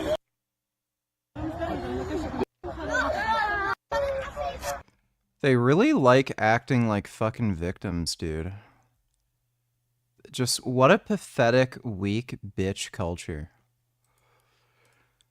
Thanks for the donation, Fighting Bullied. Again, that paper, like, regardless, that paper had nothing to do with stem cells. So, but thanks for the donation, dude. Bravo and Mr. Doucette that include clearly protected fair use content. Let's not pretend this is a clerical error or an overzealous intern misreading the Copyright Act. We've seen the videos, we've heard the threats. On or about April 9th, your client, Kali Muscle, that piece of shit, openly admitted on his YouTube channel that he and your company will continue to issue copyright strikes against any content that uses even a clip of him, regardless of context, use, or legal protection. He went on to threaten John Bravo and Greg Doucette by name, stating that every time they include him in commentary, he will have your company file another copyright complaint. That public admission is not only damning, it's evidence of intent to abuse the DMC process as a weapon of censorship. All right, so I'm not going to read this whole thing, but I'll leave it on screen. But there's a couple things here I want to point out. This part, both Mr. Bravo and Mr. Doucette use short, transformative clips to criticize, analyze, and educate the public about your client's behavior and claims. Then another one. Accordingly, you are hereby demanded to immediately cease and desist from filing any further copyright strikes, DMCA takedown notices, or other false copyright claims against John Bravo or Greg Doucette. Retract all existing strikes filed against their YouTube channels by your company or on behalf of Kali Muscle within 5 business days of the date of this letter. If you fail to comply, we will file suit in court that does understand copyright law and will likely not enjoy watching you or your client try to explain how publicly threatening content creators then filing knowingly false claims somehow counts as enforcement. We will pursue monetary damages, attorney fees, injunctive relief, and perhaps most painfully for you, public exposure of this entire fiasco. This letter is being CC'd to YouTube's legal department, which I'm sure will be delighted to receive documentation of a company openly threatening to misuse their copyright reporting tools as part of a coordinated silencing campaign. So I want to thank the lawyer for putting this all together.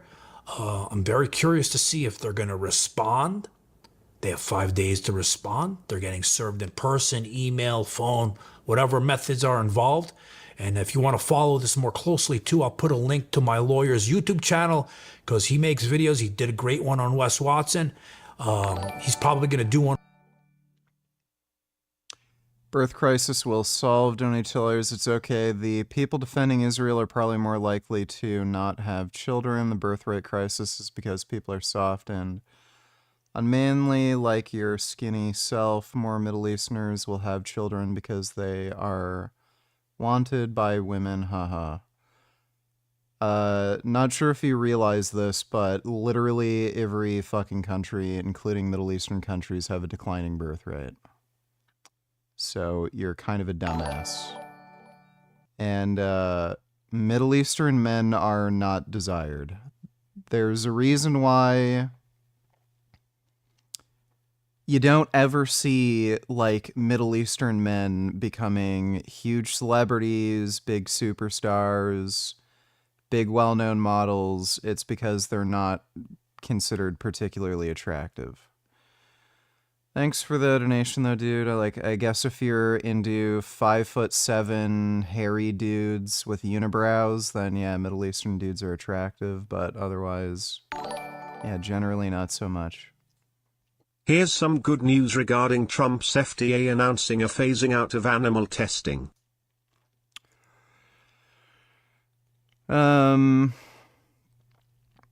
Replacing animal testing in the development of monoclonal antibody therapies and other drugs, the more effective human relevant methods. That's good. Yeah, that's good to hear. Thanks for the donation, Ben. On this, if you want to follow the legal situation with all this, I'll put a link in the comments. So again, that man you're calling a piece of shit, my father, as a kid, I never understood why he called me all those names, treated me the way he did, to toughen me up. I never understood it. I never learned to appreciate it until I got older. Because all those valuable lessons that he taught me to fight the bullies, right?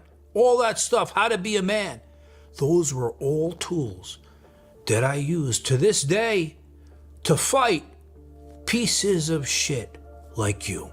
So that man you're calling a piece of shit, I think you should take a couple seconds, go in that mirror, look at your reflection with those blue eyes of yours that you try to look like me, right? And ask yourself, who's really the piece of shit? Give something Beta Bravo to talk about. Go ahead. Guys, thanks for watching. Please hit like on my video. Cali Muscle is just a fucking cringe loser. I can't stand that guy. Part of it may have been his microbiome screaming for help. I'm a lot less patient. I snap, and I can become angry really quick over nothing. Anyone that takes drugs is going to deny the side effects, and the truth is, it definitely makes you more aggressive. I'm sure it was worse on steroids. These drugs bully the brain as ruthlessly as they build muscle. Animal and human studies show that anabolic steroids can pump up the amygdala, your primal threat detector, while thinning the prefrontal cortex, which controls impulse and decision making, and disrupting dopamine and serotonin levels, depriving it of essential neurochemicals. The result? A mind stuck in a constant state of fight mode, bro. Hormones holding a knife to the nervous system. Then there's the depression and the crash. Here's the cruel twist. Since artificially high testosterone shuts down natural production, when cycles end, levels plummet. CDG donate tellers, how come you never make videos anymore? Feels like it's been forever. Like back in the day, you used to upload like once every week or two. I'm gonna start making videos again. I do want to make a few soon. I've just been super fucking drained from training and dieting, dude. Like, it's rough. So by the time I get my training out of the way, I'm like fucking dead. And then when I stream, I even have trouble staying awake on stream. Like, I really have to push myself to even start a stream, so it's just been hard to fit the training, dieting, and making videos in to my daily schedule. I tried filming a video about something last week, and I couldn't use the YouTube downloader thing. I can't remember what I was going to react to. And I was filming, and I was so low energy, I was watching myself talk, and I was talking so much slower and shit than normal. It was weird seeing myself. But yeah, the combination of just being low energy and not liking the way I came across on camera, and then having trouble downloading the video so I could chop it up and edit it and shit, I just decided not to. Oh, sorry, Gum Gum. Oh, that's a good kitty. Yeah, that's a good big kitty. Oh my god, you're so big. Dude, Gummy is fucking huge. Can't get over how big this fucking cat is.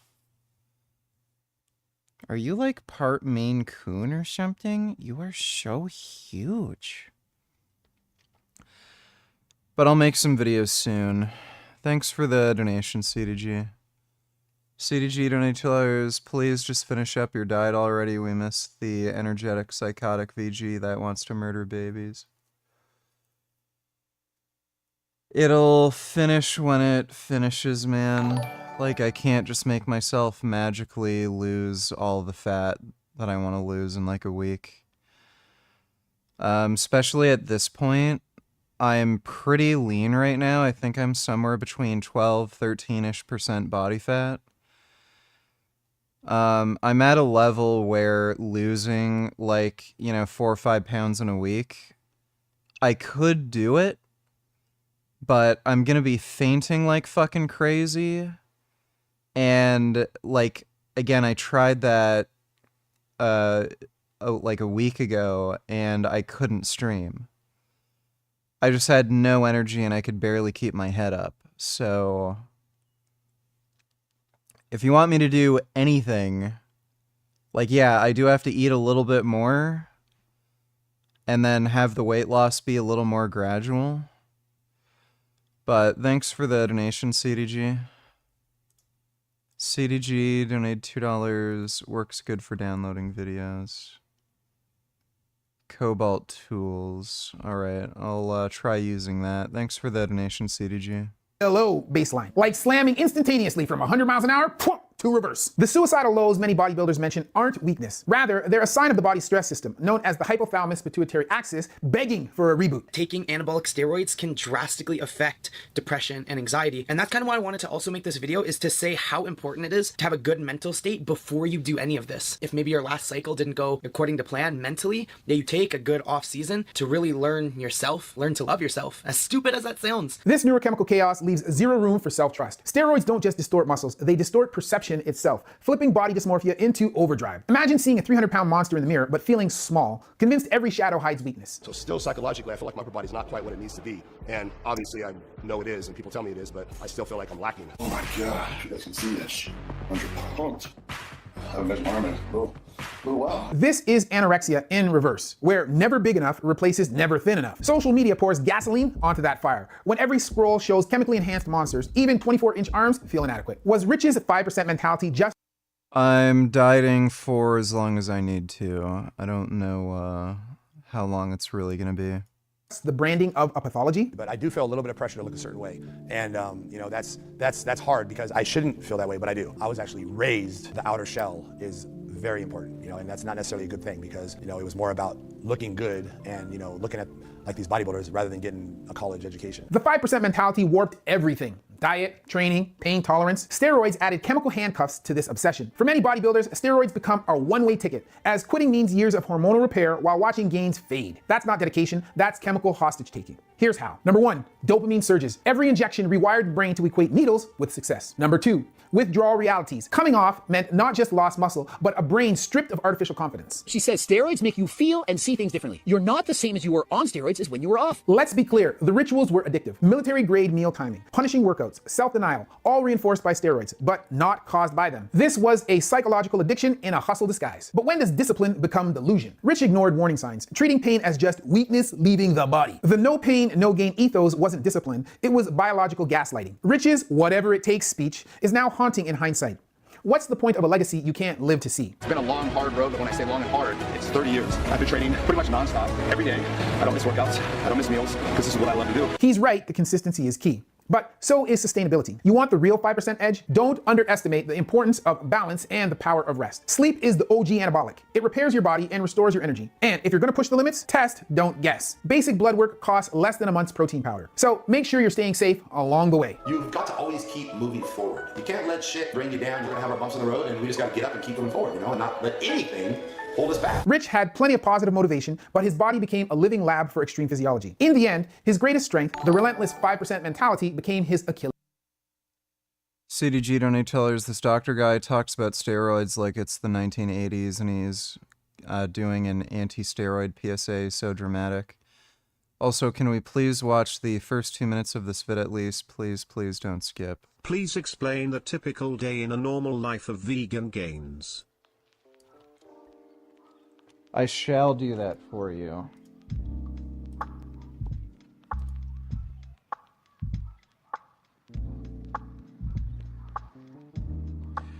So I'll wake up. I will have deep existential depressive thoughts about why I'm still alive and whether or not I enjoy living and whether or not there's any point in going on. Then, to motivate myself to get out of bed, I will do something like take nicotine to take the edge off. Then I'll have a protein shake or eat some goop. I will vaguely plan out my day where, like, when I'm gonna, do some training, if I'm gonna go biking, rollerblading, whatnot. Might go get groceries or something, or do some errands, like, today I changed the oil out on my bike. I will have some sort of minor inconvenience happen, like I won't be able to find a bag that I need to get said groceries, and I'll have to spend 5 minutes looking for it. I will overreact and get really angry that I can't find what I'm looking for immediately, and then that anger will quickly turn to horrible, depressive, miserable sadness. Then I will find the bag, and then wonder if I'm just here to suffer. Then I will go get the groceries, come home, then I'll try to listen to some really heavy metal music to psych myself up so that I can train or something. Then, when I'm done training, I'll eat. Usually, again, like seitan of some... Okay, that's great. Thanks for the donation, dude. Achilles heel. The real question, how far is too far? The line between legend and tragedy is thinner than a syringe's edge. Thanks for joining me in this discussion about the untimely passing of Rich Piana and the effects of the 5% lifestyle. If you found this video informative and you want to see more like it, There's also breaking.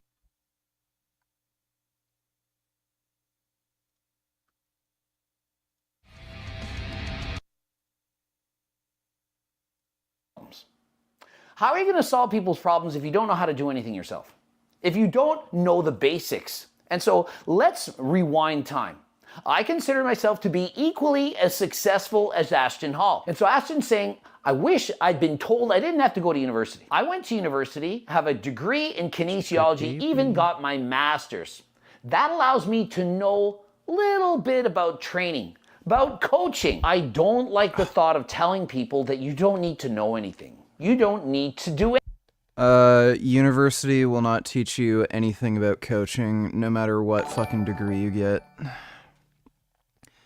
CDG donate tellers, oh no, you looked annoyed after seeing that vid. Did it remind you of some bad memories? No, you just wasted my time. Thanks for the donation, dude. Anything. Just need to go viral, splash your face in ice water, and solve other people's problems. When you have a degree, you understand things far greater than if you don't. If you don't study, if you don't demonstrate that you can go to class, to school, to educate yourself, how are you going to coach other people? People want to be you. It's literally not that hard. No, they don't. You think everyone wants to be everyone else? The 20 million people that watch his videos, you think everyone wants to be them? You're 25% body fat, 50% body fat, 5'4", have no muscle, and are unattractive. People don't want to be you. People want to be Ashton Hall. Why? Because he looks great. He looks amazing. He used and abused performance-enhancing drugs. How many think that he's natural? How many? I don't know how, like, any of his drug use would be considered abuse simply because he used them. How many think that if Ashton Hall were 160 pounds of fat, that people would have bought his coaching plans? And so the first thing you need to do is look the way everyone wants to look. Develop amazing physique that only 1 in 10,000 people can get. People don't want to be you, they want to be Ashton Hall. Invest 2 hours a day into telling people how you got to where you're at. What if where you're at is a high school dropout? You dropped out of university. Hey everyone, I'm going to spend 2 hours. Well, I smoke too much weed. I play video games all day. This is how I got to where I am. Ashton Hall doesn't understand, as almost anyone doesn't, that he has amazing genetics. That just because he was able to do it doesn't mean that you can. That if you follow in his footsteps, it's not some golden paved road that's going to get you all the way to the top. I've been doing this now for over 4 years. Wow, he's been doing it for an amazing 4 years and we're made millions of dollars. What are the odds that you're going to be that person? And so you might be thinking this is negative. Yeah, but Greg, he's so positive. You can do it. What if you can't? So let me show you exactly what I did to make 7 figures as an online fitness coach. I got really, really good at one skill. Yeah, taking steroids. Got really, really good at taking steroids and lying about it. That's the one skill he got good at. He got good at looking good. Let's just be honest. Do we know he's a great trainer? We've seen his training in videos. A bunch of push-ups outside, sprinting really fast, and that hocus pocus jumping around. He said he could burn 500 calories in 20 minutes, which he can't. It's another lie. And so does he I literally don't think anybody could do that. Actually look like he knows how to train people? He looks like he knows how to train himself. And he lies, says, hey, I'm 100% natural. This physique, 100% natural. He states he was bench pressing close to 500 pounds at just over 20. Well, being natural, I believe it was 470. Yeah, no one's doing that. When the world record for naturals is just over 500. Does anyone believe that? I was posting content every single day. Yeah, he was posting content of him doing push-ups, jumping around, sprinting all over the place. What are the odds that if you had done that same thing that you would have gone viral? I was tired, working 70 hours a week at CDG, donate $2. Please watch 23:59 for like 20 seconds. Hi everyone, so I'm not doing that. Thanks for the donation, CDG. LA Fitness. Notice, He did this while he was working. He didn't just quit his job. He was working 70 hours a week and doing this in his spare time. How do you think I did it? I was a school teacher and was posting after. I was also coaching and training clients after hours, as well as volunteering my time coaching students to become better athletes. You have to be willing to work. Every single day, super tired, but I was still getting my post up on a day-to-day basis. And so one thing that he's stating that you should be doing that I 100% agree with is you have to post every day. So many people are doing it once a week or they do it every day for a while and then they take a month off. Hey, I'm back again. I'm going to explain why I've been gone for 3 months. You've been gone for 3 months because you're lazy, because you don't have it in you to be successful. We only get 2,000 check-ins a day at LA Fitness. There's 2 billion people on Instagram. 2 billion people. Yeah, there's 2 billion people on Instagram, but there's also a lot of competition. For every Ashton that made it, there's 10,000 that didn't. It's not as easy as he says. Oh, you're pulling in 7 figures. How many people actually make it? How many Coach Gregs in the world are there? Last I checked, there's 1. Do you think I can just say, yep, all you have to do is post every single day, do reaction videos, do an ad or not, and you're going to be a millionaire? Hey, I know, I made a cookbook. All you have to do is make a cookbook, you're a millionaire. It doesn't work like that. And so what he's doing is he's... Mint donated $2. Oh, great.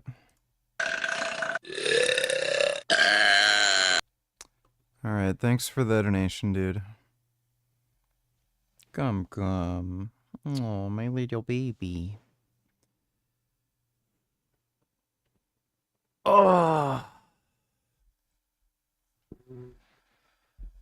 Oh.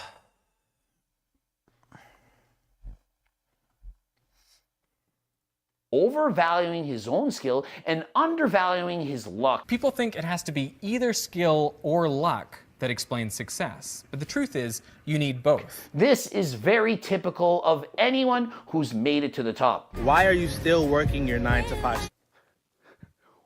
Why are you still working? Yeah, why work a job? Oh, just become a millionaire by posting on Instagram. What a fucking cocksucker. Your 9 to 5 job? Imagine this is me 10 years ago. Why are you still working your 9 to 5 job? Oh, I guess I resigned from being a teacher. Should I have quit my job because Ashton Hall dipped his face in Saratoga water, rubbed a banana peel on his face? What's wrong with you? You're working your 9 to 5 because you have bills to pay. You don't just quit your job. Now do it mismo at the same time. You work your 9 to 5 job and in your spare time. Mint donate tellers low, you're falling apart. Even sitting makes your butthole hurt. You're so weak. That's great. Thanks for the donation, Mint.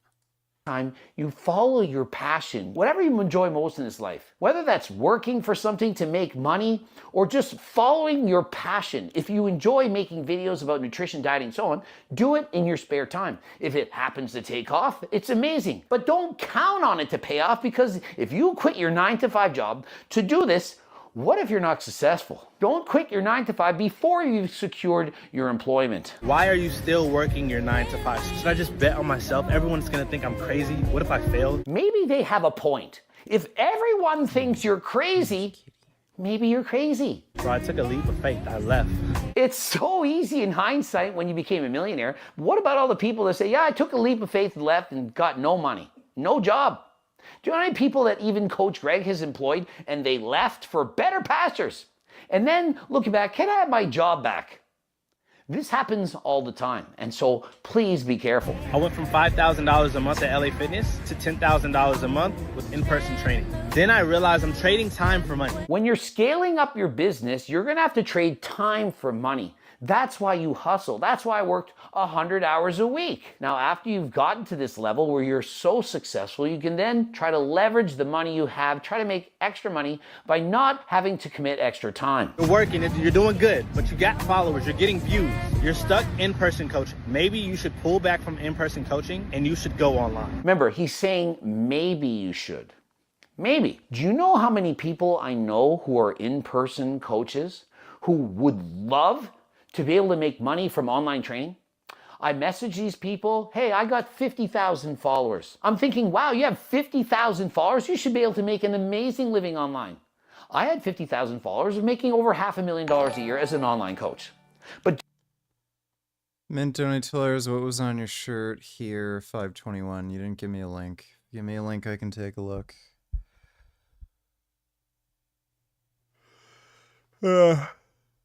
Thanks for the donation, Mint. Just because I could do No, it I haven't been to England. doesn't mean that they can. Oh, you have 50,000 followers. How many clients do you have? 4. Not everyone wants to hire you. Now, if you look like Ashton Hall, you're jacked, you're a pro bodybuilder, you have your master's degree, you didn't drop out of university, you actually studied, you know what you're doing, you have clients that speak positively about you, that can validate what you're doing, then you can make some money. Just because you're an employee at Good Life Personal Training doesn't mean you can just get magically dozens and dozens of clients that are gonna pay you whatever you want. I was so scared. On month 2, I'm making $10,000 a month. My family's like, yo, Ash, like, it worked. But here's the thing, he was already making $5,000, and so he had that money, he had that baseline. He easily could quit his job and go to online coaching, and let's be honest, if that didn't work out, he could have found a job elsewhere. Everyone's gonna hire Ashton Hall. Look at this guy. A guy with that much muscle who claims to be natural. Who doesn't want to train and look like him? It worked. Stay where you're at. You're good. All right, what's going on, everybody? 5:21.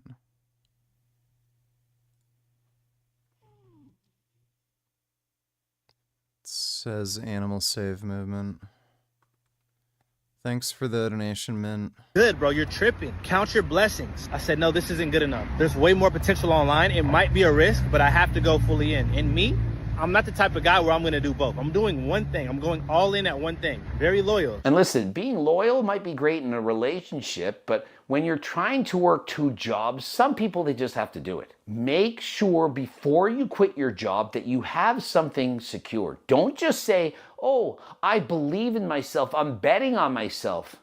You have to be realistic. I left in-person training. The first month I went online, I kid you not, true freaking story. I went from $10,000 per month to $20,000 the first month. And do you think he did this with 600 followers? I did a Natty or Not on Ashton Hall 3 years ago. He had over 1 million followers. 3 years ago. He already had a massive following. And so if you're watching this and you have 1 million followers and you do what Ashton's saying, you probably can do it. Anyone out there that's a personal trainer with over 1 million followers, if you go and make videos saying, hire me, you're gonna make money. But if you have 10,000 followers or less, and you exclusively only will do some coaching, very risky endeavor. If you're an online fitness coach and you're training people in person, know that you can do way more online. And I say this with all due respect, that not everyone can do what Ashton's doing. He's saying you can make way more money online than you can do in person. Not everyone. Not everyone. I don't care if he posts every single day and you say, hey, look like me. What if you look like shit? Most personal trainers don't look like Ashton Hall. And how many of them want to lie? How many of them want to pretend that they're 100% natural? Does anyone believe that Ashton's natural? And so when I coach clients, of which I'm doing right now, remember, if you're interested in being coached by myself and my team, that's right, we're looking for 10 individuals. I'm not going to coach hundreds of clients. Ashton, perhaps he coaches 1,000. How many people think that if Ashton's coaching 1,000 clients, that he's doing any of those plans? When you get people who are ultra famous and they're selling you plans for $200 a month, you really think that that person is actually coaching you? Or do they pass it off to someone else who does all the coaching for them? And so if you want to coach by me and my team, that's right, me and my team. Guy comes to my house 5 days a week. We coach together. If you want that plan, I'm offering brand new coaching packages. Coaching prices that you can afford. You all know I'm one of the most expensive coaches in the world. Wanted to open it up for far more people to be able to coach by me as well as my team. And so if you're interested, click the link in the description and apply below. Not only can you make more money. Richard, there's a cat on your lap. 777 tridecillion 777 duodecillion 777 undecillion 777 decillion 777 nonillion 777 octillion 777 septillion 777 sextillion 788 quintillion 888 quadrillion 888 trillion 1,888,888,999,999. Oh, yeah. He's right there. Thanks for the donation, Ethan, though. He's a really nice kitty. But you can help way more people. You can live your life anywhere in the country. You can make money from Dubai. I love how he says all these random bros working at like Good Life or Fitness FX or where the heck are they trained? They're getting paid $15 to $25. You can work in Dubai. They can't even afford the plane ticket to Dubai. They're not girls that are being paid to go there, escorts. Many of these people are guys. What do you mean? Personal trainers, for the most part, are broke. I mean, you might be paying the gym $70 an hour to be trained with that person. They're paying that person $25. These are highly trained athletes. Do you know how many IFBB pros are personal trainers? Most of them. And what do you think they're doing? Most are selling steroids. Thanks for the membership, JP. SARMs peptides in secret. Why? Because they don't make enough money from personal training. And so what do most personal trainers do? They coach the person and they say, how many steroids do you want? That's where they're making their money. Personal trainers are not rich. And so if they're flying out to Dubai, going to Japan, China, relaxing on the beach, who do you think is paying them to do this? And so, yeah, if you got millions of followers like Ashton Hall, over 12 million followers, it's ridiculous. I mean, really, he dipped his face in toga water. Good for him. But he is, in fact, a liar. Despite the fact he's this successful, I'm not jealous. Great for him. I don't need more money. But he isn't natural. And if you believe that you too can do this, and it's such a great message, let's all cheer for Ashton. Everyone can be a multimillionaire. Can they, though? If they haven't gone to university, they don't have a skill. They don't actually know how to train. How are they going to coach these athletes? Do they know it's calories in, calories out? Do you know how many trainers suck ass and donkey balls?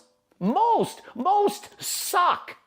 And so why do you think that someone like me came along years ago and was so successful in my coaching? Well, he has a master's degree in kinesiology. He's an IFBB pro. He's coached thousands of athletes who have also won shows and demonstrated this actually works. Written multiple books, multiple cookbooks.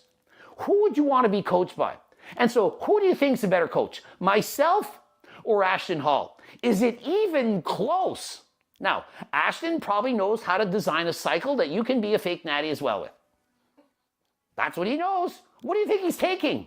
Hey, bro, Ashton Hall, all I want to know is, what are you actually taking? I want to do the exact same cycle as you. That's what I think he's good at. Because last I checked, when I watch his videos, he doesn't look like he knows how to train. He doesn't look like he knows how to diet. He eats hardly any calories, 2,500 calories a day. Sprinting, doing push-ups at 350 in the morning. Diving in the water for 4 minutes. You really think that this is how he got his physique? Bro is delusional. This isn't what happens in the real world. And so here's the difference. I was a school teacher for 11 years. I know how difficult it is for many students to learn. I literally taught special needs, taught math, phys ed, taught everything. And what I do know is not everyone can do what he's doing. In the same extent, not everyone can be an eye surgeon. Not everyone can be a doctor. Not everyone can be a lawyer. You can't just want it bad enough and show up and you can do anything you want.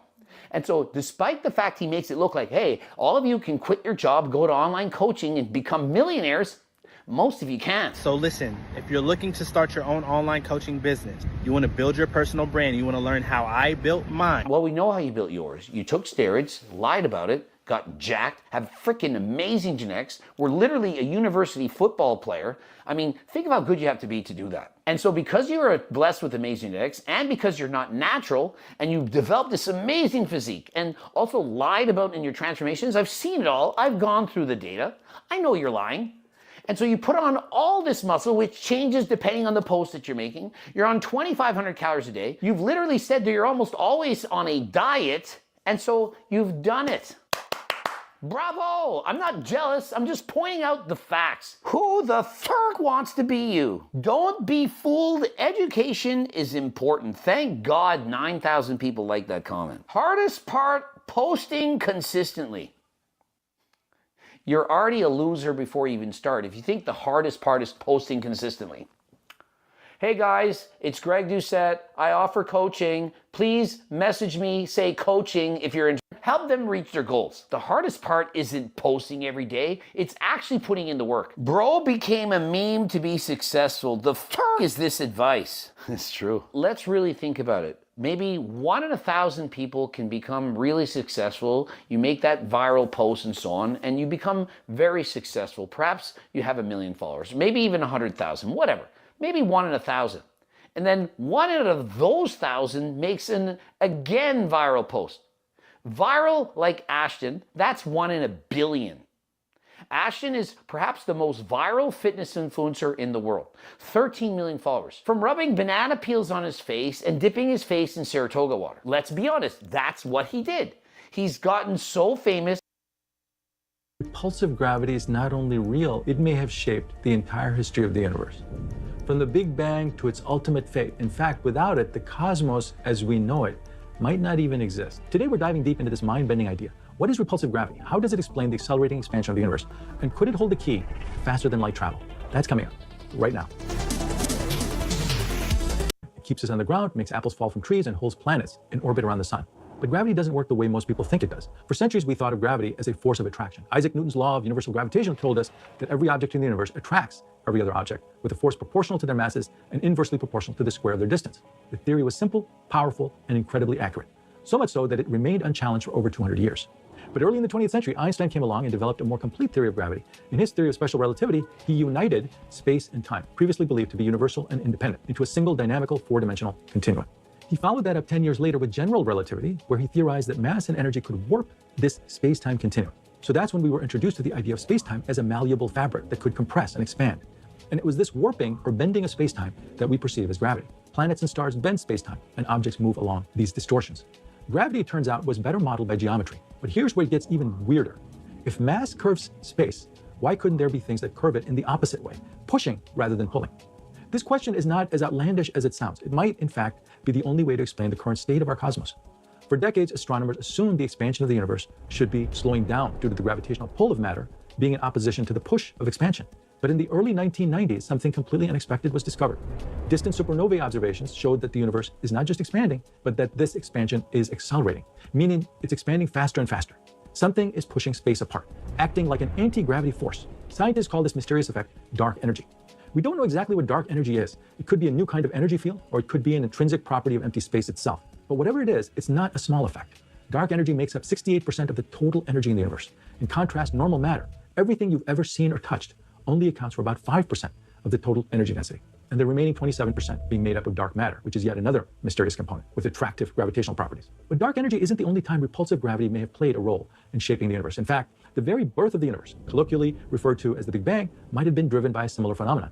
According to the theory of cosmic inflation, a brief but immense expansion occurred in the very first tiny fraction of a second after the Big Bang, causing the universe to grow exponentially. This rapid expansion requires a form of repulsive gravity, possibly caused by a high... We didn't watch this yesterday. ...energy field known as the inflaton field. If repulsive gravity shaped both the beginning of the universe and its long-term fate, could it be a fundamental feature of reality? Before I answer that question, let me talk for a minute about the reality of the world that we live in. I get over 100 spam emails and 24 telemarketing calls a day. I suspect many of you are in the same boat. This gets back to answering the question of whether repulsive gravity is fundamental. To answer that question, let's first answer the question, how can gravity repel? A key difference between Newtonian gravity and general relativity is that in Einstein's theory, the source of gravity is not mass, but energy. This relationship is expressed by the field equations. The part on the left-hand side describes the local curvature of spacetime, while the right-hand side encodes the density and flux of energy and momentum. The equation was summed up in a famous saying by the physicist John Wheeler: spacetime tells matter how to move, and matter tells spacetime how to curve. For an expanding universe whose size increases with a scale factor, Einstein's equation can be rewritten in the following way, known as the Friedmann equation. On the left, we have the acceleration of the expansion. On the right side, rho stands for energy density and P for pressure. So there are two ways to get an accelerated expansion, also known as repulsive gravity: negative energy or negative pressure. What does pressure mean in the context of spacetime?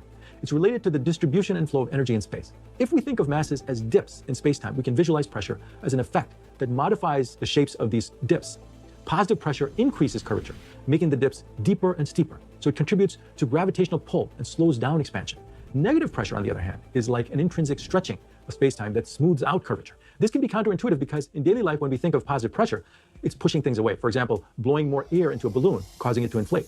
But this is a different kind of mechanical pressure and should not be confused with pressure in the context of spacetime, which has to do with the gravitational effect of positive energy densities. And here's the crucial part. Learning about ADHD generic drugs and how some barely do same as brand name. Bioequivalent, different delivery systems, etc. G's. This fake, that fake, all drugs fake. You'd swear Big Pharma was owned by Temu.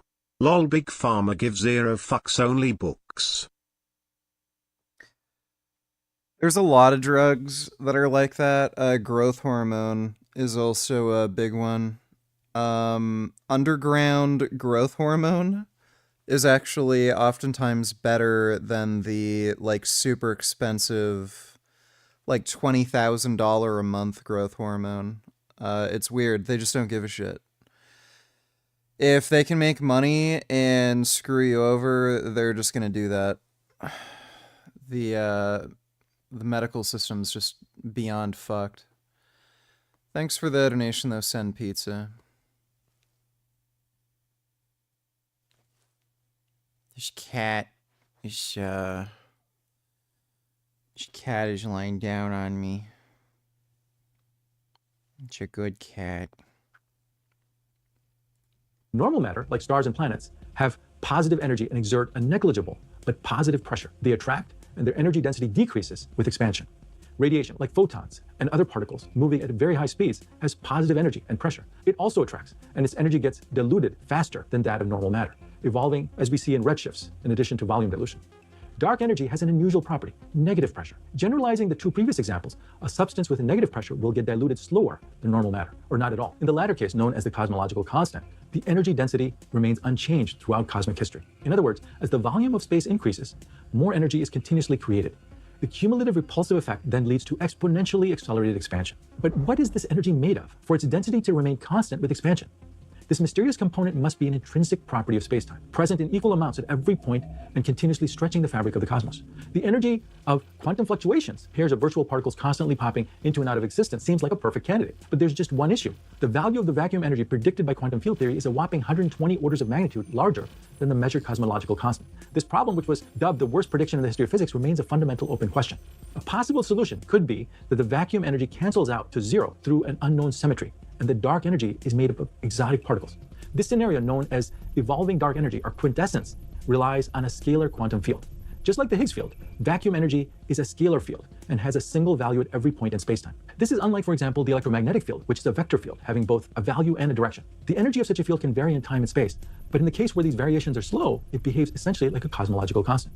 We know of at least one scalar field in the standard model of particle physics, the Higgs field, which has been proposed in some models as the driving force behind inflation. Other theories include new fields, which have not been discovered yet. Interestingly, recent large-scale surveys of the universe have found hints indicating that dark energy may be slowly evolving in time, in accordance with the quintessence idea. But more data is needed to draw reliable conclusions. If these observations are confirmed, we might then wonder whether dark energy and inflation could be two sides of the same coin, linked by an unknown quantum field. So what does this mean for the future of the cosmos? If dark energy remains constant, the universe will keep expanding forever. Galaxies will drift apart and eventually the night sky will go dark. If dark energy grows stronger over time, we would face a kind of a terrifying scenario known as the Big Rip, where repulsive gravity eventually becomes so strong that it tears apart galaxies, stars, planets, even atoms, and then space-time itself. On the other hand, if dark energy weakens, the universe could one day stop expanding and collapse back in something called the Big Crunch, possibly setting the stage for a new Big Bang in a cyclic universe. Now here's where things get really exciting. If we could create repulsive gravity artificially, it could unlock futuristic technologies straight out of science fiction. One idea comes from wormholes, mathematical solutions of Einstein's equations where two black holes are connected by a tunnel of some sort. In theory, a wormhole could let you step in one end and instantly appear somewhere else in the universe. The problem? Wormholes are unstable and predicted to collapse almost instantly under their own gravity. But if we had negative energy, we could keep them open, making faster than light travel possible. Another proposal is the Alcubierre warp drive. This idea suggests using negative energy to contract space in front of a spaceship and expand it behind, forming a kind of bubble that would allow it to surf a wave of space-time at any speed without technically violating the speed of light. But there's a problem. Negative energy, an energy level lower than that of empty space, is incredibly difficult to create. One of the few known ways to produce it is through the Casimir effect, where quantum fluctuations between two metal plates are restricted, temporarily allowing for a region of slight negative energy, which attracts the plates together. But the effect is incredibly weak, and sustaining large amounts of negative energy seems impossible with our current understanding of physics. So while repulsive gravity already exists in the universe, harnessing it for practical purposes remains highly speculative. But make no mistake, repulsive gravity is shaping our universe right now, and it may hold the key to some of the wildest possibilities in science and science fiction, from wormholes to warp drives. There are a few key questions that further research needs to answer. Could dark energy be a clue to a deeper theory of reality? Is it linked to cosmic inflation, the force that appears to have driven the ultra-rapid expansion of the early universe, causing it to be as homogeneous as we observe it today? And most importantly, can we learn to control it, or will it just be a cosmic curiosity? Let me know what you think in the comments. I'll see you in the next video, my friend. New Eternia, which I feel like double jointed. Nigga, are you pretending to understand this RN? FR? Let's watch Tefano/Hamza. Much more our speed. Let's hear the question from this. We're not watching Hamza, and we already watched Frank Tefano. So, let's watch the Loner Box debate. Loner Box debate will be just fine. Thanks for the donation, dumbass. How was the concert for Palestine? Sorry? I heard you were playing a concert for Palestine. Sure. Excellent, fantastic. Should Probably from my tank- chat, more likely. Should China's imps be banned? Your opinion? When did I say that? You said that. You said that Destiny gets banned, for example, for calling for the white nationalist mass murder of anti-racist protesters. Then it's only fair that tanky China sims should also be banned, right? Did I say that? Yeah, you did. What did I say did you 30 seconds before that clip? In your own words. I'm just asking you, what did I say 30 seconds before that clip? I want you to tell me what you said. What did you mean? So, what I meant was, okay, before that clip, the question that came up was whether or not Destiny deserved to be banned for bad community policing. I was answering a chatter. And my response was, bad community policing and my entail? response was that if that's true, then Hassan would have been banned, not for the China simping, but because he brigades LSF threads on his stream. I don't think either of those offenses should be bannable. Why I did you was bring saying- up the China thing then? It was a tangent, and I've already addressed this. You've seen the video where I addressed this. No, I have never seen any of your videos, and I don't plan to see any. Didn't you comment on my Hassan one? You commented You on don't it. need to watch the video to comment on it. Okay. Well, yeah, in that one, I already took it back. I said that was a dumb point, yeah. But did you say it was a dumb point because you were blaming him for the actions of his chat, or because it was a dumb point because people shouldn't be banned for liking the Chinese government? Both. Okay. I'm just so Great. curious. Would you describe yourself as someone who's good at judging other people's opinions? Do you think you've got a good grasp Absolutely. of that? So why do you Absolutely. think I'm queer-phobic? Because you had certain things that you said about how people dressing up in kink gear at pride parades is Did I bad say for the kink children. gear? Did I say kink gear? What kind of kink gear? I mean, we all know the photos that were being peddled Which around. photo? Which photo? You want a specific photo? You know Well, exactly what I'm talking about. I only commented on one photo, so Well, which photo? should people at pride parades have to regulate themselves just in case some like right-wing, generic LGBT phobic person Which takes a picture photo and is was like, which photo was I talking about? You seem to. I don't give a shit which photo you were talking about. That's a reactionary position, from just how it is. So the We photo I need was to think talking about about. the children. Like LGBT liberation needs to cater to these ridiculous narratives of like. If well, you think don't about know the which children. photo I'm talking about, you can just ask. I'm not going to make fun of you for not remembering. It's a long We're time talking ago. about multiple. I mean, this is not just one photo we're talking about here. I That whole only idiotic commented on one debate was photo. centered around. That whole idiotic debate was centered around not just one photo, like an entire narrative. Okay. And I only And commented there are on one plenty of photo. photos that are put forward to further that narrative. Okay, which photo? Link it to me. The one of the guys who were doing puppy play and having a girl pet them. Okay. Do you think puppy play is typically accepted in public by BDSM communities? Do you think taking one singular photo like that and essentially denouncing the entire idea of the whole concept of people, being kinky at a fucking Did I pride dismiss parade? the entire concept of people being kinky at Pride? I'm I don't sure give a you fuck did. about people doing kink at Pride. What, bondage? Yeah, I don't give a shit. Of course that's reactionary bullshit. I was commenting Great. on I'm puppy glad we play. agree. I was commenting on puppy play in front of kids. Do you think that's In acceptable front to of, do in isn't front of that kids? photo like with kids or in front of kids? It Because the was kids both. shouldn't Well, fucking be there. Well, yeah, the kid was there. So you agree? You agree that you shouldn't do Well, puppy if play the with problem, kids? Yeah. if the problem, I think the problem is that someone brought kids there. Yeah. Nothing more. So what? Why do you? So why do you think I said that this was a bad idea? If you bring fucking kids to an overtly sexual event, that's your fault. It's not the fault of anyone else who just happens to be there. Well, why do you think I said it was a bad idea at the time? That particular. I don't fucking know or care. Because people were defending it. Well, why? Because why people did you were retweet? saying- Why did you retweet like a straight up settler colonialism advocate? Oh my god, Bad Empanada is just such a fucking dipshit. Are you Taking dodging her the question? calling I'm sorry. someone- Wait, you called. So do you think I'm a What do you queerphobic mean dodging? reactionary or None of not? this matters. I'm here to talk about politics, not like personal accusations against you. I Well, honestly don't it's give a a shit about political personal accusations Wait, against you. calling me queerphobic is a political stance, right? Yeah, and we just went over it, and you clarified that you agree with me on that. What don't we agree on? That's something much more interesting. So to I'm talk not queerphobic, or I am. At least in that way, no, you're not. Thanks. Okay. Why do you think I'm pro I don't know about your necrophilia? politics, so I can't really tell. Why do you think I'm pro necrophilia? Because it's funny. You're a necrophiliac. Why not? So okay. So it's all just a meme, right? You're gonna back off these claims because they're memes. You're not gonna back off a single thing that you've said about me. Why should I back off any of this? Do you think like What have I anyone said calls about anyone you? a necrophiliac seriously? What have I said about you that I'm not gonna back up?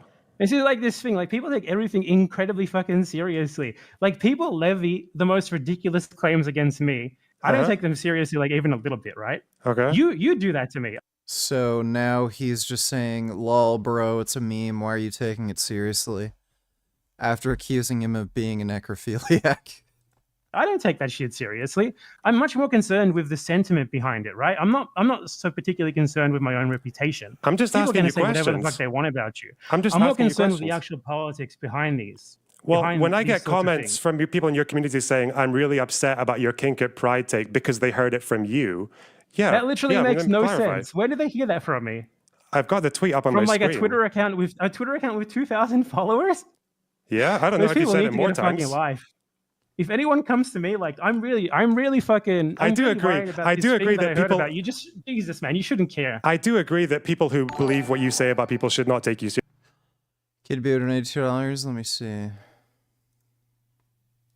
Demon Slayer or My Hero Academia? My Hero. My Hero or Attack on Titan? Attack on Titan. Attack on Titan or One Piece? Attack on Titan. Attack on Titan or Naruto? Attack on Titan. Attack on Titan or Bleach? Attack on Titan. Attack on Titan or Full Metal Alchemist? Attack on Titan. Attack on Titan or Soul Eater? Attack on Titan. Attack on Titan or Vinland Saga? Attack on Titan. Attack on Titan or Reborn? Attack on Titan. Attack on Titan or Steins Gate? Attack on Titan. Attack on Titan or Parasite? Parasite. Parasite or Classroom of the Elite? Parasite. Parasite or Black Clover? I would say Black Clover. Black Clover or JoJo's Bizarre Adventure? Black Clover. Black Clover or Hunter x Hunter? Hunter x Hunter. Hunter x Hunter or Psychopaths? Hunter x Hunter. Hunter x Hunter or Fire Force? I like Fire Force. Fire Force or Shangri-La Frontier? Fire Force.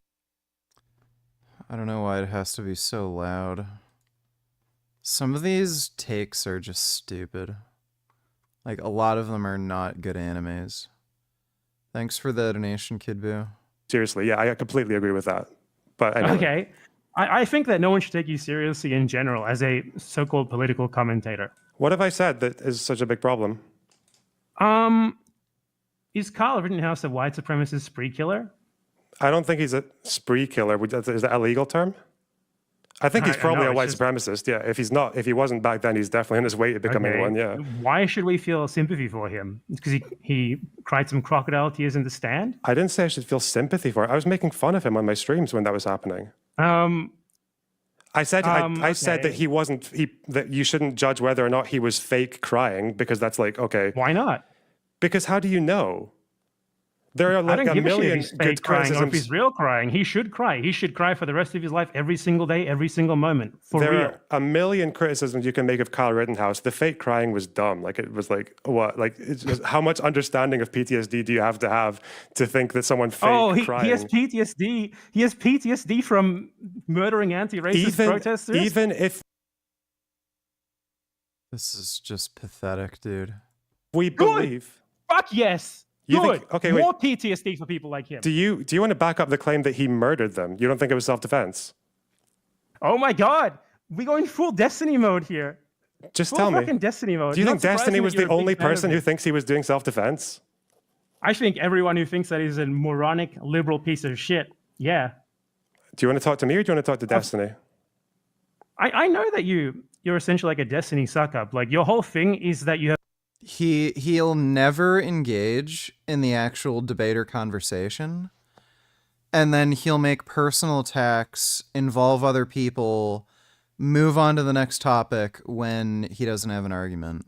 moderated your opinions to the point where you've become right wing because you're trying to suck up to right wing people. Okay, hence you deleted your Bolivia video because David Pacman is Destiny's friend, and you didn't want to have a video on your channel now that you're trying to get into the Destiny sphere. That is too. Brother, I deleted that video because the audio was bad. You think my fucking videos after that are not incredibly left wing? I am sure. Just because the audio was I bad. have videos where I criticize Destiny. What are you talking about? No. There's criticism, right? There's criticism, as if someone like Destiny deserves good faith criticism. He deserves denouncement. Okay. So you're upset that I don't hate Destiny enough. This is the thing with the liberals. Yes, absolutely. You should hate people like that. You've heard what he said? What about Kyle Rittenhouse not being a murderer? Or do you want to stay on that topic? Because you seem to be running away from it a little bit. Can you prove to me that he wasn't a murderer? If you can, if you want to prove that he was a murderer, see, this is this thing. This is this thing that people like you do, right? Where you there you go. Won't debate the topic. You like say that you agree with people on something, but nonetheless you try and insist on arguing that point, right? And we're not going to do that. This is what you people. The problem is that I'm arguing on points. You think he's a murderer? Back it up. Can you not back that up? If you can't, we can move on. I don't give a shit if he's a murderer or not. Technically, legally, within the United States legal system. You can say moral. We can make a moral claim as well. Okay. What's your opinion of this? My opinion of Kyle Rittenhouse. No. We're going to play a clip. I would like to ask you if you think the person who said this deserves you spending 2 hours defending them. Brother, are you actually like running away from the claim now? Again. I think we said, right? I don't give a shit if Kyle Rittenhouse is a murderer or not within the technical US legal system that was or morally. set up by a bunch I don't care about the fucking law. I'm asking morally. Oh, absolutely. He went to a fucking protest with a rifle. Yeah. An anti-racist protest with a rifle. Okay, what would have intentionally got into a fight to try and justify. Why do you think he intentionally got into a fight? Is there a bit of footage that I missed? Rifle? You walk up to a bunch of people with a rifle. Who did he walk up to with a rifle? Who did he approach with a rifle? Holy shit. Holy shit, Loaderbox. You are exactly... Jeez, this is just grating. Kid Boo Donny Tiller's best anime ever.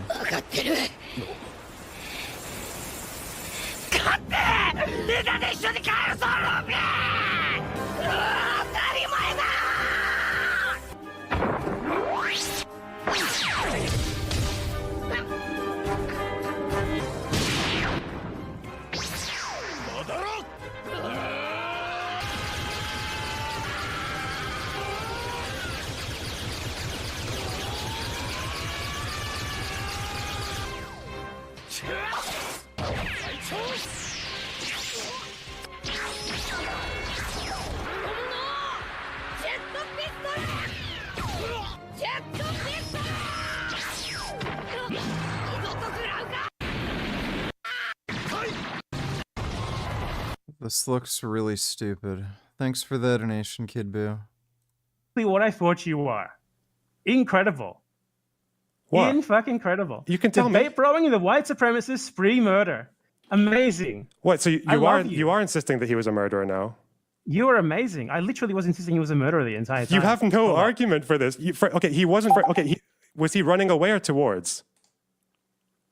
The rioting needs to fucking stop. And if that means like white redneck fucking militia dudes out there mowing down... What does Destiny have to do with this? Dipshit protesters that think that they could torch buildings at 10 p.m., then at this point they have my fucking blessing because holy shit, this fucking shit needs to stop. It needed to stop a long time ago. Like holy fuck. The rioting needs to fucking Opinions? Yeah, he got 2-week ban for that and he deserved it. Yeah. Permanently banned for it. Do you think what people who call for the white supremacist mass murder of anti-racist protests deserve you spending 2 hours defending them? Did I defend him for 2 hours? Yeah, you did. Yeah. The video is 45 minutes, but okay, I guess accuracy isn't really your strong point.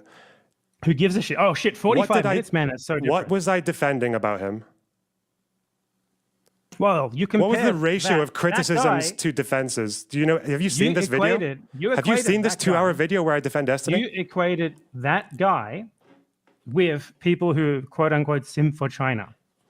Do you think that might not be a very proportional comparison? Do you think I holistically compared him to, like, again, you're just taking a clip. You haven't seen I the don't video, give a have shit you? if you holistically compared him. I'm asking. Like, you do just think said that I did, but you're walking back on that as well. Keep going. Do you think that? Yeah, you did say that. You walked it back later, maybe. But I'm asking you now, just to confirm. What's the question? Do you think that that guy right there is equivalent to people who like the Chinese government? No, I think his comments are worse than people who like the Chinese Okay, government. Yeah. thank you. Far worse. Right. I'm glad we're on the same page there. Good to know. Now, do you think that aristocracy is a person who merits your defense? You realize you've walked back on every single claim you've made I'm against me so interviewing far. you. I'm interviewing you. Oh, this is an interview I'm trying now to get some because you changed the clarifications from debate you. topic Yeah. like 7 Oh, different it's an times. interview. But okay. My stream title is interview. Okay. This is an interview. Why like did you to change the debate know what topic 3 different times? Well, you changed it. I wasn't intending to talk about whatever the fuck that was. When did I change the topic? We don't have a debate topic, do we? We don't have any topic. All right, go to the next question then. Wasn't like the whole thing that got us into this, like, China and Palestine? Palestine probably more so, right? Okay, You got so, really fucking mad at that Twitter do thread you that I think did. So yeah, that go on. she deserves your defense? Oh yeah, yeah. She's a great voice on Okay. Israel Palestine. Yeah. Oh wait. Okay, wait. Is that sarcastic? Nope.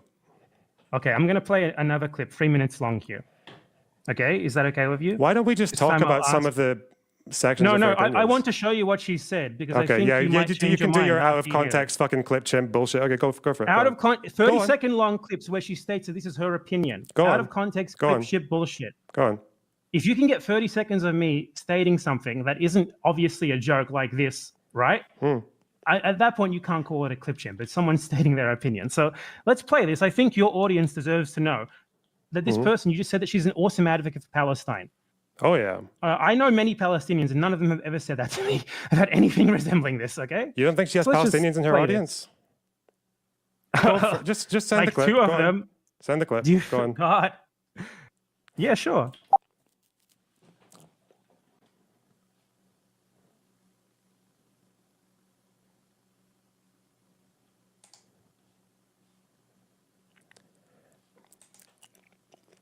I can't hear anything. I can't hear.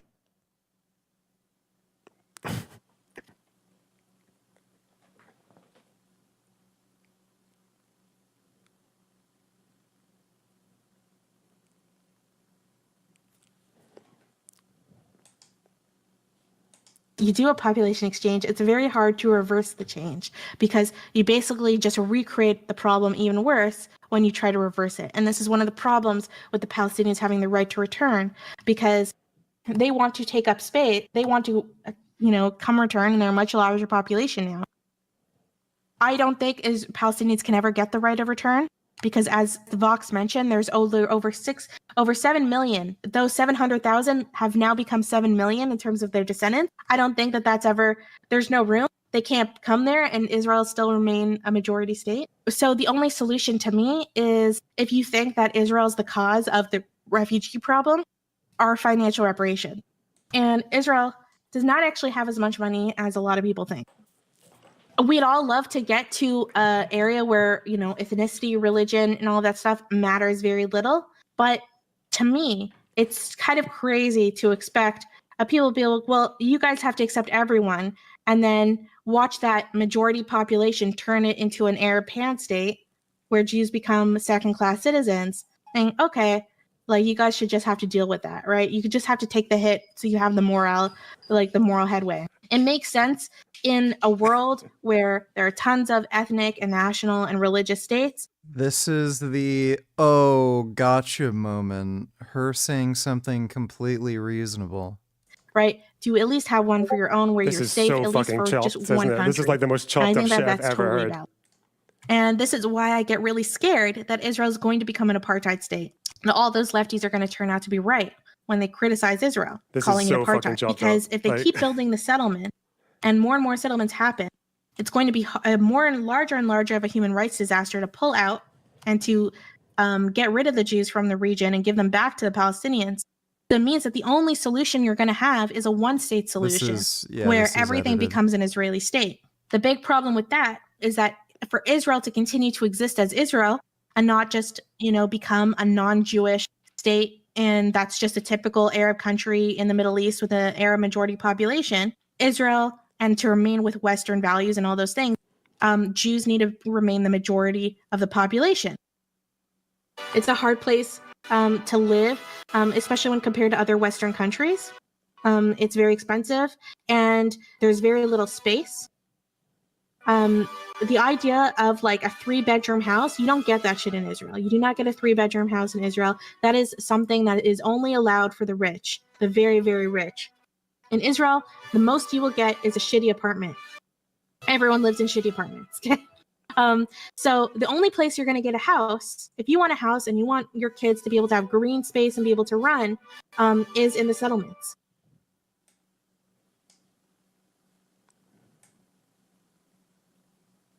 Okay.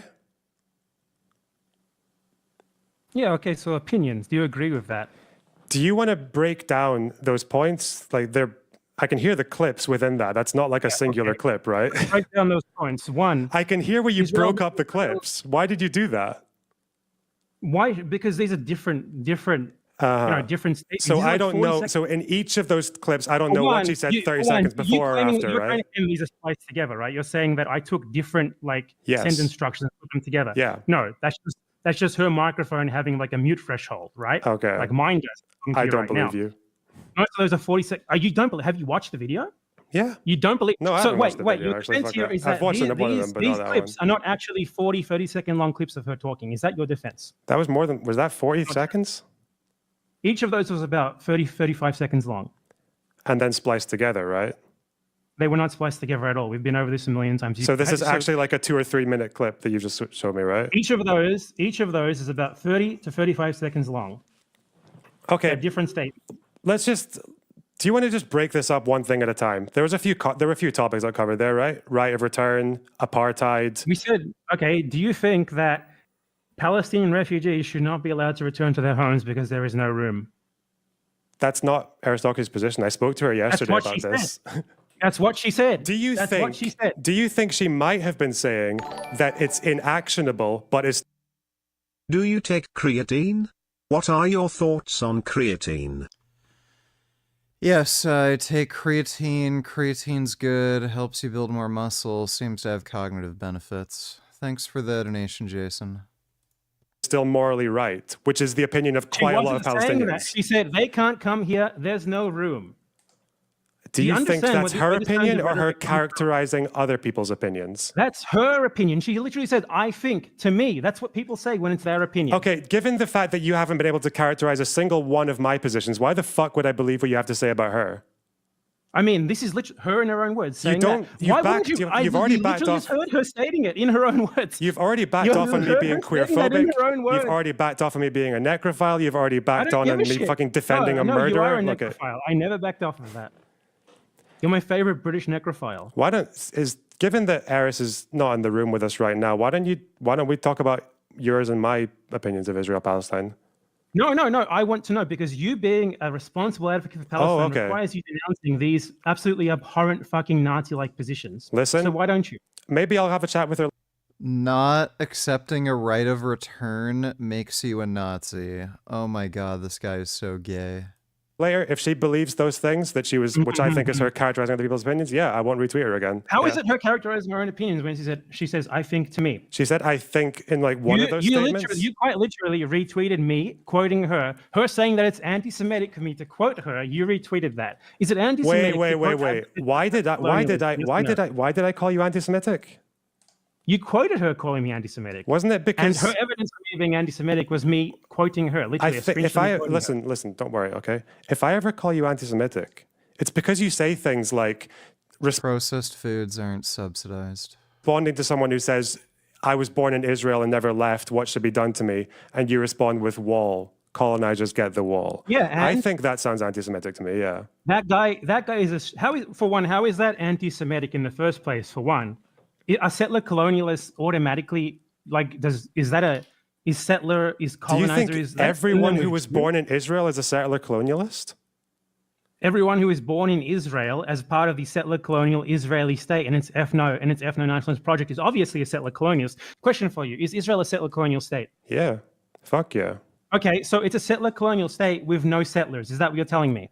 No, I just don't think everyone in Israel is a settler. No. Everyone. How do you define it? Can you just tell me? Israel- So everyone born in Israel, okay? That's what you're giving me right now. Have you read anything on settler Say like a colonialism Jewish for what it refugee is? who came over in like 1918. Is that like a settler colonialist?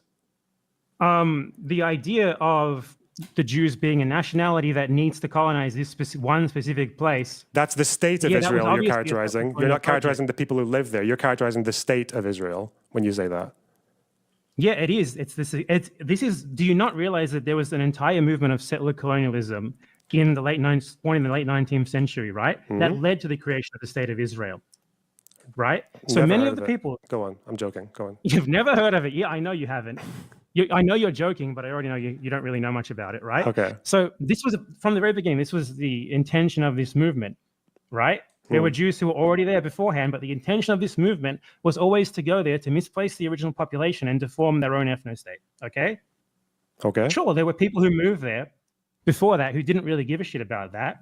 But regardless, once the actual act of creating the state of Israel happened, they ended up becoming Israeli settlers regardless, because they're a part of the settler colonial state. They uphold it.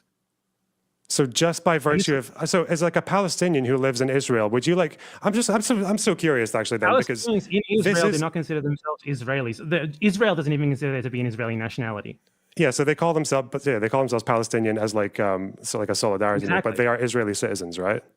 I mean, indigenous people all over the world accept the citizenship of the country they happen to live in. It's just because they're taking whatever limited rights are available to them. It's not because they're like saying, "Oh, I'm a settler" or whatever. I uphold this state. It's not the same thing. So, but like, so the Jewish people who lived in Israel since like, I don't know, since like the Arab wars and just stayed there and their families stayed there, but because they live in Israel by virtue of them Wait, staying in Arab Israel. wars? 1948?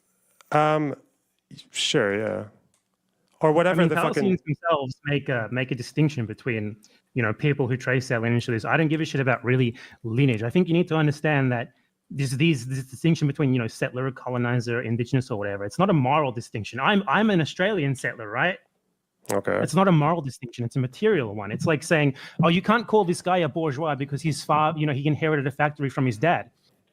Yeah, you can actually. So I'm curious, if we're talking about like tracing, so I guess your right of return kind of thing starts what, like 1948, right? Like basically. Well, that's when people started to be expelled. Yeah. So what do you think of the Sheikh Jarrah decision? Do you think that was the correct decision? It's literally just like the colonial power, imposing a random laws in its own answer to that specific legal point, system please? that are created to justify. It's just. Do you think that I need to make an evaluation over like Israeli land tenure laws or whatever? I don't give a shit. It wasn't about Israel- land laws. Can you do you know the specific? If you don't know the specific case, it's okay. I can just tell you.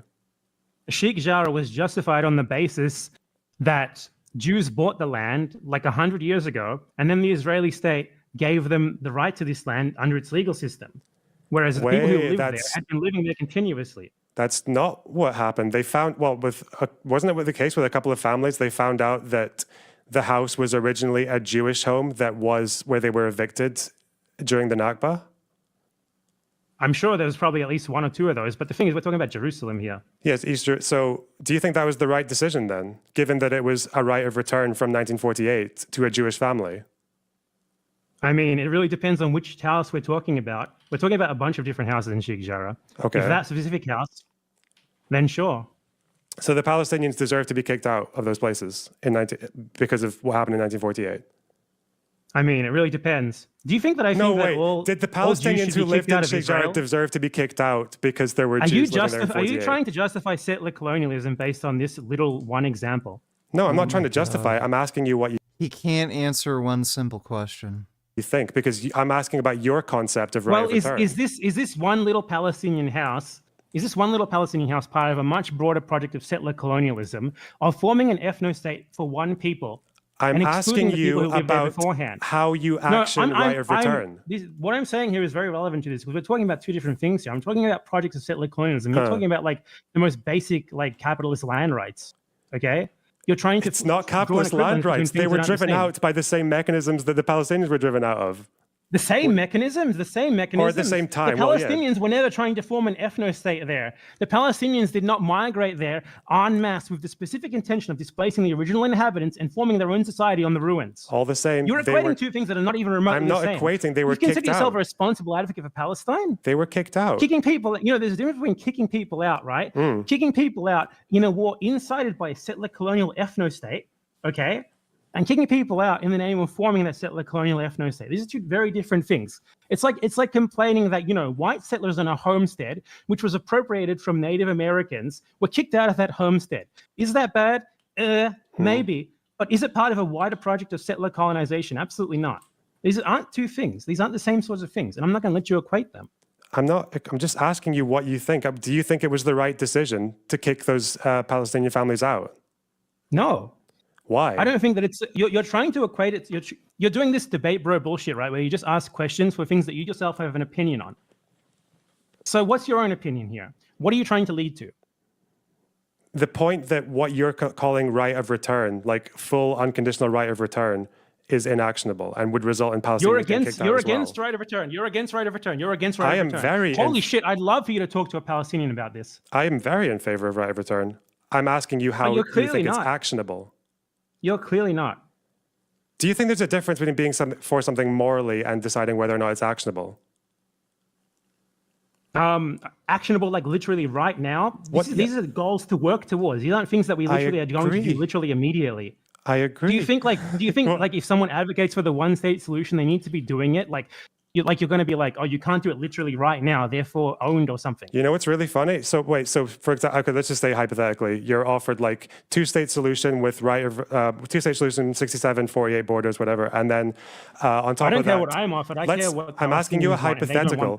I'm asking you. Well, polling is kind of like up and down on two-state solution, right? Not really. It's been in the decline because of the settlements in West Bank, but it's still there, right? Do most Palestinians consider all of the land of Palestine to be theirs? They do. But when they talk about policy and what to do now, they support two-state solution, right? There's still a substantial number of people in the polls. 20, 30 years ago when that was a thing that might have been possible. Right now, the compromises, the most recent poll that I saw was like from last year, the compromise position was like 25%, 33% or something like that. And the majority was for essentially waiting it out. Now, it doesn't really matter because what I wanted to get into with quoting that aristocracy thing, sure. You realize she's using Nazi rhetoric, straight up Nazi rhetoric. Of space, of room. No, I'd rather you just spoke to me because I don't think you're capable of accurately characterizing people's I think it's very important that someone who tries to hold themselves up as some sort of beacon of Palestinian advocacy is actually a responsible advocate for Palestine and rightfully fucking ostracizes people like this. Wait, if that's the case, then why Palestine is non-negotiable. It's very simple. You can't be friends with people like this. You can't invite them into their communities. You can't raid them while they're trying to smear. Another advocate for Palestine is an anti-Semite. You know what's really interesting is that like when I was so I only watched one Eris video. It was like 20 minutes long. She was asked by one of her chatters recommending authors to speak about it. One of the main authors she recommended was Ilan Pappé. Why the fuck would a Nazi settler recommend Ilan Pappé? In the video that I watched, the one that I quote, all those quotes were from, she literally said, don't read Ilan Pappé, read Benny Morris instead.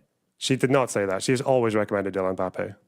And for Benny Morris, she says he was good in the past, but is not anymore. You've got your clip. No, she says his politics are bad, but his history is great. I haven't cut the clip. I'm just going straight to it. Okay. Do you think this might have been in a particular topic? It was on the Nakba. Okay. Isn't that because Ilan Pappé doesn't consider some of the villages to be ethnic cleansings? She said it was because he doesn't ground his statements in evidence or whatever, even though he's constantly being proven right. Yeah, no, Pappé was criticized for the Nakba because apparently he didn't go far enough, didn't he? My memory's a bit scattered, but like apparently, as far as I know, Benny Morris was criticized for the Nakba for saying that it was ethnic cleansing and also it was good. Okay. You're still not Regardless, yeah, answering I'm my not going to go question. for 2 Why hours would through this, but my would she question for recommend you is- Ilan Pape if she was, because Ilan Pape is I think you're full on diverting one-state here, right? solution. You No, I'm understand not. there I'm are asking you very, about something very she liberal said. You can recommend someone's historiography without agreeing with their political opinion. She doesn't want the one-state solution. She doesn't want that. She wants a Jewish. Well, she ethnic told state. me She last stated that night that multiple she's in times. favor of one-state solution, just not I'm sure immediately she's the same told way you you all are. of these things. Wait, do you think I'm she's sure lying to me? told Do you think she's all of deceiving these me? Things, right? Do Oh you think yeah, she's absolutely. She's the kind of person who adapts her Oh. opinions to what she thinks her audience wants. When she sees backlash, she changes immediately. Oh, that's because, Right? yeah, okay. That's what happened here. Yeah, duplicitous. Yeah, okay, go on. Yeah, she literally stated that in that video. She didn't seem to think that any of it was bad or wrong. Okay. Until she was called out on it. And then she just says, oh, I'm being taken out of context. So blah, we blah, blah. clearly don't agree on what her position is. That's fine. She's not here. Maybe you should just talk to me. I want to know, do you think that someone talking about how there's no space, no room, etc., might be using Nazi rhetoric? Do you know there's no space in Israel for like the entire population of New York Jews to go there? That would be the same problem, right? No space. There's no space, so they must take more space from the Palestinians. That's why settlers. Well, take that's the a space bit so of that they can get inference, isn't a it? nice 3-bedroom house with open space. That's a little what bit she of said. inference, isn't it? That's what she said. But you haven't said whether or This not. is Did she say I think Hitler before that one? Lebensraum Did she rhetoric. say this is my opinion before that? Yeah, she did. She said, I think this is my opinion. She said this multiple times. Like, to me, they can't return. Do you Because then it think? would have been enough space for Israelis. Do you think if like the entire population of New York Jews, nearly 2 million of them, wanted to go to Israel tomorrow, do you think there would be space for that? Should I be? No, I don't think that they should be able to go there because No, do being you able think to there's migrate space for somewhere that? because because the state there thinks that you're of the right ethnicity to do You can't so. answer a single fucking question. It's fucking exhausting. Oh my god, is there space for them or not in Israel? Is there space? Yeah. There's absolutely space. You There's think space 2 in million Palestine. New York Jews could arrive in Israel tomorrow and that would be fine? That would be actionable, right? Do you think they would arrive tomorrow? Do you think this? That's- Do you think that's that the context all 6 of the million quote. refugees would arrive immediately, or would even want to? All 6 million would arrive immediately, all at once. And if you don't think that they could all arrive immediately, all at once, then you have been destroyed. Well, that's There's clearly why. no space. That's why because like I think only 5% of Palestinians were polled, and they said that they would go to an equally nice home in Israel rather than stay in Palestine. Yeah, I've heard that. Yeah. What? What's your point? My point is that when you talk And about by the way, right of Israel is return, Palestine. when you talk So about I think you use these terms differently to how Palestinians use them. because I used the word Israel. Okay, yeah, that's yeah. Do you think Palestinians consider Israel to be Do you think like Abbas and like Arafat are like Zionists when they acknowledge that Israel exists? I think that Palestinians consider a lot of them to be Do essentially you comfort or think traitors. that Arafat and Abbas are being Zionists when they acknowledge that Israel exists? I think that Abbas is practically. Do you think he's a Zionist? Like unanimously recognized among Palestinians as a traitor. I know, but I'm asking you, do you think he's a Zionist? For Yeah, believing exactly. So shut the fuck up. Why are you citing him? Do you think he's a Zionist for believing that? I think he's a collaborator. Why do you have to with be a Jew to Israel, be a and Zionist? his Is that opinions the do only not matter difference? at all. Like, Who said you have to be a Jew? well, because Abbas is holding like a similar Abbas's position on two-state solution is not that far off of Eris's in the immediate, right? Because Abbas is is a only corrupt piece of shit who will say whatever the fuck he thinks he needs to say in order to maintain his own power and keep the Palestinian people down. and this is also Okay? like a sizable number of Palestinians who still want to save the two-state solution, right? Palestinians do not want to save the two-state solutions. There is a small minority group of Palestinians, around 33% right now, who think essentially that they can never defeat Israel, right? And do you think that Israel essentially being merciful in victory is the right thing to aim for here? Because I think a beaten down population is obviously going to be at least a little bit likely to like just accept whatever scraps they can get. That doesn't mean that that is the good thing that we should be aiming for, or they should be aiming for. I agree. What? Yeah, so why bring this up? What's your overarching point? Because when you say right, you've moved away from right of return pretty far. Like, what kind of right of return do you mean then? There are like 4 different meanings of right of return. Like, what do you mean? What do you want to do in this situation, like right now? Well, any refugee who can prove, or in some way prove that they had some sort of, or their family had some sort of, abode in Palestine should be able to return. Okay. What's wrong with that? And as in so obviously this is not inactionable anytime soon. We both know that. How's it Palestinians know this. inactionable? Do you understand these things are processes? It's not like you just open the borders, come in right now. Yeah, which is why there's like different. The formation of there's Israel was different- also a process. So there are different degrees. Forming there are one different. state will also be a process. So These there are are things that different- will take place over decades, not like So literally immediately. So there are different versions of right of return, right? There's like there's this symbolic that was offered at Camp David. There's like the internal/external. There's the Geneva version, which is where you get Israel to recognize right of return, and then you accept also that it's going to be a long process. Israel and then there's recognizing or whatever. Oh, so you just want to like, I suppose like muscle Israel into accepting right of return and I guess abolishing itself. I think first you muscle Israel into not existing. Okay, you want Israel to not Absolutely. exist. How do you want to do that? Yeah. How? Absolutely. How? Well, the same international pressure. Right, so he just wants to kill Jews. That makes Israel exist can also be levied against it to make it not exist. Very simple. Right. So you want a nuclear power that believes it has God's right to be on that land is going to be convinced by the international community. Given that Israel has like been very gradually moving itself out of American dependence, right? Can you just elaborate on that? I just want to hear this plan. Go on. Very gradually moving itself. Israel is not only propped up by the USA for one; it's propped up by all. But I think of the Europe, USA's all of the propping EU, up kind of even helps, China, right? Even China. The thing is, in order for this to happen, it's going to take a very long time of first convince. And this is why we are important. This is why you are important, and why it's very disappointing that you prop up people like aristocracy, because we need to be gradually working towards this. And the way that we do that is by changing the positions of our own governments first, because the only way that it's going to happen without like a massive fucking war is through international pressure. Yeah, that's why I think advocacy is a lot more easily done when you don't run on Twitter puffing your chest about how all Israelis are colonizers who deserve the wall. Yeah. Do you think that me denouncing a guy who straight up was You're not denouncing, you're calling him IDF and shit? Yeah, he's a colonizer. He's a colonizer. All Israelis are colonizers. So he does. So all Israelis deserve the wall.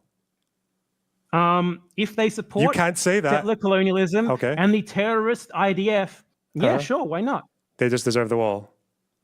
Yeah, sure, why not? If they support the fucking literal IDF, the SS of our age, Wait, absolutely. you said all Israelis, now we're saying ones who support the IDF. You realize these are different people, The guy who you're referring to here was straight up defending the fucking IDF and advocating for Israeli settler colonialism. So they and you're focusing on my tone, right? You're just trying to tone police me.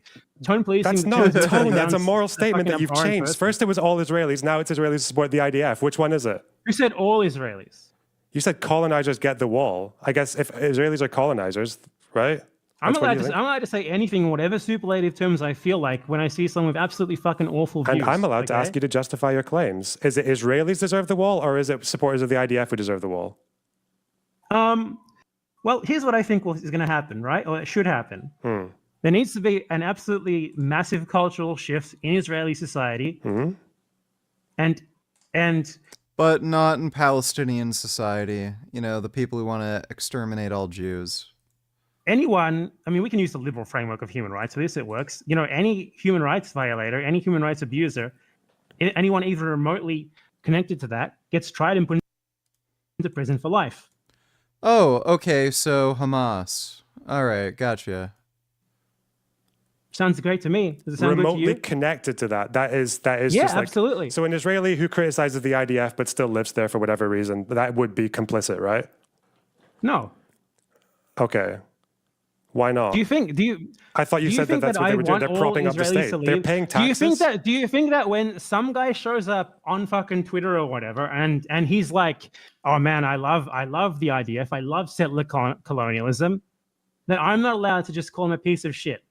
I'm not allowed to say that you're a fucking colonizer. Get the fuck out of here. It's not that you called him a piece of shit. It's that you said he deserves the wall. He does. Okay. Absolutely. But just not like all Israelis deserve the wall, anyone right? advocates for Nazi settler colonialism deserves the wall too. What's the meaningful difference People here? do you think Eris deserves the wall? Is she an But he won't say this when it comes to people who advocate for Hamas. Advocate for settler colonialism? Is she colonizing land? Does she support continuing to colonize this land? You tell me. I think she doesn't even live there. Honestly, I'm not even sure if But she you is think what she's she says supporting she is. them? You think she's supporting a Jewish ethnic She's a state in fucking Israel? anime. You She's think literally an anime. Her name's not even Eris. Don't walk away from the fucking claim. You're complaining about me bullying a Hamas was not created by Israel, you fucking retard. Fucking ventriloquist dummy. You Give said, me a break. I'm asking you if she deserves the wall. I think According she to your deserves rules, she probably... intensive re-education. You think she needs intensive re-education? Absolutely. In a camp? I mean, you call it a camp, whatever you want. Prison. Denazification was a thing, you understand. Sure. What, was that bad? In I think Finland? you didn't go far enough. Okay. Denazification didn't go far enough. Just to be clear, and in you settler do colonial societies, believe that aristocracy deserves the wall, right? Yes, I have looked it up. You're a fucking retard. Hamas was not created by Israel. Hamas was a charity that ended up basically winning fucking elections within Palestine. They ended up getting like governmental control, and Israel facilitated international aid to basically help Hamas be a viable political viable political party. They didn't create Hamas. They're just a fucking moron. no. Or re-education? It really depends. Yeah? I think she's already being bullied pretty well into dialing back all of her actual beliefs. Sounds Okay. good enough for me. Nice. All right. How do we action the right of return or the abolition of Israel? How do we do that? Didn't we just go over this? What, BDS? Like what? What? A nuclear power? Well, BDS is like individualistic, consumeristic boycott, right? It obviously doesn't does also have to be consumeristic. lobby You can do it from a governments and university. You can, Yeah, but I'm saying what BDS amounts to now is that. Mhm. So, it doesn't matter if every single fucking one of us stops buying, Israeli products or whatever, or they stop giving pressure people into not giving constants in Israel. The only thing that's going to matter is pressuring the most powerful governments in the world to do something, to not even really do something about it, just to withdraw support from Israel. To start actually denouncing it rather than just denouncing it, every now and again. Oh, like shit, is Israel killed a journalist? We are very concerned with the human rights, whatever, blah, blah, blah, blah. That's nowhere near good enough. That's not, that's nothing, right? You can be like, I'm just going to ask you the same Israel did a question when bad you're done, thing by and the that's way. bad. Yeah, okay, then you're not listening at all. You're just going to ask, if you're just going to ask me the same question, you're not going to adapt it, you're not going to think about what I'm saying, then it's obvious. Well, it's because where you you're don't coming have from. it's because you don't have an answer. It's because you think, know like, that getting a nuclear just gave you an power answer. to abolish itself is not going to happen. Are you aware that's literally happened? How? The When? USSR. Okay. South Africa. Right. Like, So, first of all, the USSR did not abolish itself, neither did South Africa. Is he out of his fucking mind? Like, the USSR did not abolish itself. It changed its government structure. And the only thing that happened in South Africa was they abolished the apartheid. They didn't dissolve the state.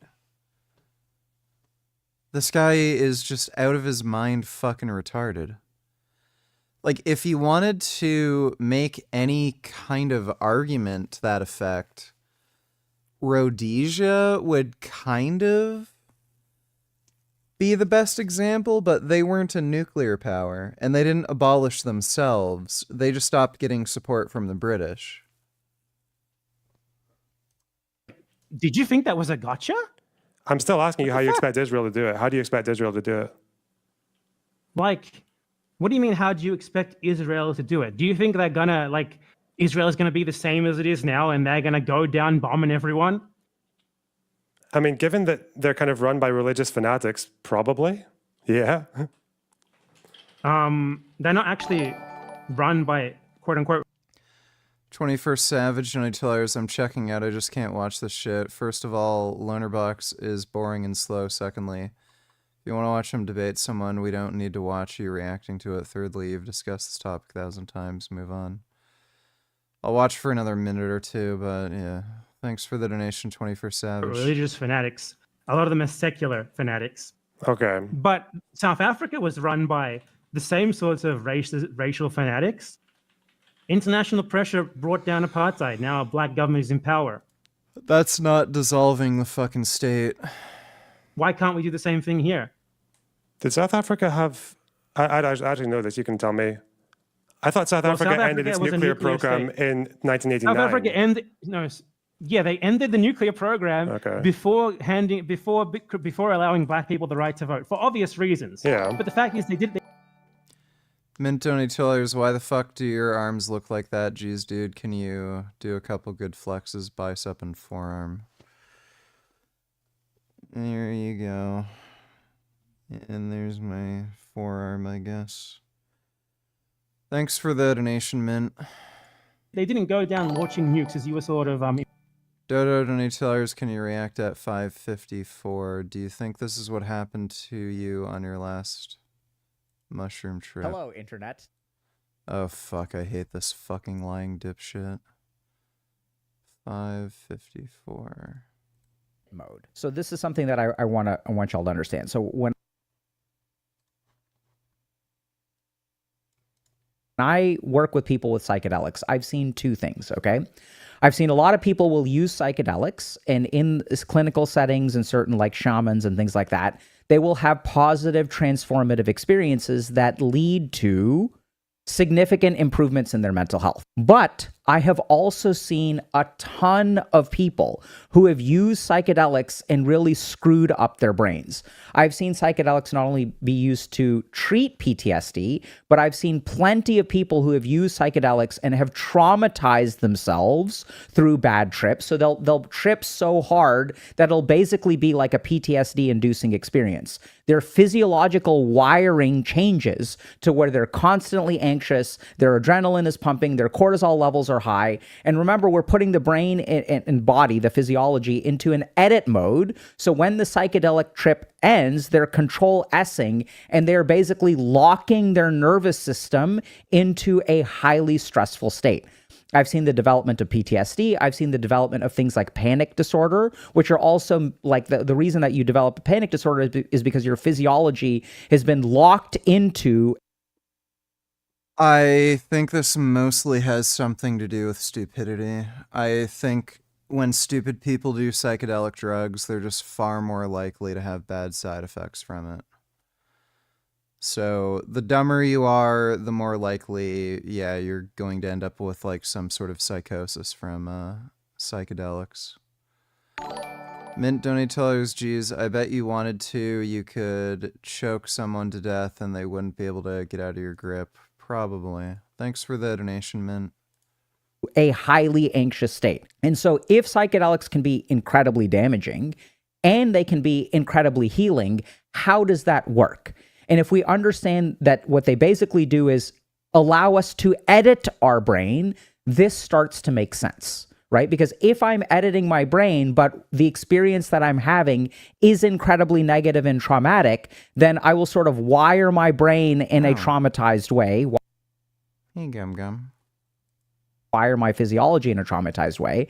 But if I have a positive experience with psychedelics, then I will have a sort of positive, wiring, if that kind of makes sense. So what psychedelics basically... That's just pseudoscientific nonsense.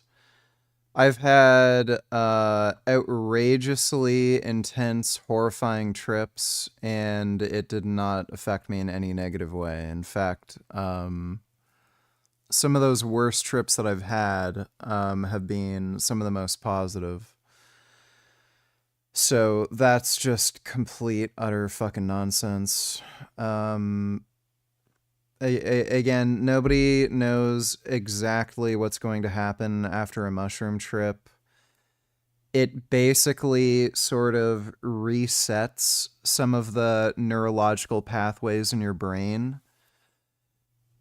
Generally speaking, people who have depression that is treatment resistant, they have a lot of neurological pathways that kind of align with depressive mood, and if you reset it, it generally improves some of that neurological wiring where it doesn't go back to that kind of bad position. Some people, it might make it worse. Possibly. Some people who don't have depression, they might trigger it. Like, again, nobody knows what's going to happen. It just kind of resets what your brain does normally, and then who knows what's going to happen after. Generally speaking, though, People with treatment-resistant depression, they see a benefit from it. But this idea that, oh, if you have a bad trip, then you're going to get bad side effects from it. No, this is just his own dumb bullshit that he's making up. We do is turn our brain into edit mode where we can start editing the source code. So what that means is that the kind of edits that we make are ultimately what makes psychedelics potentially therapeutic or potentially harmful, right? So really all they do is allow us to edit. Then you can't edit anything. They're fucking drugs. They'll do what they do, dumbass. Code that we put in is ultimately what's important. And this is what the studies show. So just to give you all an example of like, you know, what studies on psychedelics. This is not what the studies show. Actually look like. What we'll do is we'll take like a patient or a set of patients, and for 12 to 14 weeks, we'll have like a 14-week study on psychedelics. What these people will do is they will go to a medical clinic where they will work with a therapist for the period of 14 weeks. They'll do some amount of therapy for like 3 or 4 weeks where they kind of say like, okay, like, what do you want to work on? Tell me about your trauma. So the therapist knows what your triggers are, what you're trying to focus on, what your goals are. They also know what to protect you against. So for 3 or 4 weeks, you'll kind of do this kind of therapy, and then you'll have your first psychedelic dosing. You have a psychedelic dosing, and this is what's really crazy, okay? So in some of these studies, you'll have a dyad of therapists, one male and one female, who will sit with you for 8 hours over the course of the psychedelic trip. Very safe location. So, pretty sure he's making this up unless he can actually reference some of this research. I'm just going to assume he is completely and utterly full of shit. Most of the research on treatment-resistant depression and psychedelic drugs, what they do is they give you a very low dose. So it's going to be something like 0.5 gram, maybe 1 gram, and they'll give you that dose once a week for like 4 weeks or something and see what happens. They don't give you a huge mammoth dose of like 5 grams plus, have you go through some crazy insane trip, and then they also have a therapist right there in the room. That's not how they conduct that research. Secondly, if you're doing very high fucking doses like that, there's no goddamn way in fucking hell your average person is going to be able to have a conversation or even know what the fuck is going on around them. With 2 trained professionals for 8 hours, making sure that everything goes okay. After the psychedelic... What's the study called? Show me the research. What's the reference? Trip ends, you then have 3 or 4 more weeks where you take all of these revelations and you start to integrate. Who's best and worst character on Invincible in your opinion? The worst character would have to be the main character. What's his name? Like Invincible. Can't remember his actual name. He's such an annoying bitch retard. Like, he's dealing with some of the most heinous, awful, evil villains in the entire fucking universe. Like, some of these people were trying to torture and kill him and his family, and he still didn't want to kill them. And these people, again, very likely will come back and get revenge, and lo and behold, they did, and it took him so fucking long to finally develop, you know, common fucking sense. Yeah, there are some people that are better off dead and I should kill because they're such a high risk to me, my loved ones, and literally the entire fucking universe. Like that fucking guy who had interdimensional traveling powers. Like, with powers like that, that guy could literally destroy the entire fucking universe.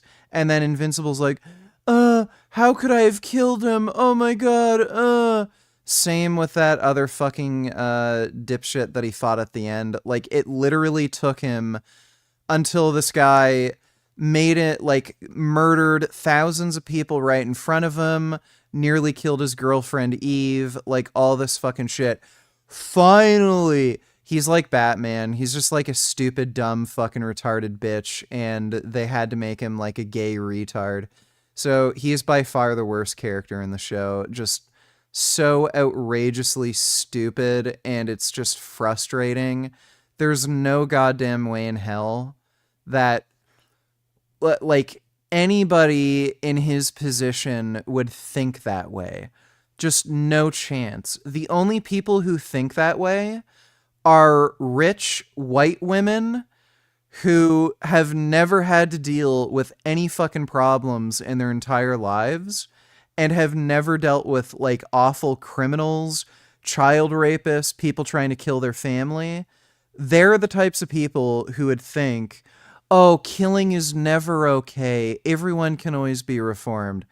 Somebody who's worked as a fucking superhero like him for that amount of time, they would have figured out, yeah, there's some people who need the death penalty. So it's just frustrating that they wrote a character like that. It just makes no fucking sense. It's like Batman. It's just stupid. As far as the best character, I don't know. Eve's all right. His half brother, who's like half Viltrumite, half ant, he's okay. Robot is all right. I don't mind him. Like, there's a bunch of characters that are okay, but you know. Thanks for the donation, Justin. Integrate them into your life, into your identity. You try to process, you sort of get rid of the bad, lock down the good, and then you'll have a second dosing where you go through the same process, then you kind of sort of integrate that into your life. Sometimes people will have a third dosing, and she was just doing the best that she could.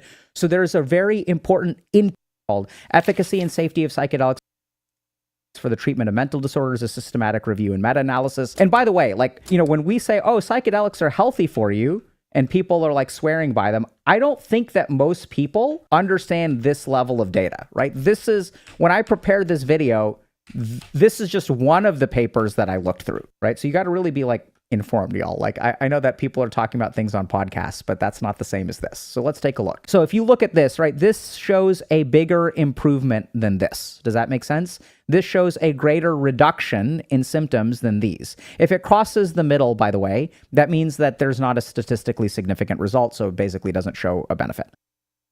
This guy doesn't understand how to explain a forest plot. So what this means is that if we do one measurement, so if we do a single post measurement, so here you are before the psychedelic, here you are after the psychedelic, we see larger effect sizes. But the moment that we add a placebo, what happens to this curve, right? So we start to see that things shift to the right. The value of... Please fucking explain to me how in the Lord of fuck are you going to give somebody a placebo magic mushroom? Buddy, you're gonna know if you've taken magic mushrooms. You can't give somebody a placebo. Like, that is just idiotic. Of the treatment goes down the second that you add a placebo control. So this is a really good example of people will say, like, they'll look at this study and they'll see, oh my God, it leads to 50% improvements, but half of that could be placebo. No. You're not going to be able to give somebody a placebo treatment of fucking mushrooms. Like, the best...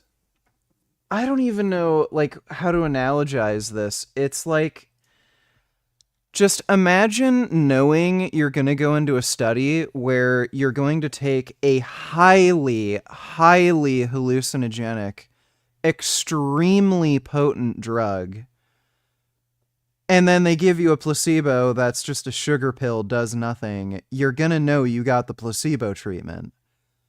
And if you take the mushrooms, you're gonna know you took the mushrooms. There's no way to create a placebo group unless you're doing like microdosing and you're taking very small quantities where, yeah, presumably it's a low enough quantity where the effect might not be like actually perceivable.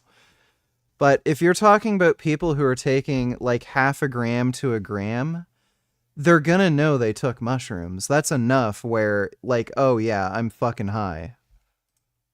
As we get to more sophisticated trials, the value of psychedelics seems to be going down. So this is LSD, here's MDMA, here's psilocybin, right? So what's really interesting is that once we add placebo control to psilocybin, it seems like it actually, the effect sizes increase.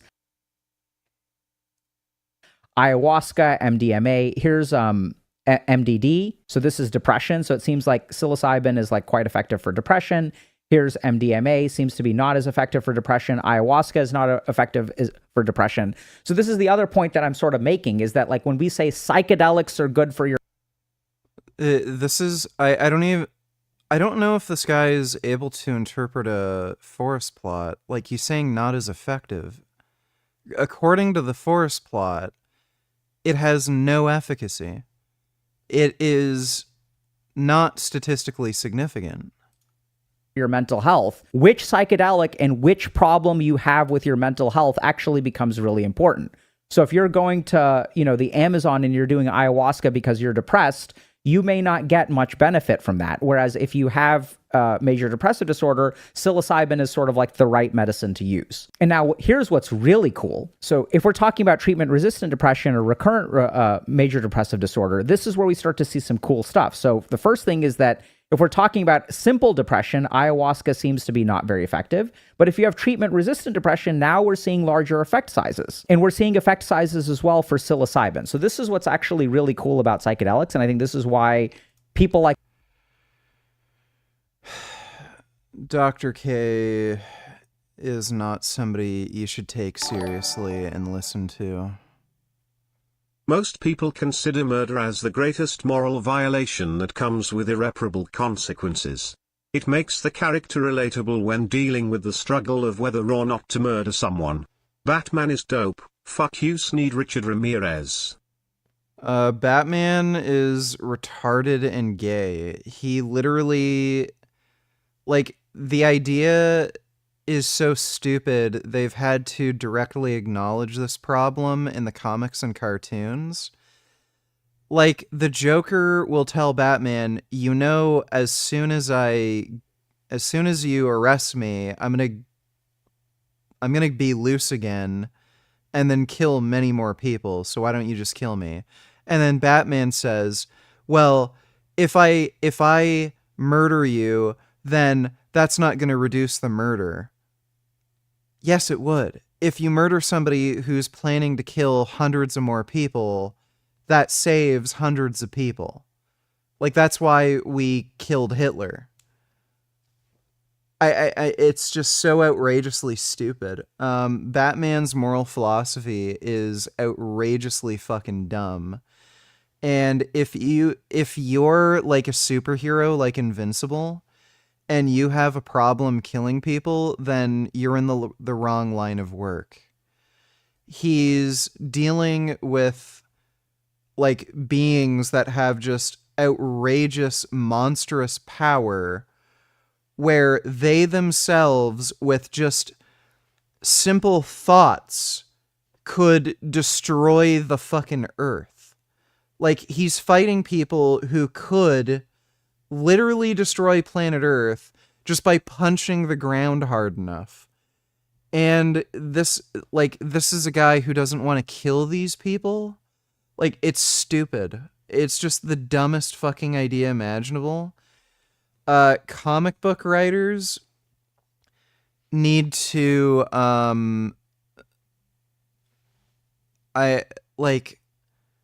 it's so lazy.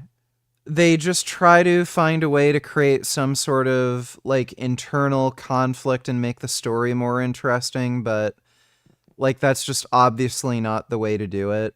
Even if you have a personal issue with killing people and you feel bad about it and shit, you'd still kill somebody if you know the risks are so high and you know the person's so dangerous.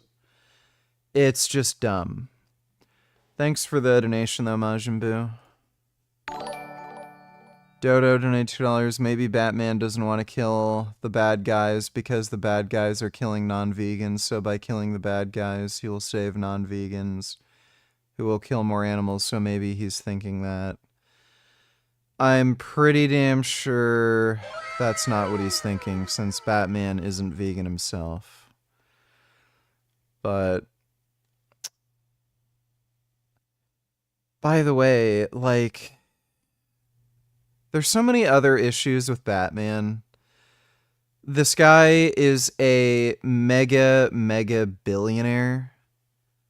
And rather than using his ridiculous vast amounts of wealth, especially considering he's supposed to be a super genius, rather than using his vast wealth and resources to reduce crime by just creating, like, better economic environments, lobbying politicians to make different policies when it comes to policing and the criminal justice system, he goes out and beats people up for robbing, like, somebody's purse. Or, like, beats the crap out of bank robbers. Like, I can understand him, like, directly intervening if there's, like, a cosmic level threat, you know? Because, like, okay, well, Batman's a super genius. He's a billionaire. He can, like, handle it better than anybody else. Like, when you're talking about, like, actual supervillains where, okay, even the US military wouldn't be able to defeat the supervillain because, like, Batman's such a genius and he has technology that only he has. But, like, he literally just goes out and runs around. Oh, somebody's robbing a liquor store. I'm gonna beat them up. And he thinks that's a better use of his time than just using his money and political connections. So, Batman's just stupid, okay? Thanks for the donation, though, Dodo. Kenny, I heart vegan gains. Well, thank you, Kenny. I appreciate that. So is Tony Stark more base than Batman? Yeah, he is.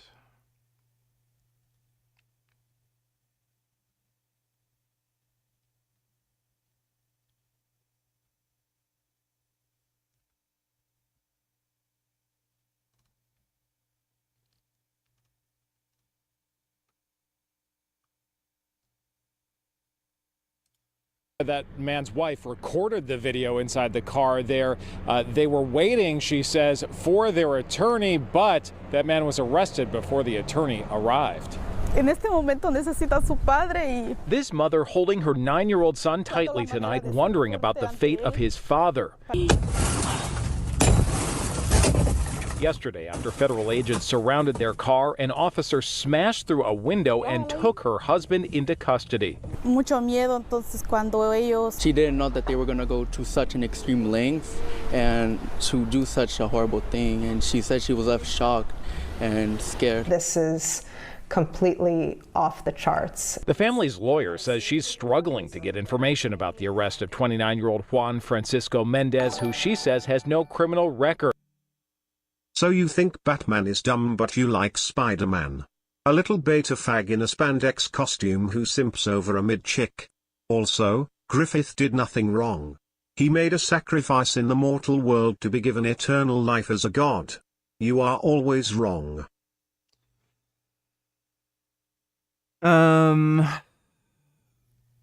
Well, for one thing, none of the chicks that Spider-Man dates are mid. Like, Mary Jane's hot, Gwen Stacy's hot, Felicia Hardy is super ultra fucking smoking hot. So, Spider-Man gets bitches. If anything, Batman's more gay, since, like, Spider-Man actually gets laid. Batman, when just through sheer luck, he runs across some, like, fucking hot-ass bitch like Catwoman, he'll date them for a while, and then, sorry, Your pussy's like really fucking hot and tight and I love pounding your ass. But I need to beat up a black guy who's robbing a liquor store. That's far more important than having an intimate romantic relationship with a woman I'm highly attracted to. I just really love beating up criminals, especially if they're black or Hispanic. That's pretty gay. I don't know why he'd give two fucking shits about fighting crime when he could just bang a smoking hot chick. So, thanks for the donation, Majin Buu. And no, Griffith was wrong for what he did. His wife says the agents were looking for a man named Antonio. Mi esposo dijo que no es Antonio. The agents thought that they were looking for another man, and she thinks that the agents were confused. Juan and his wife are from Guatemala. Their lawyer says she was granted asylum and he's in the middle of the application process. As her husband, he derives the same status that she has. So he is also protected against being removed back to the country. They're literally just they're literally just randomly targeting people. Like, that's obvious. They're not just looking for criminals or anything. They're literally just going down some list of asylum applicants or something and just randomly targeting people for no reason.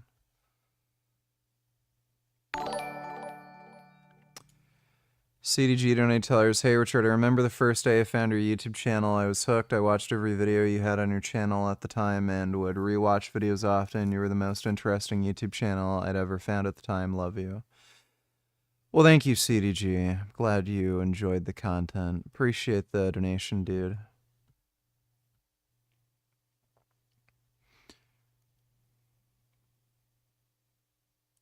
Hasta la vista. Don't look at me. Look at him. New work in progress. What up, Billy? I gotta press the button. Huh? What up, Billy?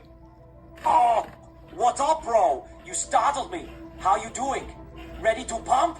No. I just need some advice. How do you deal with difficult personalities?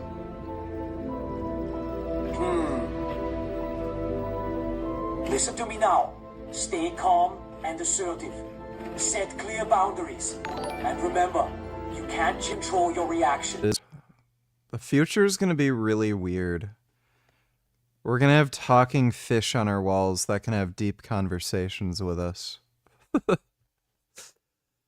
American Idiot donated $2. Memorandum from the White House physician. Yeah, somebody already sent me this.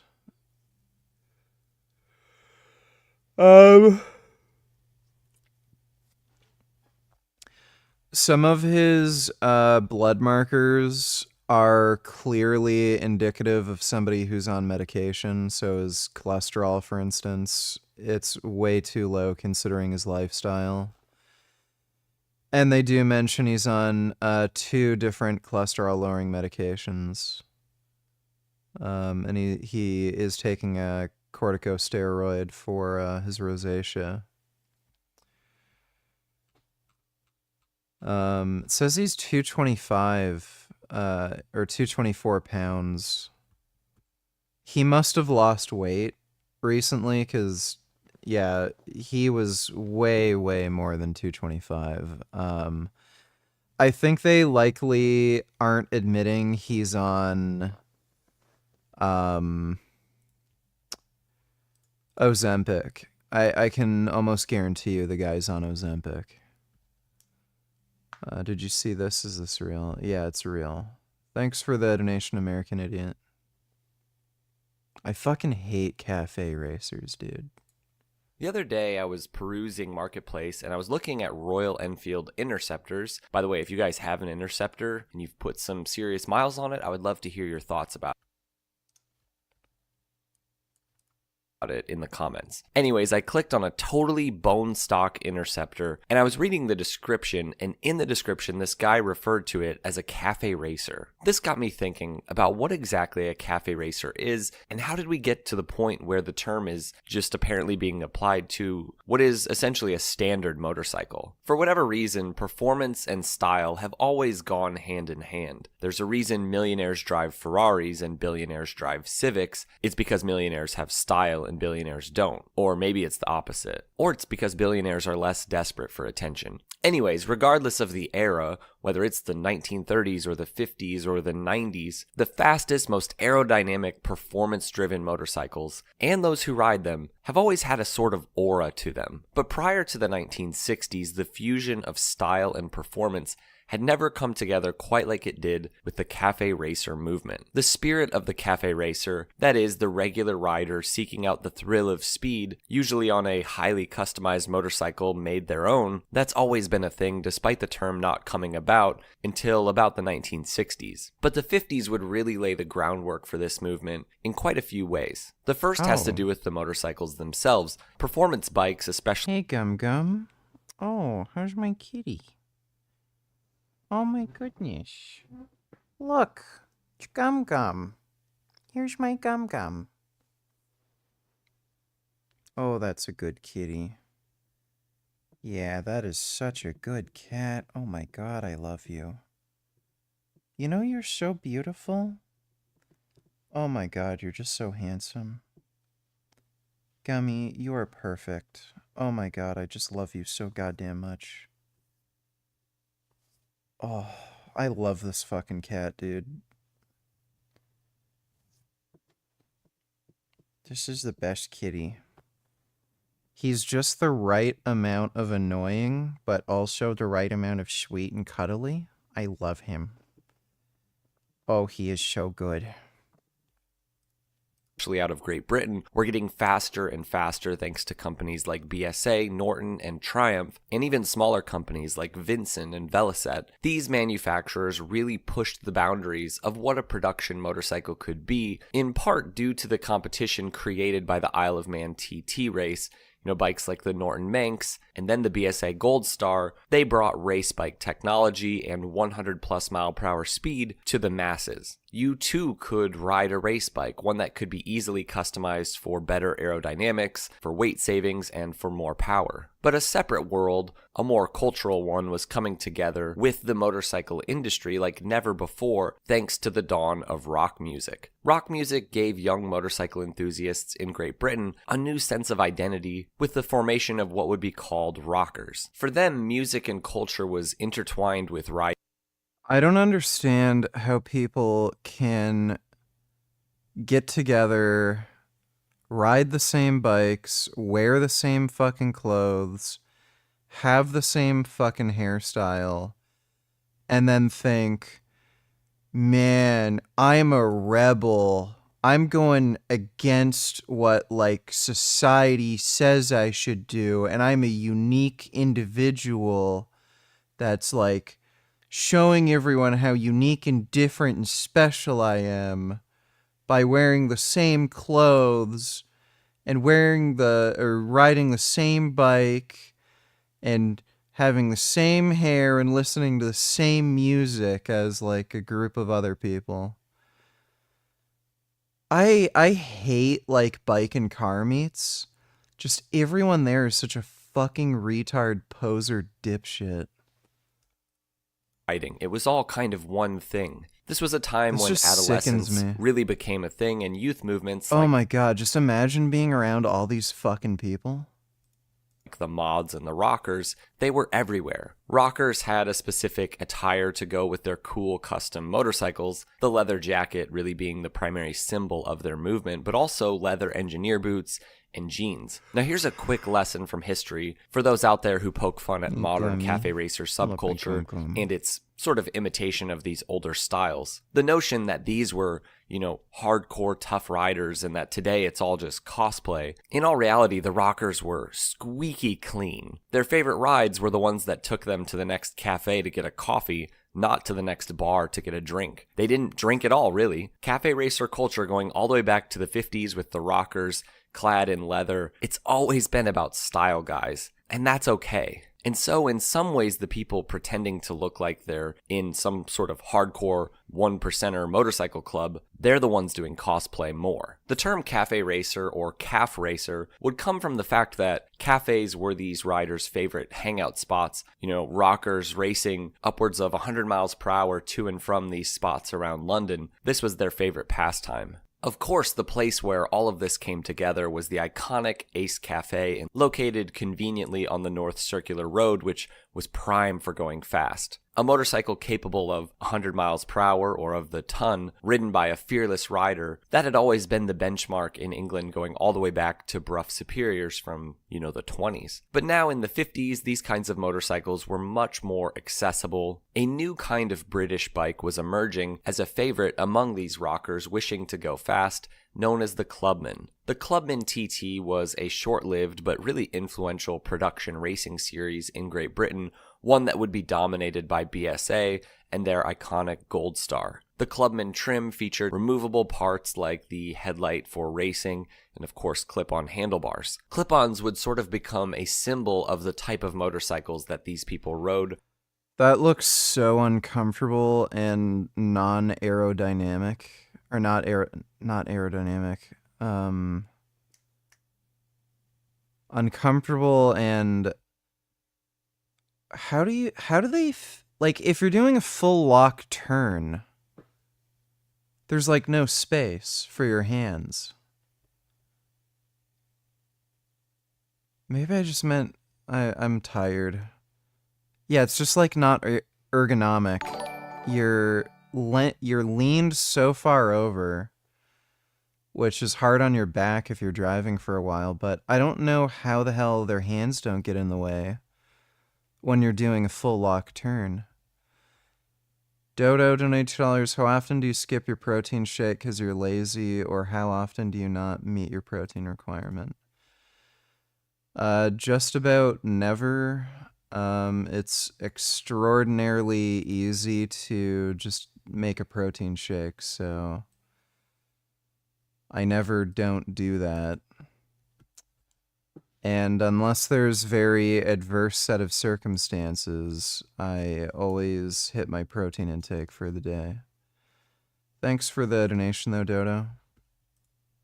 They forced the rider to tuck in like a true racer. Whether it was a Norton or a Royal Enfield or that coveted Gold Star, having one of these race-ready bikes really gave you street cred. In the 1960s, the cafe racer movement sort of began to go global. Though in Great Britain, cafe racers primarily rode British bikes like the Bonneville and the Norton Dominator, and of course that BSA Gold Star, some could now be found riding smaller displacement bikes and even Italian 250s. Still, on the performance side of things, this was really the peak of cafe racers, notably Dunstall and bikes like the custom Dunstall Norton Dominator, which were tuned to go 120 plus miles per hour, as well as the Rickman custom-framed British bikes. Even Royal Enfield got in on the trend with the Continental GT, which is, one of the great, iconic factory cafe racers from the 60s. The cafe racer became a kind of global style, not only for Dodo, donate $2. What do you put in your shake? Do you blend it or just shake it?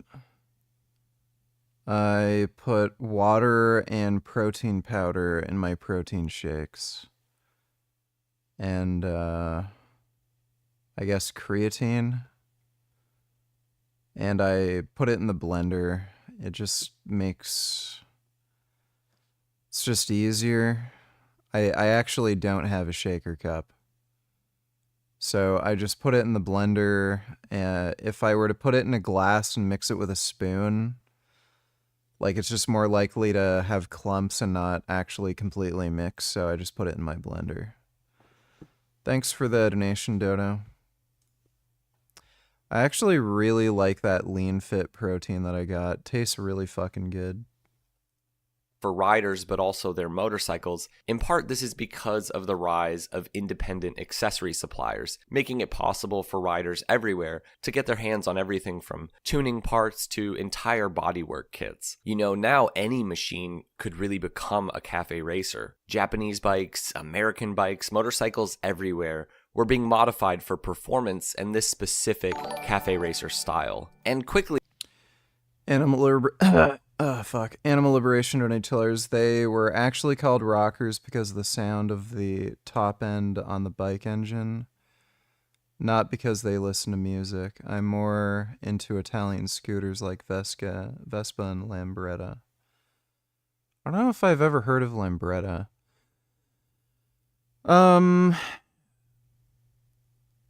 I don't know why there's like a huge thing about scooters where, oh, you're fucking gay if you drive a scooter.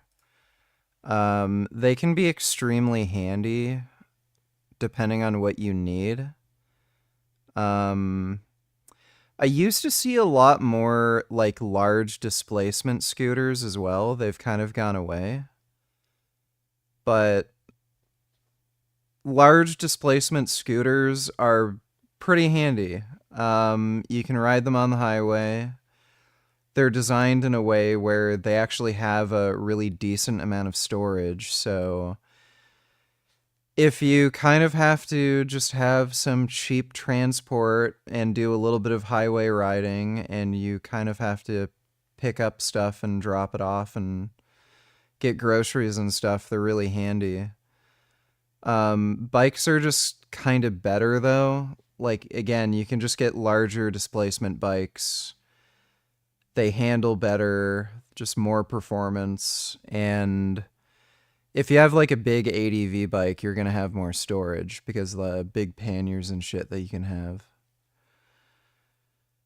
But thanks for the donation, Animal Liberation. The Cafe Racer was becoming one of the biggest custom motorcycle scenes right there alongside choppers. Around the time of the Cafe Racer's global expansion, a new platform for customization was becoming available to riders, that of the UJM, or Universal Japanese Motorcycles. Some of Japan's first big, influential motorcycles in the West were actually perfect for this type of customization and were themselves very Cafe Racer-esque. Bikes like the CB92 and then later the Super Hawks, and of course the double overhead cam CB450 twins. That CB450, known as the Black Bomber, really proved to be a perfect bike for those wishing to have a fast, custom road bike, and in its black and silver scheme, it just looked good as a Cafe Racer. But of course, things would really go crazy, and the Cafe Racer scene would really never be the same after the release of the Honda CB750. This bike was and is arguably the single most influential motorcycle ever. It propelled the Japanese industry forward toward being the juggernauts that they are, and it brought the industry as a whole to another level in terms of quality and just reliability. But for those riding Cafe Racers, it was missing something. The CB750 was powerful and reliable and had loads of creature comforts, and it even looked good, but it didn't handle quite like the Great British twins and singles that Cafe Racers preferred.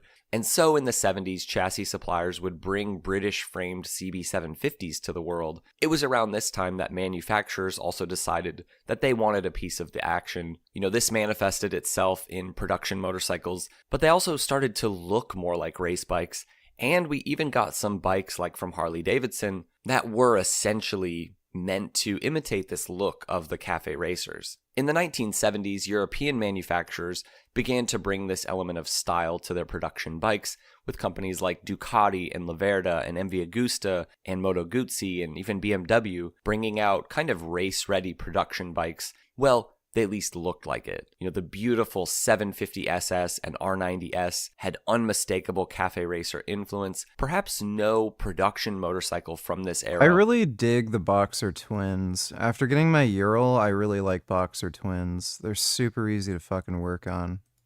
Holds the same level of appeal as a Cafe Racer as the MV Agusta 750S, with a price tag of a small house. This one wasn't one that you would see often at the Ace Cafe or at pubs here in America, but it really was a factory Cafe Racer. But as the 70s progressed into the 80s, this scene really began to diminish with the rise of fully fared sport bikes. You know, think motorcycles like the Suzuki GSXR 750 and Kawasaki Ninja 900. These motorcycles gave riders superior performance straight from the factory. They were, in essence, modern Cafe Racers. But that kind of raw, stripped-down aesthetic of the Cafe Racer was overshadowed at this point by high-tech motorcycles that were built for racing and high-speed touring. And it appeared at this time as though the cafe racer itself was dead, a long-lost trend that would be no different than, say, board track racers or dustbin fairing bikes. There was still a small custom scene of people turning old bikes into cafe racers, but when I say small, I mean small. Very few were doing this through the 80s and 90s. While at this time, the chopper scene really grew as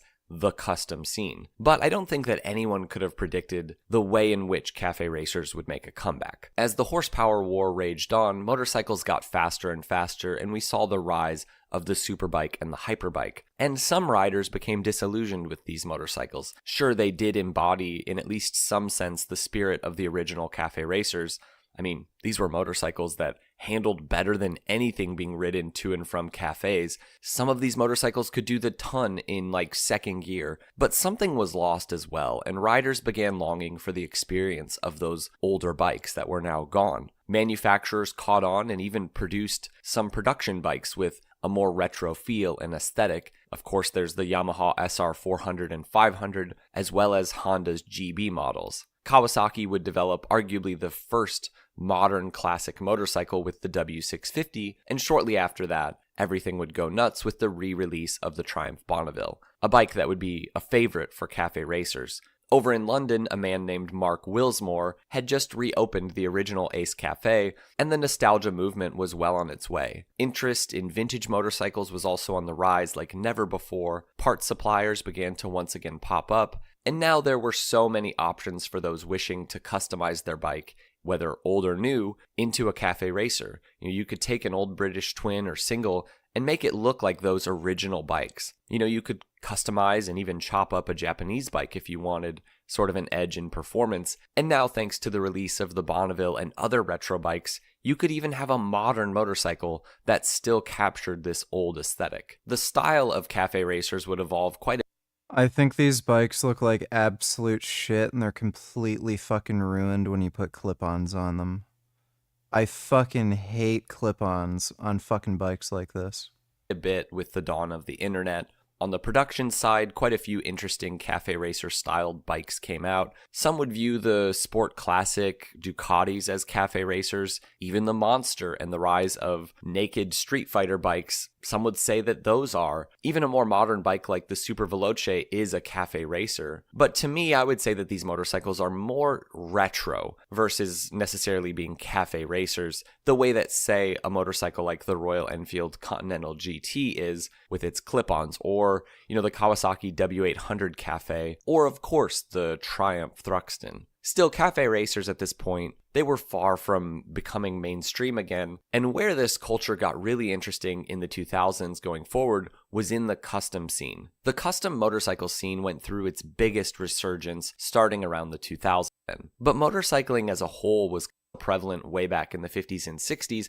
Builders like Classified Moto, known for their retro modern cafe racer builds, of course Wrench Monkeys, who were kind of pioneers of dark, minimalistic cafe racer looks, and Rough Crafts over in Taiwan, who blended, cafe racer and Street Fighter elements. These shops pushed the boundaries of what a cafe racer could be, for builders than that of choppers. You could make a cool, unique, but simple cafe racer out of a cheap old Japanese bike with little experience, really. And unlike the extreme choppers of this time, the bike would probably be somewhat rideable still. And that's always kind of been the point of cafe racers. From, rebellious British youth in the 60s to today's global custom scene, the cafe racer movement has evolved, but for the most part, it's maintained that core identity. I was recently reading a Reddit post that resonated with me about what appears to be a decline in cafe racers more recently, and I would agree that it seems like there are less and less cafe racers out on the road. And yeah, it's because they're terrible and boring and annoying, and it was just overdone. Too many people fucking had them and were selling them. Just sick of it. Kid Boot and Tellers agree with this. Let me see. Full-time job should cover rent, food, healthcare. If working 40 hours a week isn't enough to live, the system is the one failing, not you. Yeah, I would probably agree with that. maybe you could find some kind of rare exception where like somebody's job is just so fucking stupid, even if they're working 40 hours a week. I don't know, but even still, if somebody's giving up that much of their time, yes, very basic necessities should be covered. So I would agree with that. Like, especially considering the income disparity, it's not like we're living in, the 1800s where, like, nobody's fucking rich. Like, there's no technology, there's no automation. Productivity is just so low just because there's so little actual, mechanization. That it kind of makes sense that, yeah, you could still work like a ton of fucking hours and then still not have shit, but now with automation and AI and all this shit and billionaire fucks literally making like $1 million every fucking minute, yeah, people should at least have basic necessities covered if they work full time. Thanks for the donation though, Kid Boo. Dodo donated $2. Why don't you have like soy milk with your shake instead of water for more protein? Is it just because you don't have any money to buy soy milk because Jasmine has been draining your wallet for the last 11 years? Or is there some other reason? I just don't see what the point would be.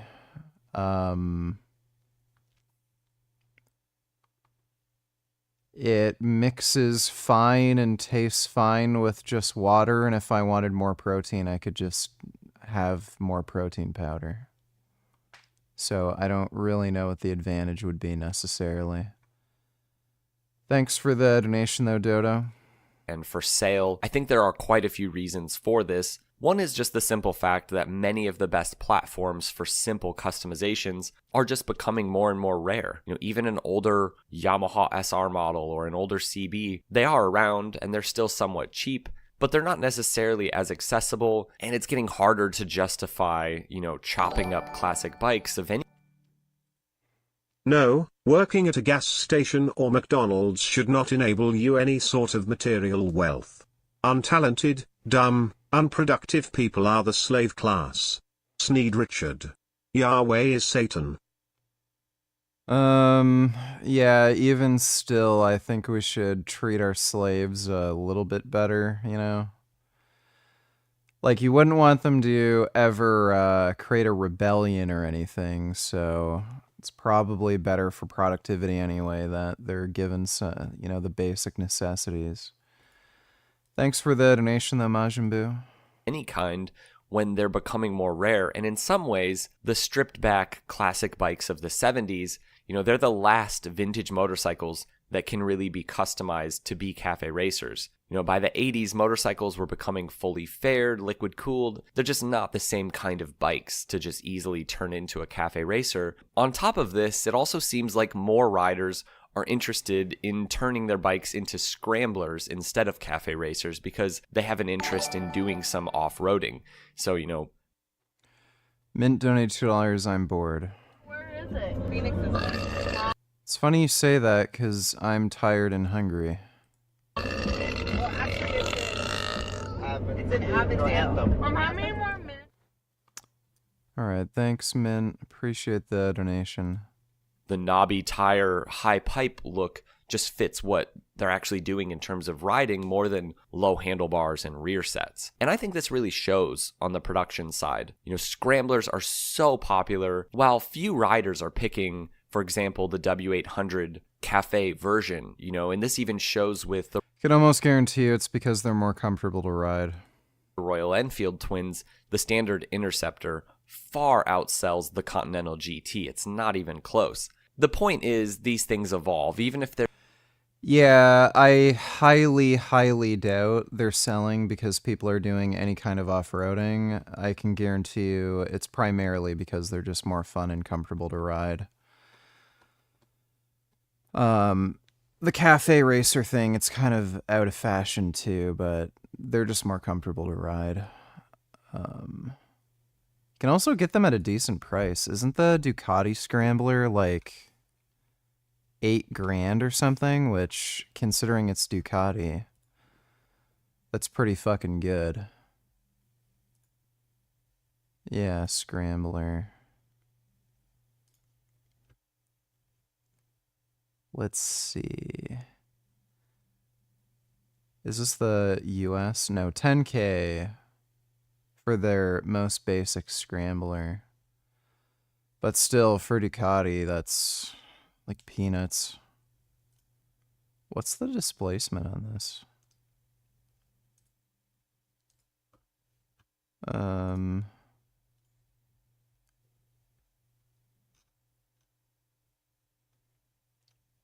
I don't like the yellow. I think this one looks the best. 1100. Are they all 1100? Oh, dude, I gotta piss.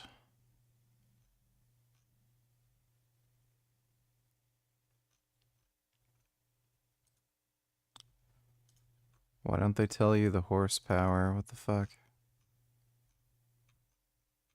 It literally says nothing about the fucking bike. What's the display? What's the horsepower? They call it an 1100. I'm assuming it's 1100 cc's.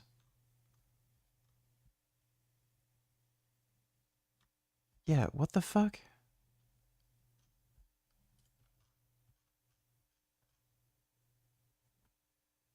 So yeah, 1000 cc's, L-twin. What's the fucking horsepower figure? Oh, dude, 86 horsepower, that's pretty good. Yeah, these are just more comfortable to ride, and they're cheaper. This is Oh my god, I gotta piss. Oh my god, oh my god, oh my god, oh my god. Okay, I'm gonna go take a pee-pee. I'll be right back. Sorry, Gum Gum, I have to get up. Oh. Oh my god, look at this. Look at this cat. Oh my god, that's a good cat. Yeah, sorry, baby. I just gotta go pee-pee. If you could move, please, so I can get up. Thank you. Yes, that's a good cat. Alright,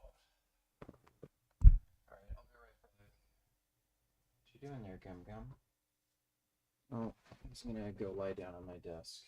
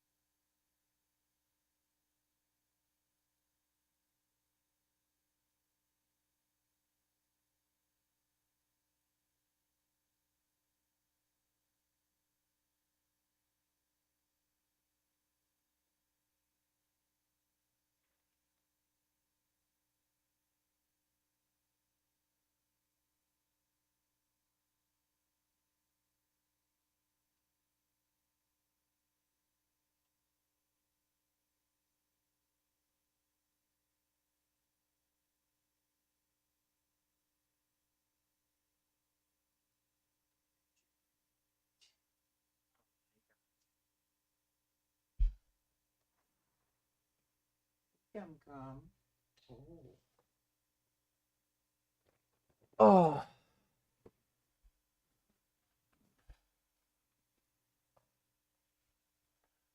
Gummy is the best fucking kitty.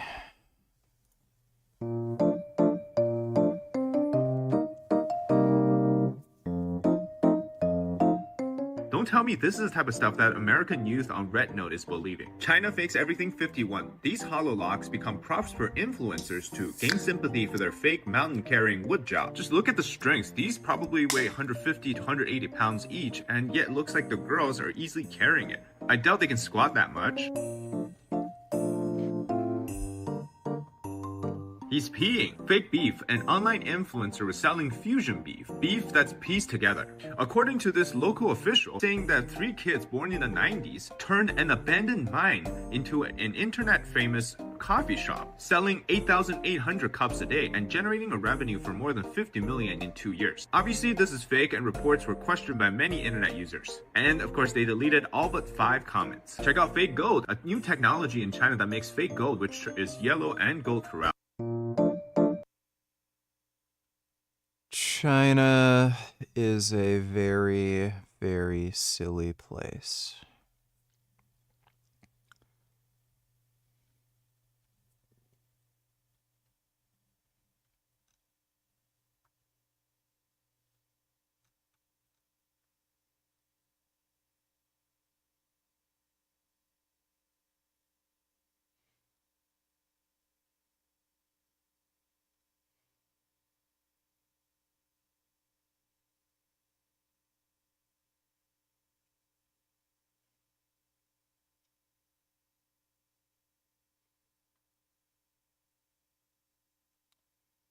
All right.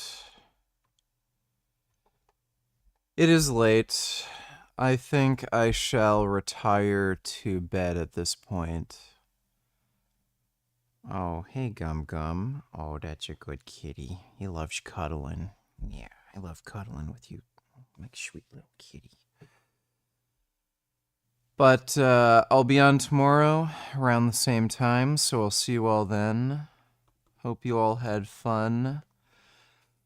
Big thanks to everybody who donated on Streamlabs. Really appreciate it. And I will see you all tomorrow night.